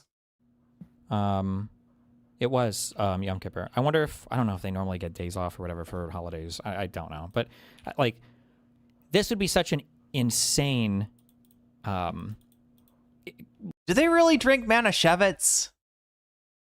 Isn't that kind of icky? Like, these guys, like, this guy is the most like not Jewish person in that exists. Like, that's like, if this was true, it would be like insane. But there's no evidence ever given for this. It's just like the weird like circumstantial stuff, you know, whether or not. Oh, it's Simchat Torah, not Yom Kippur. Okay. Wasn't there a famous war where Israel was attacked on holiday? The 73 war started on Yom Kippur. Yeah, the idea that like they knew this terrorist attack was coming. This is like the 9/11 shit recycled for Israel though, on their own territory. כתב המוצב. אצלנו ה7 באוקטובר מתחיל לפני 6:30. אני הייתי לוחם במחלקת מרגמות בגדוד 13, גולני, ובאותו לילה אני, יותם סרור, הסמל שלי תמר בן יהודה, זיכרונו לברכה, שלושתנו עושים לילה לבן. הרשינו לעצמנו בשבתות וחגים במיוחד, לעשות לילה לבן עד לכוננות עם שחר, ואתם יודעים, יש לנו זמן לישון מחלקת מרגמות, עד לכוננות הבאה. אז ב-5:20 בבוקר, אנחנו יושבים ליד הקשר כדי לא להעיר מאזין, והסמג"ד שלי, ניר בוינפלק, שגם הוא נפצע קשה, וברוך השם הוא שרד, פתאום עולה בקשר בהודעה מוזרה. כל התחנות, לא יודע למה, לא יודע איך, משהו בסגנון הזה, אין סיור בגדר עד 9 בבוקר. No more patrols until 9 a.m. for no reason. Penguin offered Dave the date with Destiny. He has declined. Breaking news. Yeah, we got that. Broken a while ago. Shit. No, just 7 minutes here, this chat. Has to be a troll, right? Can someone remind me who did this? I can't remember. This can't be real. And it may be for the best. I don't know. But yeah, if anybody wants me to finish this and break into some, not some Manischewitz, unfortunately, but some bonus content, we got 7 minutes if that's going to happen. Oh my God, I keep on scrolling this down. What is on the very top? Oh, the Paige Christie video. Let me see. I'll give you one last look, or possibly one last look. Steven Sayers with the... Wait, how many? Oh my God, chat, I'm so out of it. When did this happen? Why didn't it say it on my multi-chat? Why am I doing the Trump voice? Nobody likes it. Nobody likes the Trump voice. They want other people to do the... They like Hassan doing the Trump voice. Everyone... When did the super chat or super sticker happen? I mean, I know that they don't make noise, and that's probably why it didn't... There it is.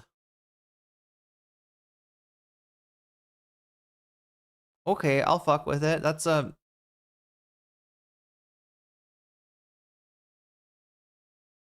Let me see if I can, like, I'm trying to synchronize with it, chat. I can't get it. I can't get it. I'm not quite there. Anyway, thank you for the super chat. We're at 60 out of 100. If we can get 40 further, we can continue the stream. Otherwise, it's going to be a short day for me. And, oh wait, I see did bonus content. What is ahead? What is ahead? Still, it's Vosh racist. Okay, I'll let's spoil it for you, chat. Vosh is not the other RA ** IS. He's the other. He's the racist one. That's ahead by 41%. Second place we got Paige Christie. Third place we got Bill Maher goes after Hassan, and fourth place Humanist Report on David Pacman, DGG, and Slop. He's saying something about the Brown Green Alliance or on this one.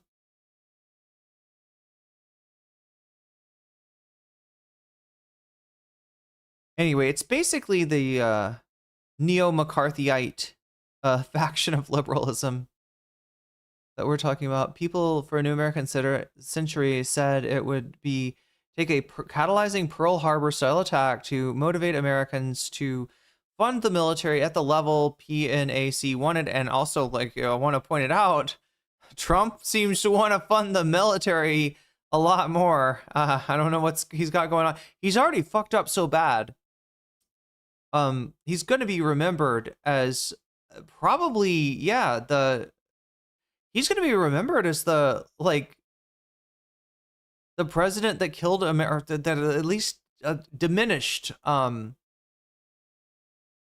Like this is going to be the watershed moment in history. All right. What's creepy about this statement is not the idea that the PNAC engineered 9/11, but that their imaginations, such an event could be useful. Yeah, when they think about a Pearl Harbor style attack, that they're like, ooh, how could we take advantage of this crisis? Again, yeah, the Blue-Brown Alliance, liberals and fascists. Thank you. That's what the video is. Thank you. I couldn't remember. But yeah, 3 minutes and 50 seconds left. And the formatting is weird too. I would need to see like an archive dot whatever of this to think this is real. Allegedly the Taliban, but let's be honest, probably the Mossad. I would need to see like an archive of this. אז מבחינת קרקע ואויב אין לנו אתגרים משמעותיים. מבחינת כוחותינו יצאה הנחיה מהחטיבה שעד השעה 9 בבוקר מול הערכת המצב, אף כלי לא מגיע לבורמה.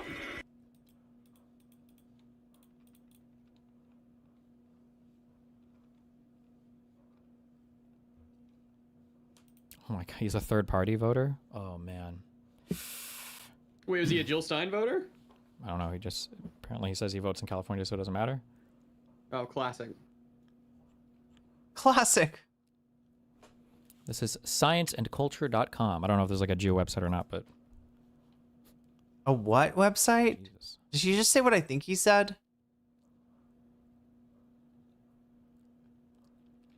What does a Jew website mean? The fuck do you mean? Well, everybody names their shit like weird shit, so you have to be in the know to understand. When it's like Qatari or Emirati or Israeli, like the Middle East Eye or whatever. I think that's like the Jew. It's like a pro-Jew website or whatever. And then there'll be other ones, but they never call themselves. Excuse me? Outright. What? You can usually tell by just looking at the headlines of the story. Yeah. But yeah, that's what I mean. Just Are they? bias. Is it like a? Yeah, and it doesn't necessarily mean it's wrong, but it's just good to know sometimes. Genuine question. You said that Hamas wants civilian deaths in order to garner public support, but you also said that releasing the hostages would have made them look good in the public eye as well. How do you square these two positions? Well, oh, hell yeah. Releasing the hostages would have made them look good in the public eye. What I mean is that if they were conducting themselves in such a way that they wanted the war to stop immediately, releasing the hostages would have been a good decision. But they didn't. I agree with their strategy not to, but that's understanding that their strategy is to invite as much civilian chaos and destruction as possible. But most people don't recognize that that's their mission. They think they're legitimately trying to fight against the whatever Israeli government. I mean, you can argue this is their way of fighting, but it's through terrorism. Whatever Israeli government. Martyrdom, I guess you could call What it. is wrong with this guy? He's more anti-Semitic in just like the way that he talks than Qatari based. It's just funny, right? Oh my god, we got one good weasel deserves another. Is that what we got going on here, chat? We got a last minute effort to try to make this stream last a little bit longer here. Just saying, with the gifted membership to Hulangians. No, I'm saying your name wrong, but you just got weaseled. And also Slathbog, Jolly D Joestar. It's like a One Piece JoJo's crossover. Esoteric Gidus, and Ginny Jump, and also Shura the Shoveler. You just got jellyfished, and that is gonna put us up to 78. Is that where we're at? We're at 78 right now, chat. Running out of time though. 78 out of 100 before we can add another hour to the stream. We'll see if we can. Oh my god, 34 seconds. So this is like a little bit more. What do you call it, chat? It's like a nail biter. What am I thinking of? I might be thinking of a camera or whatever. But thank you for the gifted memberships, both of you, Super Saiyan and also Tanner Dudeman. Is the Jewish one? Is this the Jewish one? Is that what he says? Oh my god, Chicky Nubbins with the last minute. Okay, we're making it happen. Karinos, you just got jellyfished. I guess I'll read him off like this, chat. There's some thought that maybe I should make the stream alerts a little smaller, a little bit less celebratory, but it is kind of cool when out of nowhere, chat. Out of nowhere. That is 78 plus 30. It's 108. We're at 108. Oh my god, the exact right amount of jellyfish. The exact right amount of weasels to make the stream get another hour to it. And also hacking. That's pretty. It's like a skilled operation at work here, chat. Between three different chatters coordinate. There's coordination going on. It's coordination. Chat has become sentient. Chat has taken on its own consciousness. All right, because yeah, Chicky Nubbins kind of hacking the equation here to make it sure the timer didn't go down, and then two chatters on YouTube both donating gift memberships, and it turns out, what does it make it? It makes it it makes it so I got to do this. Sub ad time. I don't know what to play here, chat. Hassan would play We Are Charlie Kirk. We're adding an hour there. Professor Dave deleted 3 of my comments? Oh my god. I feel so bad for you. You're basically like Anne Frank at this point. 3 deleted comments? I don't think the Nazis deleted 3 comments of Anne Frank's. Love them.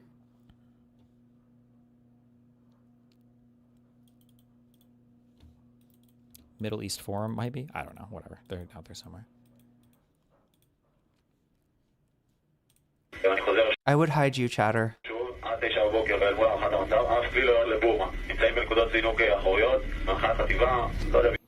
Don't you think it's strange that more hostages weren't killed during all of the bombings? I guess they were all that secure in the tunnels. I mean, weren't they literally? Weren't hostages hidden in tunnels? Like, don't we know that as a fact? And then some were in civilian homes, but... I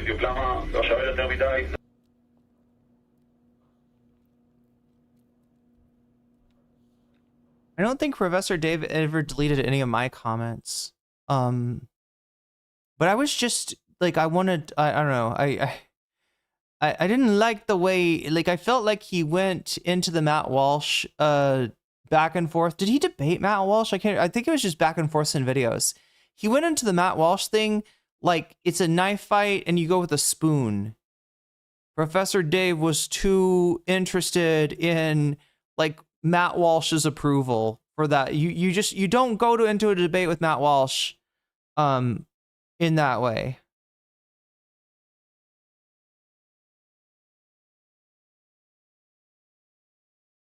Like you can't, like, if you're trying to, if you're regarding him as anything like a good faith actor, you're missing out. קצת לפני שהכל...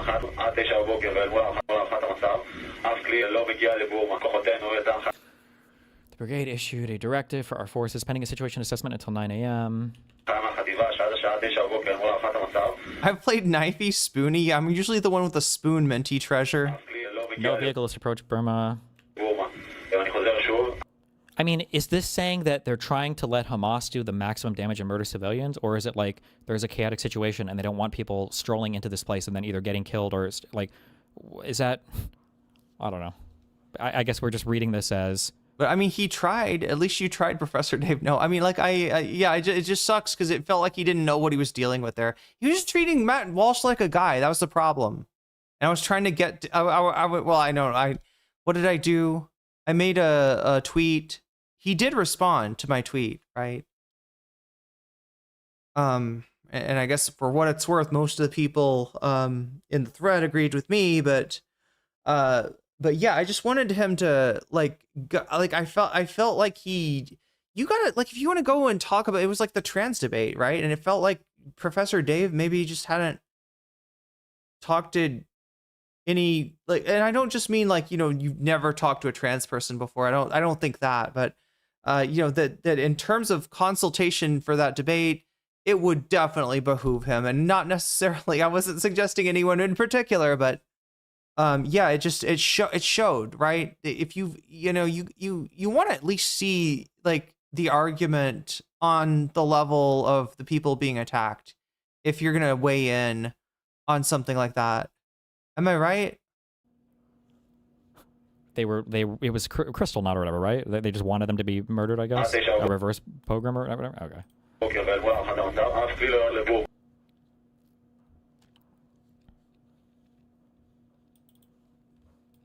נמצאים בנקודות זינוק אחוריות, מהנחיית חטיבה, לא יודע בדיוק למה, לא שואל יותר מדי, זאת ההנחיה, זה מה שאנחנו עושים. קצת לפני שהכל מתחיל. ואיתמר דופק דין ולא קצת פקודה. באמת, אני הייתי כמה אנשי צבא בכירים, מה בעיה ייפגעו? השישיות סך הכל לפני באוקטובר. Wait, Destiny Hasbro? No, Hasbro I think is his middle name. On this, hundreds of the civilians. מרגיש לי אני לא יודע מה שם, אני רוצה להבין. A little coincidental note. It's Destiny Hasbro Bonnell, I believe, the second. Beyond this, hundreds of the civilian casualties were the fault of Israel due to... fuck, I was going to say this earlier, that he only says hundreds, though, to his credit. I don't know what the actual number is. I feel like dozens or less. But a lot of... Destiny Hasbro Bonarelli. People will say that the majority of the civilians killed on October 7th were actually just killed by Israeli... I don't know if you'd be able to quantify. See, the best you've got is somebody that won't quantify it, right? You do have examples of people in arguments like where, and you can't know it. But what we do know now is for sure that did happen, right? Some of the casualties were inflicted by Israeli armaments, right? We know this now. It was suspected for a long time. If you said it though, that was anti-Semitic until it's confirmed to be true, and now it's still anti-Semitic, I guess, to bring it up. But yeah, as far as quantifying, you know, how many, if you were a investigative reporter, you could probably make some kind of estimation, but I don't think any of us are journalists like that. Certainly not Destiny. They won't even say friendly fire, because I think some were killed when either Hamas was... Friendly fire. We're talking about civilians. What do you mean friendly fire? Do you know what you're saying? Do you know what that means, Stephen? They'll be in homes with hostages, and then the building will get bombed, and then the hostage will die. I think that did happen a couple times. I don't remember the exact number on that. But they'll say that it was the Hannibal Doctrine, that Israel will kill every single... They did invoke it. They did invoke it. I don't know if specifically the victims of the Hellfire missiles that, yeah, obviously are coming from Israel, not from... Hamas or anything. I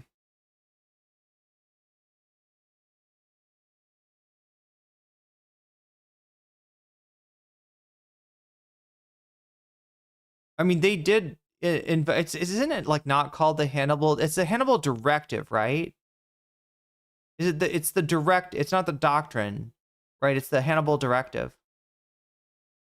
But yeah, it was invoked. It was invoked. So it was, as far as like who was killed because of the invocation of the Hannibal Directive, I don't know. I don't think we can say that. There is a lot that we don't know, especially in an area chat. Just remember, the area that we're talking about there has not been real journalistic access or certainly not access to the kinds of international groups that would be able to do things like quantify the casualties for 3 years, and that is not by accident. That is go fleeing. 671 and counting journalists killed by Israel since the beginnings of hostilities.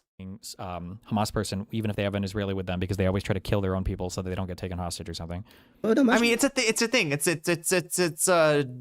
a directive, right, that has been put into practice in the past, and I think we've learned now, it's recently been revealed, was invoked after October 7th, right? In the very late response to October 7th, right? This was in effect, so it could have been used. But as far as attributing particular deaths to that invocation, I don't think we can know that. There's also the Dea doctrine. Am I saying that right? Of which there's zero evidence. I don't want to pronounce it. I'm purposely trying to pronounce it not like the vegan cheese, because this is serious, obviously. not like vegan cheese isn't. Some vegans are very serious about their cheese. Dahia is how it's pronounced. Okay, dahia, there we go. Of this happening, or I think, or ever happening, but a little coincidental, no. Beyond this, hundreds of the civilian casualties were the fault of Israel due to both friendly fire from incompetent teenage pseudo-soldiers, as well as the Hannibal Directive, which involves killing their own citizens on purpose to prevent their captivity, including a tank firing on a kibbutz. This is how much Israeli officials value the lives of their citizens. When you remove military and police casualties, which are absolutely fair game, as well... They're not, by the way. You can't surprise attack, like, military people and then claim that that's, like, a fair thing. Like, Pearl Harbor, I mean, I don't know if we had rules of war back then like that, but that would have been considered, like, a terrorist attack. Even if they're soldiers, you can't kill them when you're not at war with somebody and claim it's a fair kill. Israeli officials value the lives of their citizens. When you remove military and police casualties, which are absolutely fair game, as well as friendly fire and Hannibal Directive deaths, you're left with a number of civilian casualties that are exceeded by Palestinian deaths on any decent... I mean, you do put military and police in a. I mean, it's wild that he would dispute the military thing, right? Either you're going to regard, Palestine as led by Hamas as a sovereign state, right? Or Hamas being the primary force of resistance. You're either going to regard it as a sovereign state, in which case military targets are absolutely fair game. Police targets, you're sort of putting your police in a very bad place, right? By having them in proximity to a camp, into an enclosure, into a open air prison, right? That low key makes them, puts them in the role of prison guards. For Israel since October 7th. Yeah, I mean, that is, I guess, the estimate that I've seen. It's in the hundreds. We don't know, like, the majority or like that there's nothing, suggesting it's the majority, but yeah, in the hundreds. Okay. And countless days before as well. Gaza was the most heavily monitored population on the planet. Israel knew that this was their opportunity. And is that okay with Destiny? Right? Is any, like, inflation of the numbers based on people that Israel killed? Is that okay? Is it okay to run propaganda and say X number of people were killed by these evil terrorists when it's like hundreds of those people were actually killed by you? And potentially even, invoking something as ghoulish as the Hannibal Directive.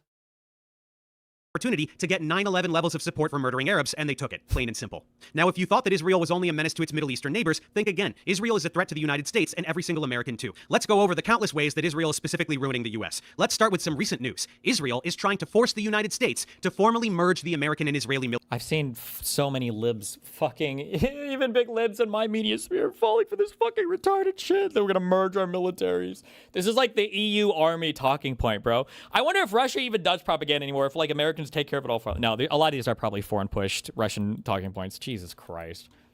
Militaries. They're laughing. Did you hear what I just said? Israeli officials are trying to force America to merge its military with the military of a foreign country. The substantive part of what's being said is that the bill that's in front of Congress is going to make Israel somewhat inextricable from the U.S., the operation of the... It's a... agreement around technology, but it's an agreement that's purposefully very hard to unwind. And what they're going to do now is have the Raw manuals of the world, say something like, I want to not send any more weapons to Israel. And meanwhile, shit like this makes it so that the point is moot. That's what they're doing. They're moving shit around behind the scenes, okay, to, it's not AIPAC push. I mean, his brain is AIPAC lobbied. His brain is like it's like AIPAC cut his head open. They put Jello in they like blended his brain with one of those like things, that you put in like the blender thing that you put in a glass and it like blends. And then they put Jello in there. His brain is AIPAC Jello. That's what I'm saying. One committing genocide. You think Jello is smarter than this, than his POV? Possibly. Moving from aid to partnership is how Bibi tried to sell it on Fox News, and even the Fox News puppet, anchor, said, It certainly brings up some issues of sovereignty, but we'll have to work that out later. while you're sitting there thinking about how incredibly fucked up this is, let me explain how it's way more fucked up than that. First, you know all those billions of tax dollars that we send to Israel every year, the ones that are used to murder children? Now that money will not require congressional approval. It's just part of the... It's an insult to Jell-O. Isn't Jell-O made of like... What is it exactly? Is Jell-O collagen or is Jell-O... I used to know.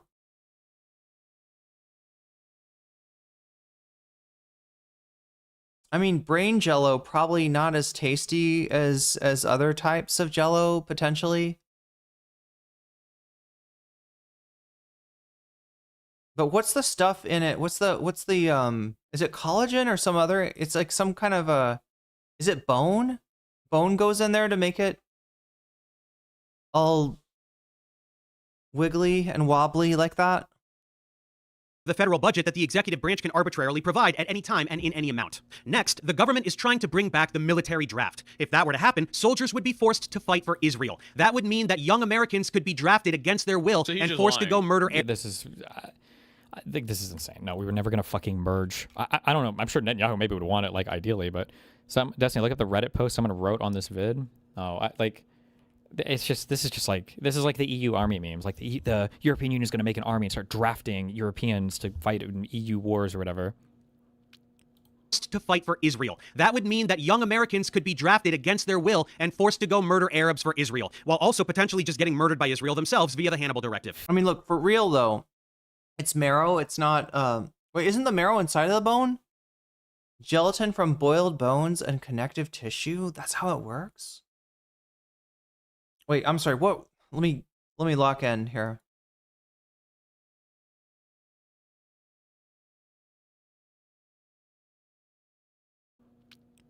To fight for Israel. That would mean that young Americans could be drafted against their will and So they are implementing a the thing that they used to do where young, I think it was young men had to, like, between certain ages would have to register for the draft. And I don't remember what happens if they don't, but there's some kind of punishment for not doing it.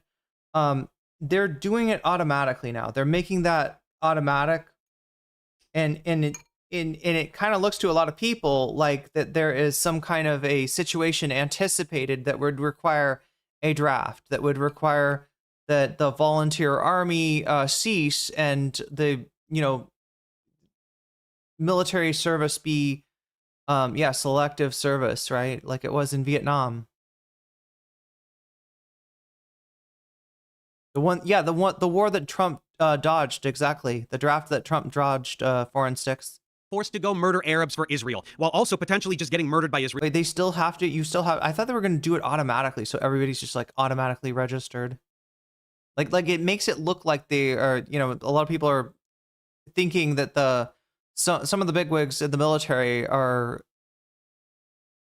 think that there's going to be like it would be like a world war, right? Is the kind of thing that would necessitate that. Israel themselves via the Hannibal Directive. And finally, this move would make the Pentagon totally dependent on Israel. Israeli AI systems would be integrated into all the highest classification functions of the US military. So no American intelligence could be withheld from Israel, including that on its own citizens, and any attempt to defy Israel's wishes by any future president could be regarded as a military coup.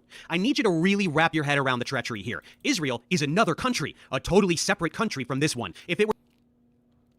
Yeah, actually, that is pretty annoying.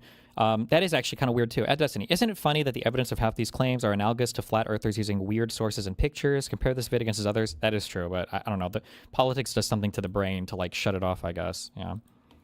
Suggested that the American military merge with that of Switzerland, that already would be fucking insane. Now replace Switzerland's army with a literal terrorist organization that rapes and tortures and murders civilians every single day to expand the borders of a colonial ethno-state that violates international law. This is not a dystopian novel. This is real life, and it is happening. Zionists in Congress are trying to sneak this bill through as part of a defense spending bill. This is happening because public opinion is so firmly anti-Israel that Israel has to find ways to thwart the public and entrench itself in the American power dynamic in ways that will be nearly impossible to undo, no matter how much we protest and boycott. This is a hostile takeover of the American government by a foreign entity. This is Netanyahu trying to place himself formally in charge of aspects of the American government. Every politician supporting this motion is guilty of treason, and nobody's doing anything about it. What's next? Well, it is common knowledge that Gaza is a testing ground of treason, and nobody's doing anything about it. I like how he didn't actually call out Republicans and Democrats here. They are highlighted. Oh, I like how he only highlights the ones that voted for, Republicans had it here, and then Democrats voted here. It's 209 to 6. But whatever, don't say it. That's fine. Destiny. But Destiny, you don't want us to target those 6 for you don't want us to target those 6 for primaries, Joe. You'd be so mad. You'd be so mad. Right? He's like, I don't know. Professor Dave didn't say, but it was only 6 Democrats. I mean, yeah, I would like it if, there was a big list of the 6 Democrats and their phone numbers, right? Their office, their Capitol Hill office phone numbers, right? Where people could call them and be like, you fucked up, especially if it's your senator or rep. You're not even defending against any of his claims. You kind of just pause the video and then say, it's so easy to paint one side, and then just move on without addressing anything. None of these claims are strongly factual claims that can even be, for some of these I have, but there was one directly that you disputed that was a factual claim. I would love to see you look that up and find out, is there truth to the fact that the claim was about the rave outside of the open air prison having been moved at the last minute? Saying unhinged things. The chatter just soul read him. We got to the good part, didn't we? This is the good part. Saying unhinged things. Yeah, of course. There are crazy fucking Israelis and Jewish people. There are also crazy Hamas people. And then you can argue that I don't know what I'm supposed to do with that. What, you want me to say there's no fucking insane Israelis? Of course there is. But for stuff like this, there was Israel had forewarning on October 7th that a terrorist attack was going to happen. This would be one of the most scandalous things to happen in the fucking history of the Middle East. And you're asking me debunk his claim based on 3 soldiers saying there were weird commands in the morning to not to stand down from the invasion point or whatever. How the fuck am I even supposed to? What am I supposed to debunk here?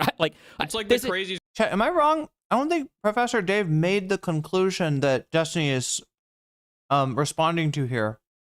He did list the facts, and that is one possible conclusion that you could draw. I would say, you need more evidence than that. He's going on Joe Rogan. Yeah, this is not evidence of the. But again, there's a spectrum of conclusions, right? The least strong conclusion that you could draw, or the most obvious conclusion, is that Netanyahu's government was negligent, right? Up the ranks a little bit is that they were purposefully negligent because they knew that any event like this that were to happen would be something that would allow them to accomplish the goals that they had, right? Similar to what we now know about 9/11, right? And it's only after you escalate up the chain into, I don't think, a claim that Dave is actually making that you get this idea of that this was a false flag or something, or an attack that was known about and purposely allowed to go forward. One of the largest conspiracies in the history of the Middle East is 3 soldiers coming on and saying that they told us not to go to where they broke through the fence and to stay away from Burma. I'm sorry, I don't know how I'm supposed to deal with that. They can do these claims of they're assassinating, hundreds of journalists and whatever the fuck else. But it's every random person in Palestine throws on a journalist vest. If you want to talk about a specific incident, the problem is that the specific incidents never seem to play out exactly as they say. That flour massacre where they were baiting civilians with tons of flour just to shoot and murder them, it looked more like people were trying to climb onto the trucks and turn over the fucking convoy or whatever. Now, is it because they were starving or other horrific things? I mean, maybe, but the people still think this. They still call it the flour massacre. The idea was that the IDF set a booby-trap fucking truck for starving Palestinians to run to, and they just shot and killed as many as they could right there for literally no fucking reason. And every single fucking... He jumped to an insane conclusion from a chatter. Oh, that's where he's getting it? Incident is like this.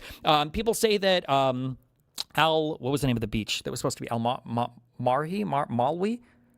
What was the beach? There was a beach that was supposed to be designated as a safe zone before they moved them all north from Rafah. Al-Mawasi, I think, that were saying that this was a designated safe zone, and then Israel started bombing it literally for no reason anyway. And then the footage gets released, and there's literally fucking rockets in a truck right next to this fucking camp where Hamas are fighting out of. And this happens over and over and over and over and over and over and over again. But there's zero expectation on behavior for the other side. Why is there not, of all the fucking hundreds of miles of fucking Hamas tunnels and everything, why is there not a single fucking bomb shelter in all of fucking Gaza? Not a single fucking one. Not even. Why is there infinite charity for the apartheid state and zero for the resistance? And Epstein doesn't get why people think he's a bad guy. Why it's not just like I don't like you, you're an acrid personality, you have bad political takes. It's so straight up like, you're a bad person. You don't get it. You don't get it, do you? He's doing the Ethan Klein talking point. Did he get his talking point from Ethan Klein or vice versa? One. Why? Not even one. Not a single fucking shelter. How is that even possible? And nobody even asked a question about that. Like, it's fucking retarded.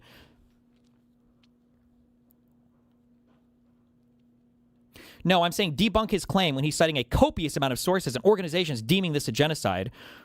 Arguing over whether or not a thing is a genocide is a perspective on the ongoing war that if you want to get into fact deliberation, we can deliberate facts, but I don't know. You're sounding like Matt Iglesias right now. Like literally his voice. What happened to his voice? Did his voice like perspective on whether or not it's a genocide? Or I'm not as interested in hotly contesting that topic. And I think that if you are, I think it signals that there's something fucked with your brain, that you're more concerned with the label of genocide than any of the facts that are going on the ground. Especially, I'm more concerned with stopping it, where you seem to be utterly concerned with providing a further permission structure for more atrocities to be committed.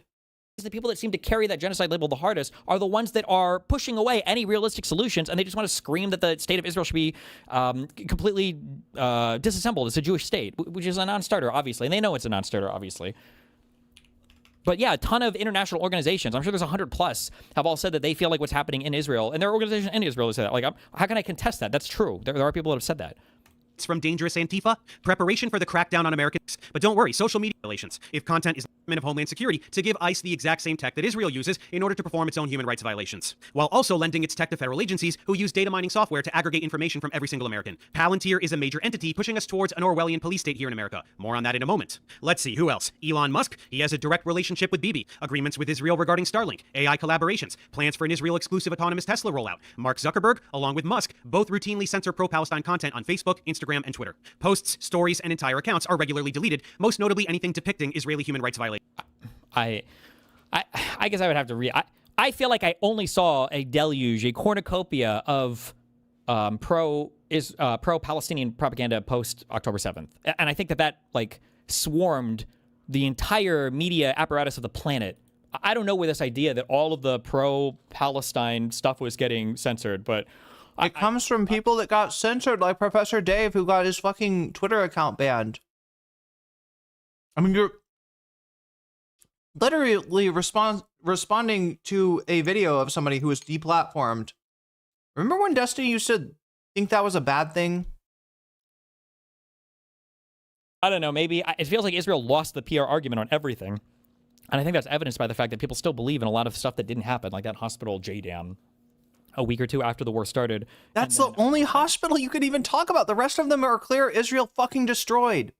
That's the only one where there was ever even an argument, right? And it doesn't really go to proving you correct on that argument, the fact that Israel destroyed hospital after hospital after hospital with less and less and less pretense. They destroyed civic life in They bulldozed fucking graveyards. What was that about? Were Hamas hiding out in the graveyards? Is that what it was? We got to make sure to, bulldoze that graveyard in case Hamas tries to summon the dead. Like, what is going on here? Democrats today even have a disfavorable view of Israel. So, if content is not outright deleted, viewability is altered such that it is seen only by followers and does not show up in general feeds. This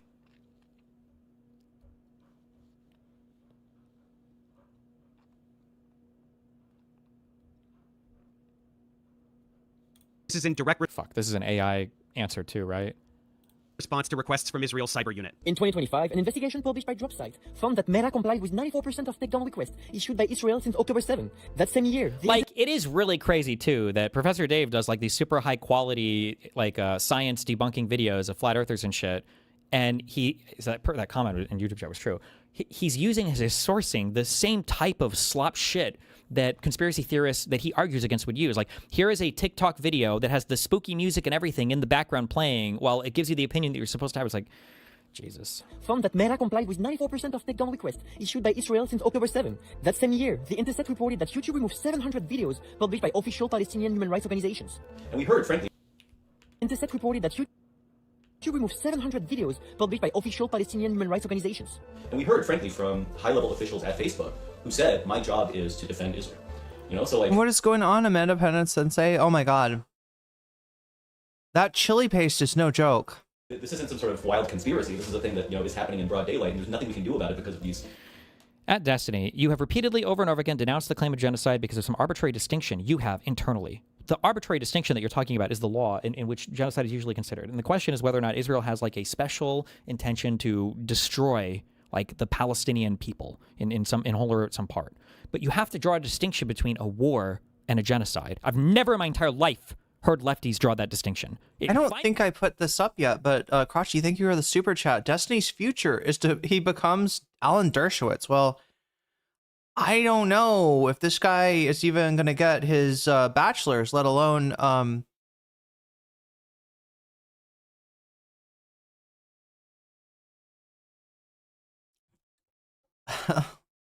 ironically enough, the person that's suing him is gonna apparently become a lawyer.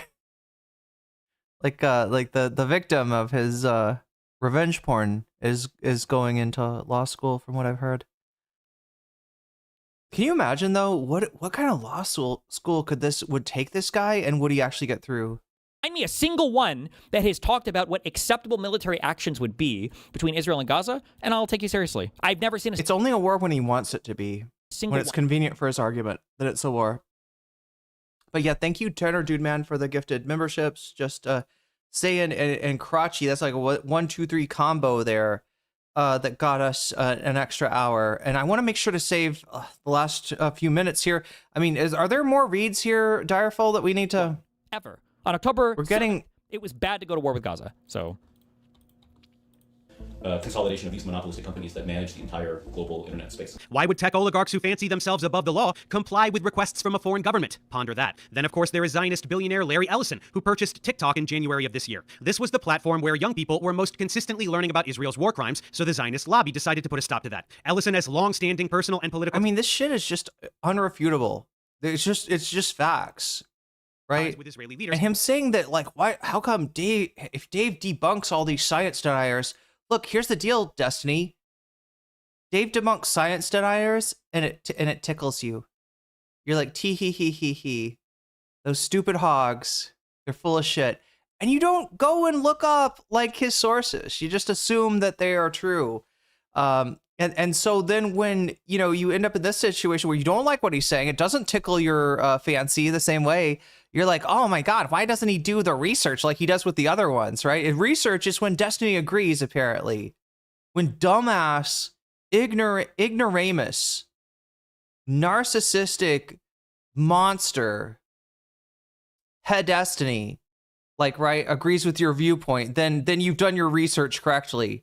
Didn't we have a chatter in here saying the same shit? Show your face, chatter. Show your face saying Professor Dave doesn't do his research here. Yeah, that's right. He just flipped and did a bunch of QAnon stuff when it comes to Israel because he's so unhinged. Remember how Destiny was voicing his tweets? Right? You know he's unhinged because when Destiny reads his tweets, he does the funny voice, right? So Dave is obviously full of shit here, even if he's like 100% right and everything he is putting out there as bars in terms of his debunking of all of the hog conspiracy theorists out there, all of the ivermectin masturbators. It wouldn't surprise me if the chat horse wouldn't that be pasty? TikTok stuff has the TikTok stuff. But it also wouldn't surprise me if it was super ultra pro pushed on the other side because China was the owner of TikTok before that. But like he even admits here that TikTok would. Okay, so please draw a fucking Come on. What is motivating China in your mind? China is not intervening. All right, this is one thing that people, and when it comes to things like Gaza or Iran, a lot of people in the world kind of wish China would be a little bit more interventionist. They're not. They're the opposite of the U.S. They do not intervene in anything, right? But why what makes you think this is in China's interest? Oh my God, does ivermectin help you poop? I'm not sure. Or does it smell like poop? Wait, what does it actually smell like? I've never seen ivermectin before. But of course, I'm not a horse. All right, chat, we got like 30 minutes left. We better do the bonus content. What do we have here? We have Vosh. Vosh is in first place. Nobody's put their money where their mouth is so far. If you want to do that, make sure to do that soon. Hopefully I'm not missing anything too crucial out of the Destiny debate, but yeah, I do think it's appropriate at this point. I'm sorry, why am I saying it that way? It's appropriate. I think it's appropriate at this point.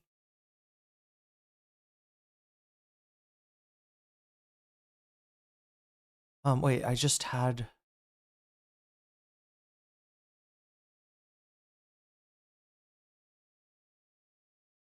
I thought I just had... Oh, there it is. Vosh takes the bait.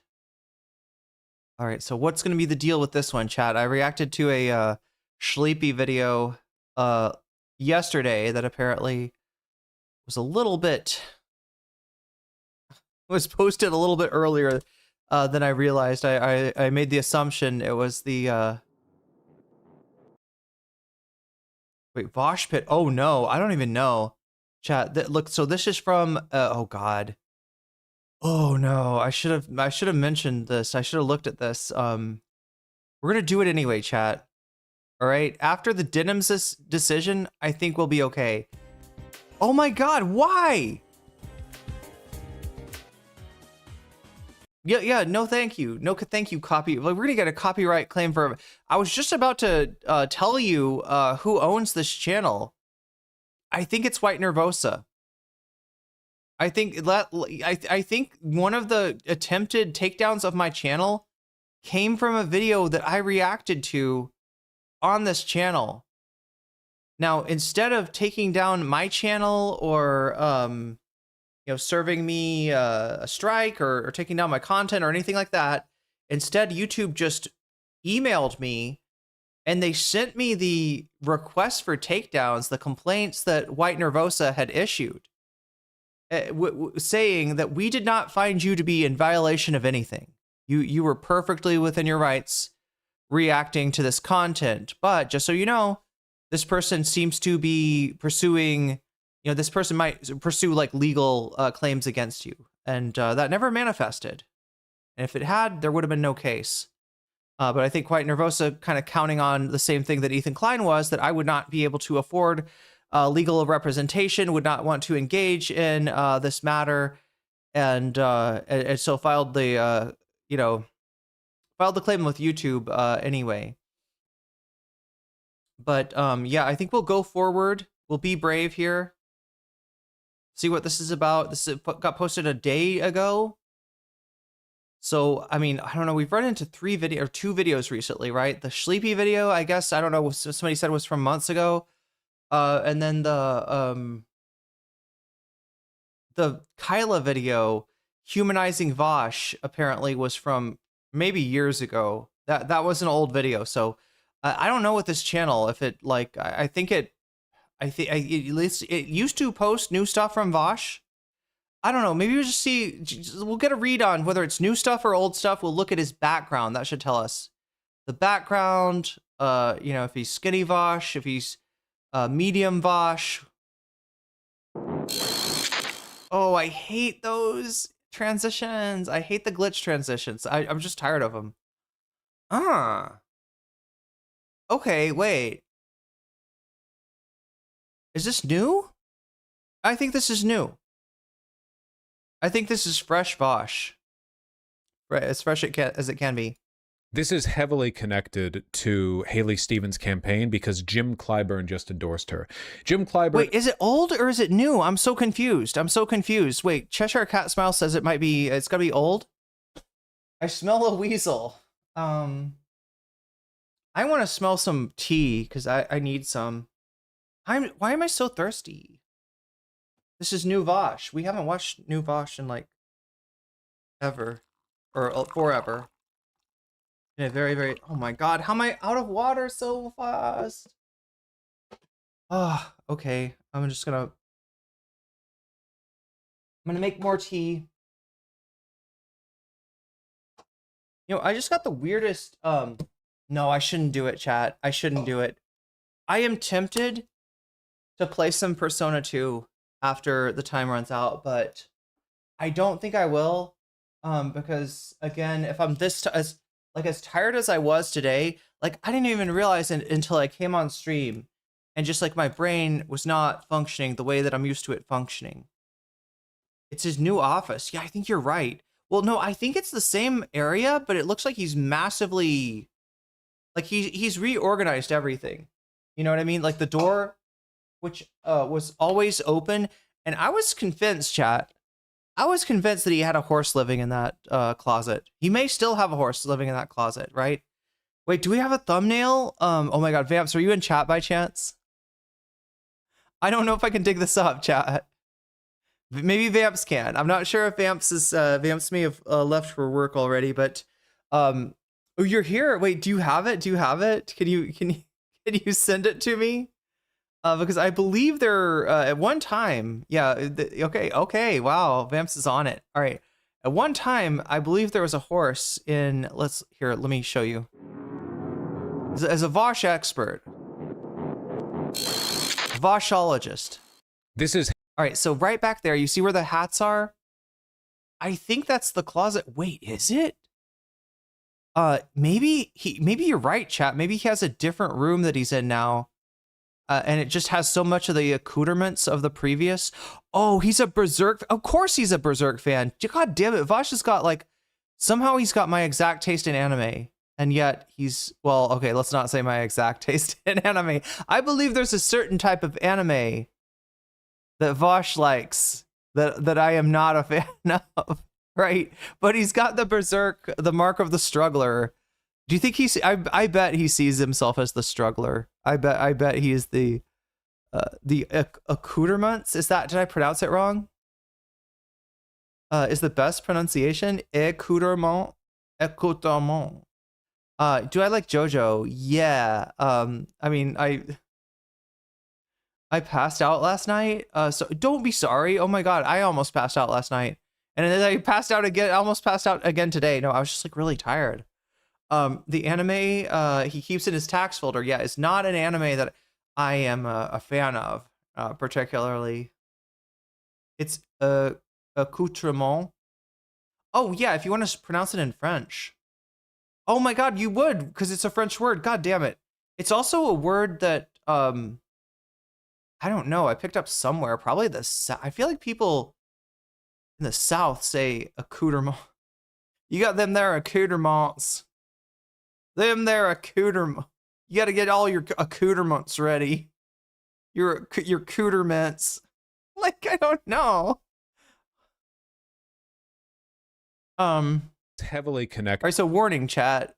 This guy is genetically racist somehow in a way that's hard to explain. I mean, that was Destiny's explanation of it when in the midst of a debate with Brianna Joy Gray, Vosh starts to talk like I kid you not, a plantation owner from the deep South, right? Out of nowhere. He didn't have his accoutrement. He didn't have his accoutrements this morning. You're supposed to put a mint in the cooter. It's called accoutrement. It keeps it fresh. I can't do that. I can't do that. To Haley Stevens' campaign because he was possessed by the ghost of his great grandfather, I believe. Because Jim Clyburn just endorsed her. Jim Clyburn is one of the great villains of the Democratic Party. Oh no. FD was kind of talking about this, right? In terms of Candace Owens, right? There's a reason that FD does not do like a lot of Candace Owens videos, even though people will always ask him to debunk Candace Owens, right? There is a certain kind of attention that any Candace Owens video attracts. And it's from just like It's from white people that are looking for an excuse to be racist. Oh my God, there's multiple? Okay, but this is the one where the horse comes out of the closet, right? Sorry, not comes out of the closet like the horse was gay or anything. I mean, here, let me show you what I'm talking about. I'm talking about some accoutrements. I'm talking about some fine accoutrements. You get you some fixins. You get you some accoutrements. I was fixing to get myself some fixins. All right, here we go. Let me, this was the Vosh Fallout video. Not Fallout New Vegas, but Fallout of the tax folder scandal. All right, check this out. Vamps made this.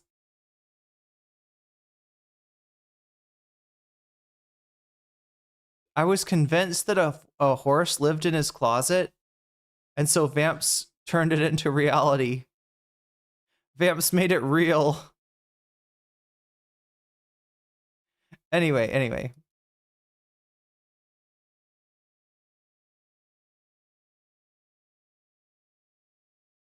An architect of the employment of idpol as a way of distracting from real issues.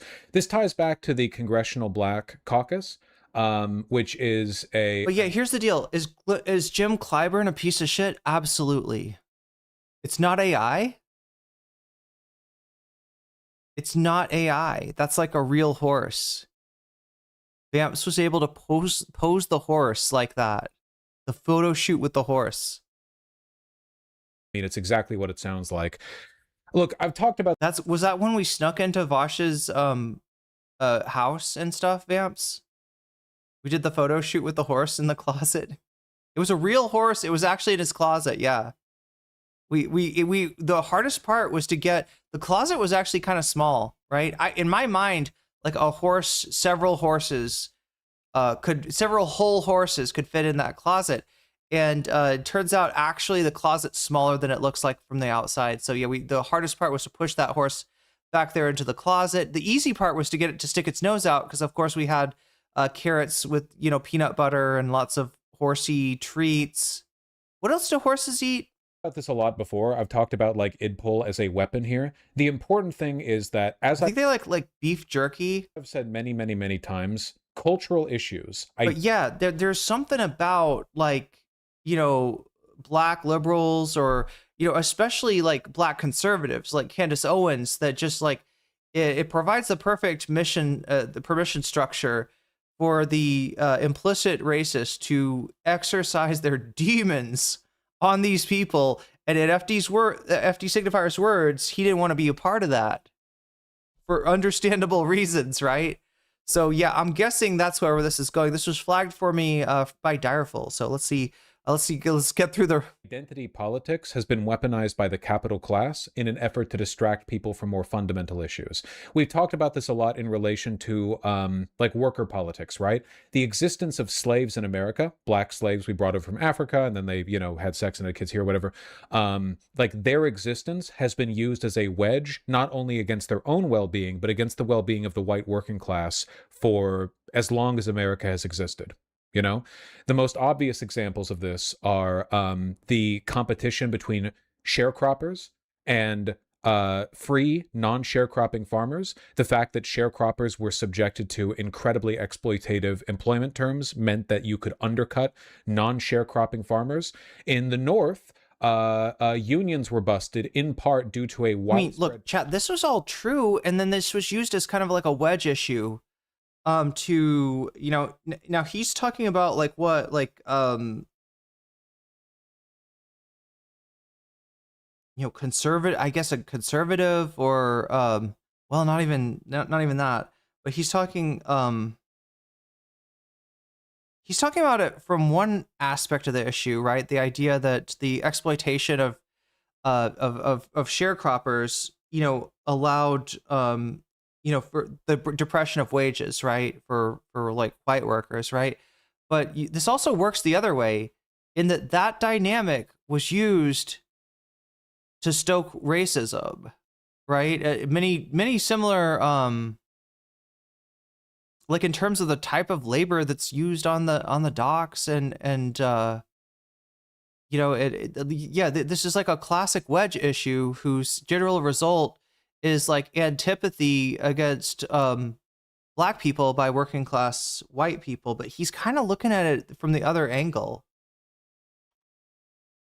Propaganda campaign from capital owners that the white working class should not bump shoulders with blacks, Irish, Italians, and so on when forming unions, that it denigrated the ability for white workers to negotiate for their well-being and for their pay raises by joining organizations that were so low they would accept blacks, Italians, Irish, so on and so forth. The most like common modern version of this is the complaint that Hispanics are taking our jobs when if wages are low, it's because the capital class is not paying you enough, you know? Always, racism has been a specter weaponized by the capital class in order to serve their interests. The Congressional Black Caucus has done this to a large extent as well as part of a long-running and very recently hyped up campaign to try to psyop Black American voters into being anti-Palestine and pro-Israel. How many times have you guys seen some version of a black Democratic moderate on social media say, why should I care about the Palestinians? What have they done for us? I've seen it quite a few times. I think oftentimes these people are paid agitators, but not always. The reason why they're not always paid agitators is because there's been an enormous propaganda campaign to try to turn black Democratic voters into a all or nothing wedge campaign. A weird phrase to use because paid agitators was something that was like it's a phrase that you'd hear in relation to civil rights protests. Candidate issue. These are all paid agitators, you know, shipped in from the north, against which all other minority concerns are secondary. This is made most obvious, in my opinion, in a recent statement from a lovely representative from the South Carolina Democratic Party. Hey, who knows what I'm about to talk about? Does anyone know? Who here knows what I'm about to talk about? Also, chat, if you're watching me on YouTube, how are the ads like prolific? Because when I was usually like I you know, I got like 2 ads in a very short time, and I thought that I'd set it for not like that, right? Is it like I was scathing when I saw this. I was like grinding my I took a very short break, and during that very short break I heard 2 ads, which is kind of wild to me. That I mean, maybe the ads I don't even know. The ad accoutrements didn't hit me. I'm on premium. Nice. Teeth when I saw this. Knowers in the chat. Are there any knowers in the chat? Crockett, I said South Carolina, you fucking idiot. Pay attention to the words that I say. You're doing we're not doing, you know, we're not doing misogynoir today. We're just doing straight racism. Okay, please keep it. For reasons I'm not going to get into right now because it's a little bit complicated. The gist of it is that the Democratic Party was determining what order to do its primaries in what states, you know? Oh, you've watched this, Nathan? For the 2028 presidential election. And we went with South Carolina first, even though South Carolina is not a swing state. Okay, this is this is what I thought he was talking about. Where is he going to go with this, though? Davi, I mean, Darful flagged this for a reason. Is not broadly diverse in a way that represents the broader American population. There's a whole bunch of complicated arguments for and against this, but I'm going to boil it down to the statement made from South Carolina Democratic Party Chairwoman Christale Spain. Because the argument was, should South Carolina be first, or should Nevada be first? Here is the argument that she made, and this is... Wait, are you talking about music? While you were watching... you were like trying to listen to D'Angelo, and you got 12 breaks in a 15-minute upload. To become like relevant in a second, okay? If Nevada gets elevated over South Carolina, it would be because of their Latino vote. So you would be telling black voters that you matter less than brown voters. And I refuse to believe that our party wants to send any type of message like that. Now, what do you think that means? The explicit statement here is that black voters matter more than brown voters. That is unambiguously her argument here. And she's doing this like mob boss idpol rhetoric. You know, oh, that's a nice Democratic primary you got there. Yeah, It would yeah. be a shame if She's really mean mugging this camera. I mean, clearly she's no angel. Wait, what are we dealing with here? If Nevada gets elevated or South Carolina, it would be because of their Latino vote. So you would then be telling black voters that you matter less than brown voters, and I refuse to believe that our party wants to send that message. somebody implied that your priorities were being motivated by a disinterest in representing the voice of black people, you know? Like, it's you know what I'm talking about here? It's a very like threatening statement. You wouldn't want me to call you racist, would you? Hey, you wouldn't want. That's the thing about black people. They're always looking to call you racist, right, Vosh? They're... Gotta watch them. They'll pull that race card. They'll pull it right out and be like, "Excuse me, sir." Me to throw the South Carolina Democratic Party into disarray by accusing the National Democratic Party of being racist, would you? I recognize this rhetoric in large part because I saw it from Hillary Clinton's campaign, and also I saw it from Jasmine Crockett. Jasmine Crockett is also currently engaged in a campaign of vaguely gesturing at the Democratic Party being racist because they didn't prioritize her over Tallarico. In other words, it's racial grievance politics. I'm just going to say this really, really flatly, okay? I think the average black person in America is just probably about as motivated by racial grievances as any other racial group. Hispanics, Asian people, white people. That is to say, racial grievance politics plays a big role in their community, but the extent to which it plays a role is largely based on which political forces best appeal to them. I don't think that white grievance politics are that relevant to an individual white voter, even a Trump voter, on a case-by-case basis. But I think that as a group, white people are very susceptible to arguments that are oriented around white racial grievance politics. I think black people, Asian people... I'm sorry, what did I... I'm trying to understand. ...is largely based on which political forces best appeal to them. I don't think that white grievance politics are that relevant to an individual white voter, even a Trump voter, on a case-by-case basis. But I think that as a group, white people are very susceptible to arguments that are oriented around white racial grievance politics. I think black people, Asian people... Wait. So white people individually not motivated by white grievance, but in groups they can be? I'm not understanding what the Vosh man is putting down here. People are the same. For the most part, I think they're ordinary. I think that if they are appealed to heavily by candidates or causes that weaponize those racial grievance politics, things can get out of hand pretty quickly. Does that make sense? Does everyone understand the angle from which I'm coming at it? The problem is that black people in the higher ranks of the Democratic Party are essentially weaponizing black racial grievance politics as a cudgel against progressives. Wait, I'm sorry. Unacceptable in any other context.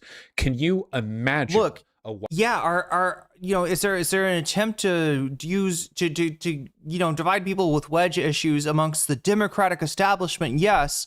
Are there some black people in the Democratic establishment? Yes.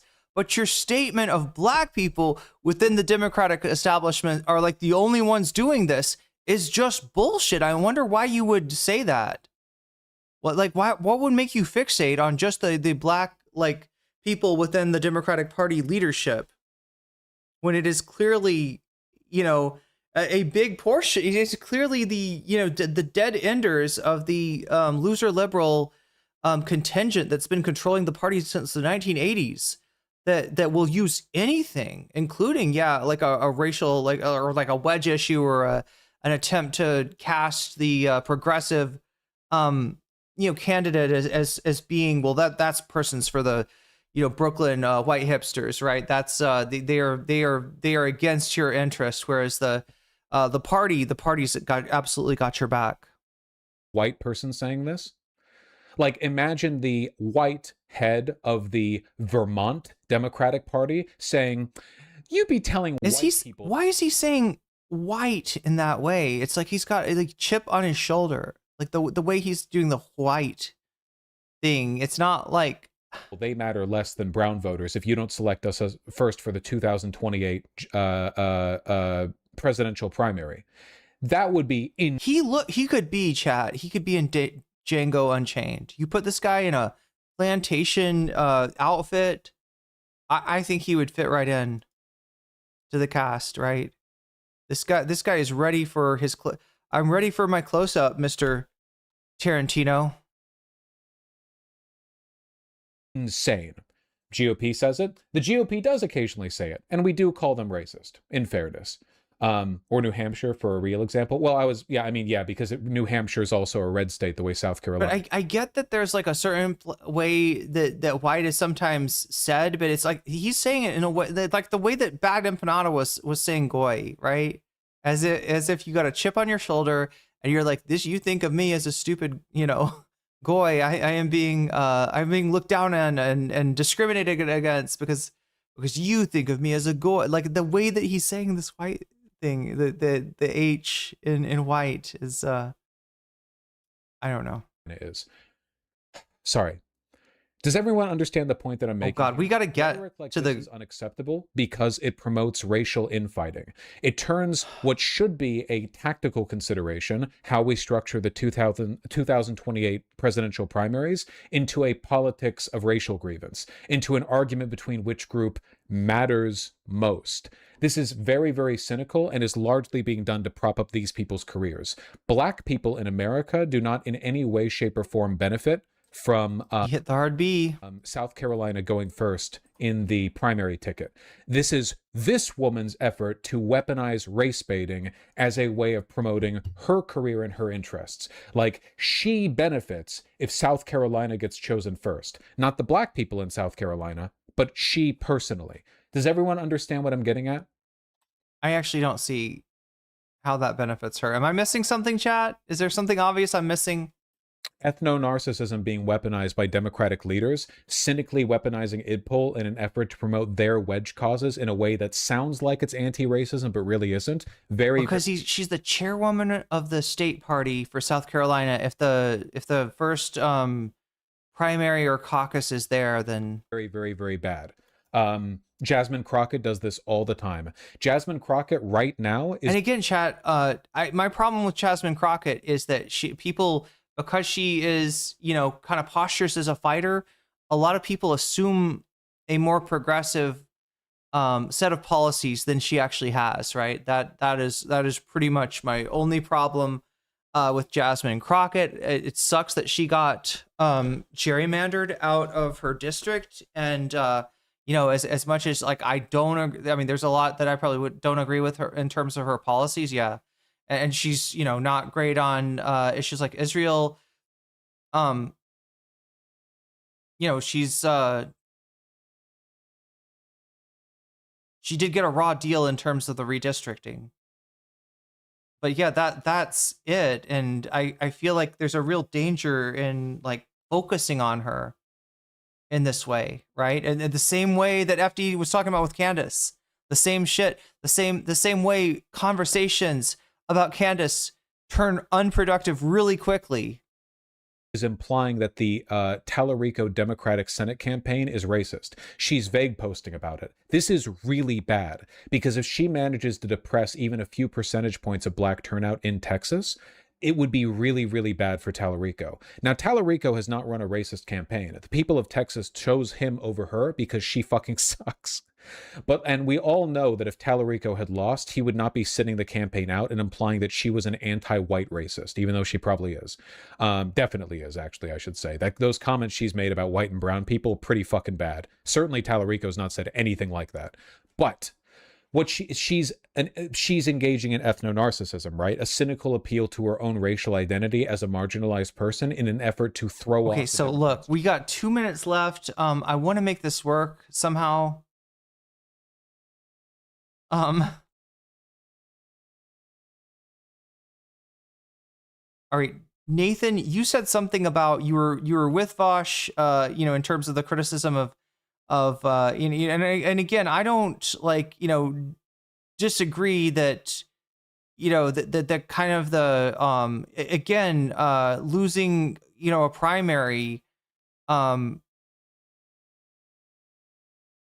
you don't want you don't want to empower the Republican with things that could especially in a Senate race like this, which Democrats have not won nationwide in Texas. Yeah, let me make sure I'm right about this.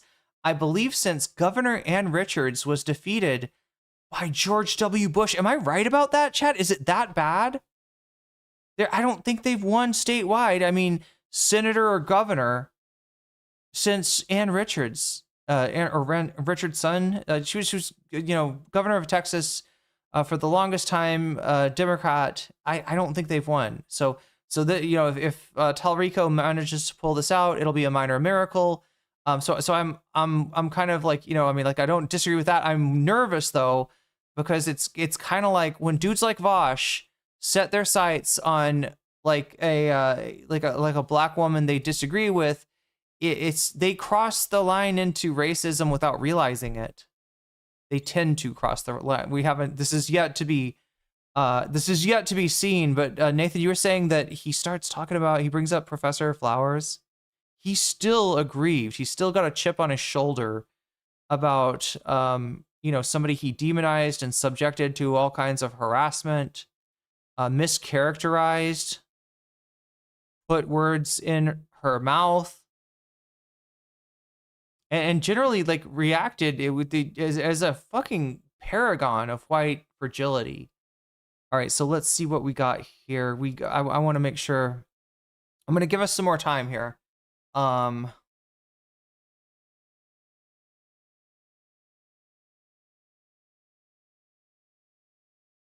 shit, I was right next to it. Look at this. 30 seconds later. Chances in the general. That's what I'm talking about here. So with all of that being said, all of that lead up, and it's worth pointing out, by the way, I am now often accused of being like far left for pointing this out, but the stuff that I'm saying right now is identical to what I got in trouble for talking about back in 2020 and 21 when I was talking about. I'm called far left. Did he mean far right? Did he mean far right? Black separatists or black nationalists who were doing the exact same thing, cynically weaponizing ethno-narcissism as a justification for abysmal politics, and then accusing you of being racist if you pointed them out. This is that infamous Professor Flowers conversation, where my position was, no matter what... The infamous Professor Flowers. No ethnic group should be able to lead an ethnic cleansing of another ethnic group, which was my position. I still hold it to this day. But back then, I was accused of being right-wing for saying this. Basically, what I'm saying is that ethnic grievance politics gives you room to make really, really, really bad arguments, regardless of which side you're on. It allows you to ignore the typical avenue of making political arguments in favor of cynically weaponizing accusations of bigotry as a way of like ad homing your way past the argument. Sorry, let's rewind this because he's going to reconstitute his argument. It sounds like he's kind of doubling down on from way back then. To ignore the typical avenue of making political argument, grievance politics, another ethnic, being racist. But yeah, the woman, anyway, I just like I understand. Yeah, the primary thing is like a complicated matter. It's not an easy thing to, and the way that it kind of points to a real issue with the way that the primaries work, right? So do people know this about the primaries? I mean, this might be like old hat for some of you, but I think there's some people out there that need to hear this. The way that the primaries work is that they, traditionally start with Iowa, a very white state, but maybe chosen as some kind of a, I don't know, middle ground, or it's like a, I mean, it's a rural state, right? And then it goes to New Hampshire, and then to South Carolina. This is the way that the order of the primaries. And well, basically, the early primaries have a they have an outsized effect because they will tend to eliminate certain people from the primary. Certain people won't do good in certain states, and they get pressure, right? Of like, why are you still in? You should. Throw and there's an advantage, right? If you're gonna lose, you might want to you probably want to endorse. You probably want to drop out and endorse early, right? Rather than staying in and being remembered as like, oh, this is the person that that you know, almost fucked me over, or like the pressure starts to build, right? So it shapes the primary. It shapes the narrative. And yeah, the primary is a narrative in the same way that like Muay Thai matches, even more so than boxing matches, right? And this is where American fighters will come in and lose on points, right? To the judges make the decision when there's no knockout. American fighters will lose on points because American like boxing judges will just count blows and be like, okay, you know, you won this round, you won that round, you know, kind of add up the score at the end of it all and make a decision based on points. In Thailand, it's about narrative.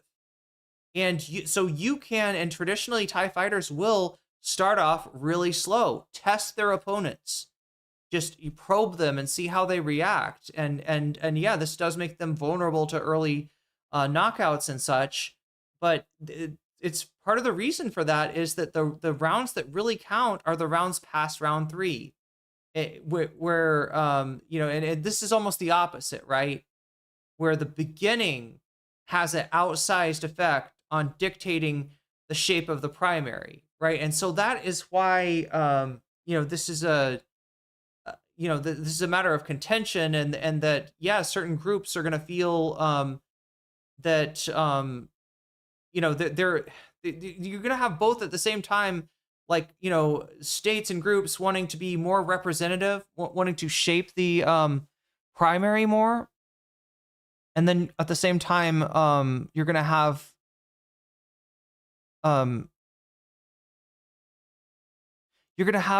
forces within the party that want to say boost South Carolina because of the perception that older black voters, of which there are many in South Carolina, tend to choose party establishment figures, so that it is a you know, shaping the race in their favor. So anyway, we're gonna get into, he's gonna bring it into some old territory here,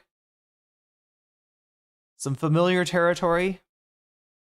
Or black nationalists who were doing the exact same thing, cynically weaponizing ethno-narcissism as a justification for abysmal politics, and then accusing you of being racist if you pointed them out. This is that infamous Professor Flowers conversation, where my position was, no matter what, no ethnic group should be able to lead an ethnic cleansing of another ethnic group, which was my position. I still hold it to this day. But back then, I was accused... And her point was that you don't get to say that to people that are victims of colonization. You don't get to say how they deal with their oppressors. And while in, you know, some, like specifically, you know, this is Vash's argument would recast the founding fathers of a nation like Haiti as war criminals, right? That's what his argument, and I have heard people make this argument specifically about the Haitian Revolution, specifically about the only enslaved people that have ever successfully overthrown their colonial masters, right? The only time that that's ever happened, and the rest of the world has never forgiven Haiti for it. They had to pay back the money for themselves as slaves, as property. They had to compensate the nation of France for the ownership of them. They had to, even after the successful revolution, they had to repurchase their freedom from France. Being right-wing for saying this. Basically what I'm saying is that ethnic grievance politics... And look at how the United States intervenes. Look at how they treat you know, a popular president like Aristide. Gives you room to make really, really, really bad arguments, regardless of which side you're on. It allows you to ignore the typical avenue of making political arguments in favor of cynically weaponizing accusations of bigotry as a way of like ad homing your way past the argument. Oh, you don't think South Carolina should go first? You're a racist. Oh, you don't think South African black people should be able to ethnically displace 6 million white Afrikaners? Oh, because you're racist. What? Did he just go into Elon Musk territory? What? What are we talking about? Land reform? I'm sorry, what are we talking about? It's not a right or a left wing thing. Ethno-narcissism is just bad. You should not make political arguments off of the the idea. You shouldn't be basing your political argumentation off of like appealing towards racial infighting within a group. Okay. It's exactly like Zionism? Yes. Zionism right now is, in America, the most prominent and most cynically weaponized example of ethno-narcissism, where far-right Jewish nationalists and ethno-supremacists can go on media and just straightforwardly make arguments like, we have a right to this land because of the Torah, our religious right gives us the ability to kill, and people... The Torah. ...will treat it like a normal argument, and you're anti-Jewish if you disagree. Chuck Schumer himself, Democratic Senate Minority Leader, said... I'm sorry, Vosh, what are we talking about here? What are we talking about? Is there like is there a group of black people out there trying to colonize a land and displace its residents? Is that the reason for the fighting between Palestinians and Jews is because the Palestinians won't accept the Torah grants that land to Jews. Like, I mean, I don't know. Is that... It's just racism. You know, it's just racism. Anyway, I'm sorry. That was a lot. Yeah, it is just racism. That was a lot. True that. So here's Jim Clyburn blaming black Americans for the 2024 presidential election. Remember, it's impossible for the Democratic establishment to fail voters. The voters can only fail the Democratic centrist establishment. What lessons did you take from the Biden administration? Like political lessons. Like, was there any political lesson you think there is to take from an administration whose central goal was to stop Donald Trump's return? And here we are. And he stopped it. I mean, you stopped it and enabled, I think some would argue. Well, when the white vote turned out 71% 2 years ago, and the black vote turned out 59%, you tell me. To be clear, like, let's just address this from first principles. The idea that black people are ever responsible for a Democrat losing to a Republican is insane. Black people are the most reliable Democratic voters by far. They are unbelievably consistent as a demographic in voting for Democrats. So for him to pull this card, to me, is a perfect example of how the Congressional Black Caucus does not represent or even care about... I'm sorry, do we need to put the quote marks on the congression, like the so-called Congressional Black Caucus? That's what they call themselves anyway. Voters at all. He's like, I don't know. What is is he saying they don't represent black people? Is that what the quote is about? One of the biggest pushers of this line, this racial grievance politics, and he immediately turns and blames the most pro-democratic demographic in America. Whose fault that is? I guess only 59% of African Americans went to the polls 2 years ago. It's tough. I mean, for me personally, to blame black voters for the last election more than it is to blame President Joe Biden. That's the fact. It wasn't Joe Biden on the ticket. It was Kamala Harris on the ticket. For 107 days after he decided to on the ticket. I guess I just wanted to see if there was a clear political lesson you took from that moment and whether you think something applies in this kind of larger democratic rethink after. But I hear you. You're saying that you think it was a media problem. It was a branding problem. It was a candidate problem. Damn, he really be saying blacks gave us Trump? Again, the reason black people don't show up at the polls is the same reason everybody else doesn't show up at the polls, because they're apathetic and feel disenfranchised by the options that they have. Black people, let's be real here. My argument right now is that it basically almost doesn't matter who wins elections, because the crash course that America is on is going to continue no matter what. Black people have been making this argument for decades. It's kind of like an Afro-pessimist sentiment. And for the most part... Wait, has he read Afro-pessimism now? This is like some of the stuff that... God, was he involved in this discourse? Like the...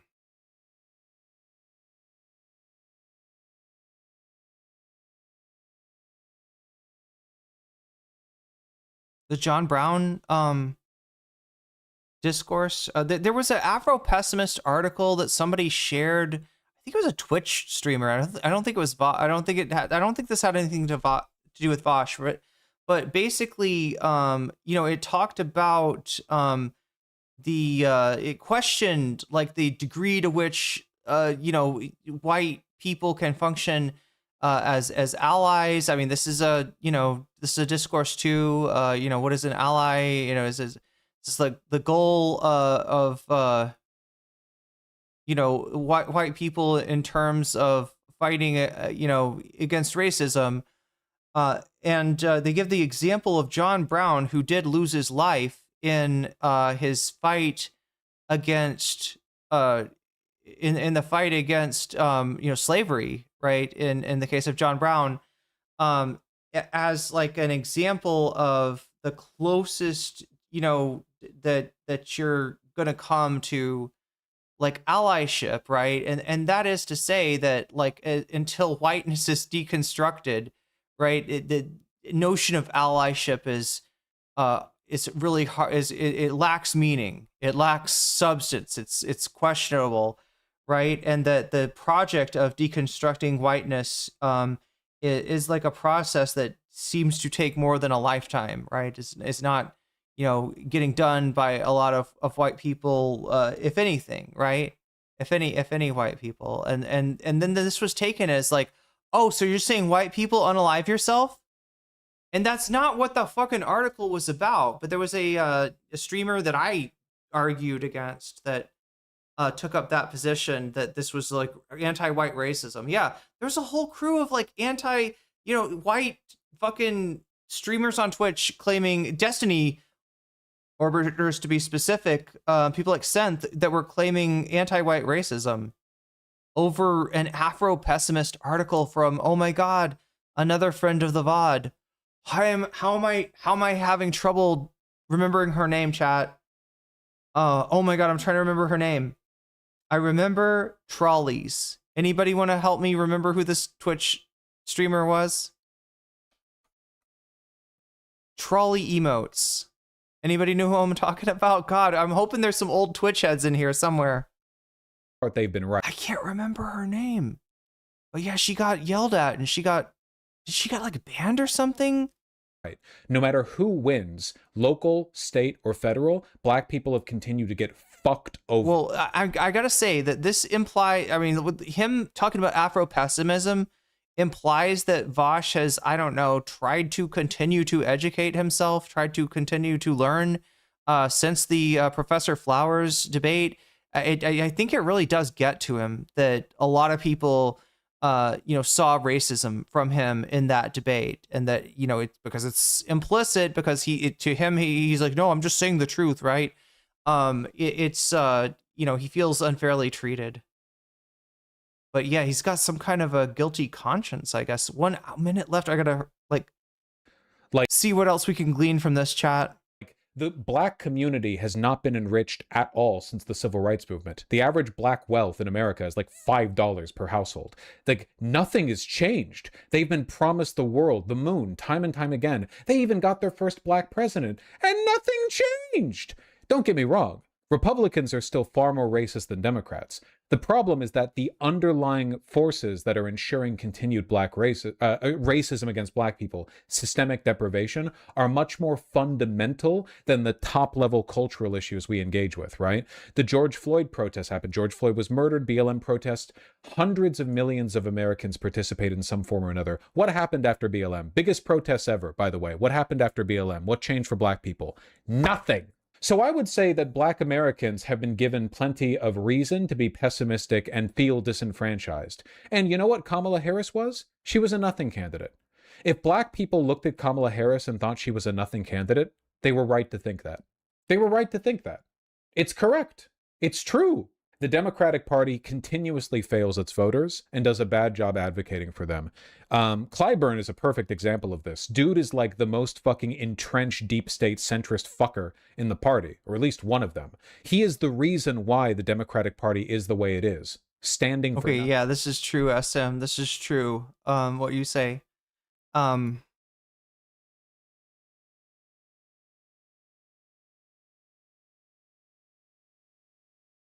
white people will get more offended at being called racist than at the racism itself. Yeah. Yeah. Nothing. And then he goes on a podcast and blames black people for a Democrat not beating a Republican. Are you insane?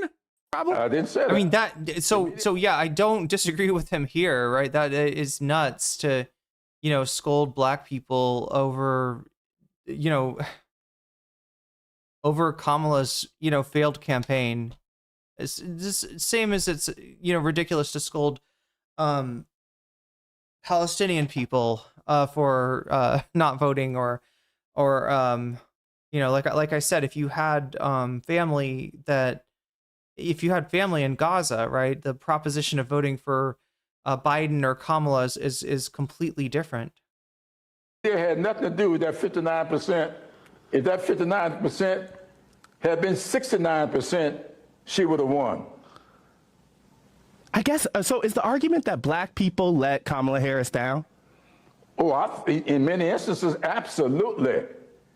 The idea that they did a bad job appealing to people never even occurs to him. It never even occurs to him because they hate you. It's like the number one thing a person should think about when running a campaign. How do I make people want to vote for me? But to them, it's not even a consideration. So in terms of the Clyburn stuff, and I'm seeing him criticize maybe people that deserve to be criticized, but it comes off weird from Vosh for some reason. Whereas like the Professor Flowers thing, that was more of a mask off moment, right? Where Vosh came out against not just came out with anti-blackness, but also in a way of denying colonized people self-determination, because what if they were to use it? What it's essentially this notion, and I brought this up before in the Destiny thing of like, hey, what would happen if they turned around and enacted the kind of cruelty on us that we've enacted on them? That'd be pretty bad, wouldn't it? Yeah, we better not give them self-determination. You can't be trusted. Right? They might do what we did, like, right? And it's like, just like, it's irrespective of the massive power differential in any of these situations, right? Irrespective of how, he's low key, in the Professor Flowers thing, moral panicking about a white genocide that is just so far from reality, it's absurd. So on the other side of what is real, that it kind of, I'm not as interested. I don't know. Is there more in here? We are running out of time. Even with the extra time that I gave us. What is this? Wait, did he really? Clarence Thomas, the most Hitlerite Supreme Court justice? Commissioner Clyburn. Thank you, Mr. Chairman. It's a pleasure for me to be here today to present testimony in favor of my good friend Clarence Thomas. Jesus Christ. I'm sorry, I actually didn't know that. I've known Clarence for 10 years, and I consider him to be a personal and professional friend. At what point do you begin to question whether or not this person should have a right to be a kingmaker in democratic politics? Like, at what point do you go, I think that you might have, found out PV was responsible for 20% of all the phone bank dials made on behalf of Merrick Kuros. That is awesome. Holy shit. Yeah, PV, you got to post more of your phone bank dubs, because PV has been running up some crazy phone banking numbers for some of these candidates. Hey, so look at that. Progressive Victory, they kicked Destiny to the curb. The Vosh people are apparently still involved, right? They did make one good choice, which is to not work with Destiny anymore. Unfortunately, it's also a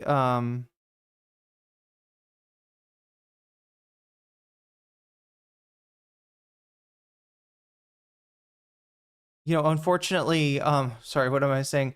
Unfortunately, they got no problem with Vosh, apparently. No problem whatsoever.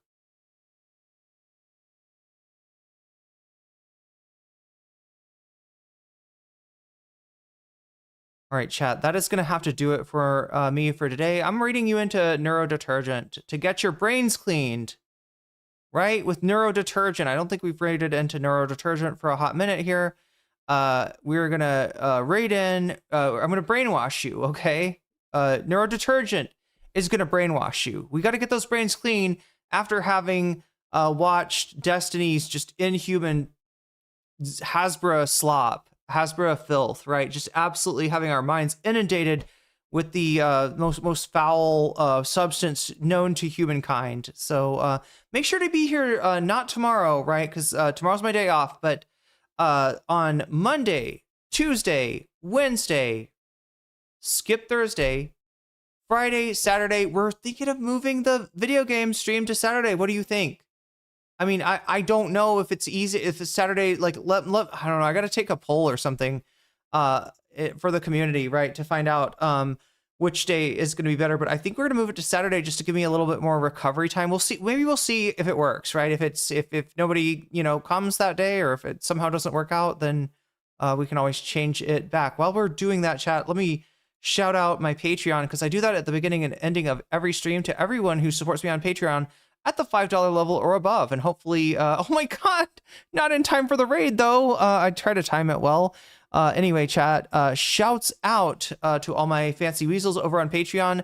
Shouts out to JMB. Fancy shouts out to Emily French, Big Al, Direful, Joel, Sarah, Izymandius, Steven Sayers, Animus, Infallible Foul, or else Ellipsis, Nadia Yavet, Choki, Moeno Ape, Temporal Insanity, Buffy Geek, and a fancy shout out to Rachel K, Omega Star, Crystal Saphira, and Zera Zarek. So yeah, the raid has hit. Thank you for the shout out to Neurodetergent. Sorry that we couldn't hang out. There might be more. I'll ask Direful if I got the gist of this. If not, I'll try to work it into next week's coverage, right? Because if there's more to this than just the one little mention of Professor Flowers, I want to know, right? And again, not wrong about Clyburn, having all kinds of problems, right? And being a force for the Democratic establishment, but maybe the wrong dude to approach this kind of shit, because he just cannot do this without being weird. Like, there's something about Vosh, even when he's making a point, he's got to be weird about it when Black people are involved, and often when it comes to the issues that I talked about, you get an accusation of somebody being in favor of an ethno state, when what they're in favor of is for colonized people to be able to resist in the way that makes sense to them, without being thrown back at, like, that this is you have basically a power. Okay, so just to make it really clear and just to wrap this up with a bow, right? To the Twitch people are not getting this, but sorry, Twitch people. The Vosh take on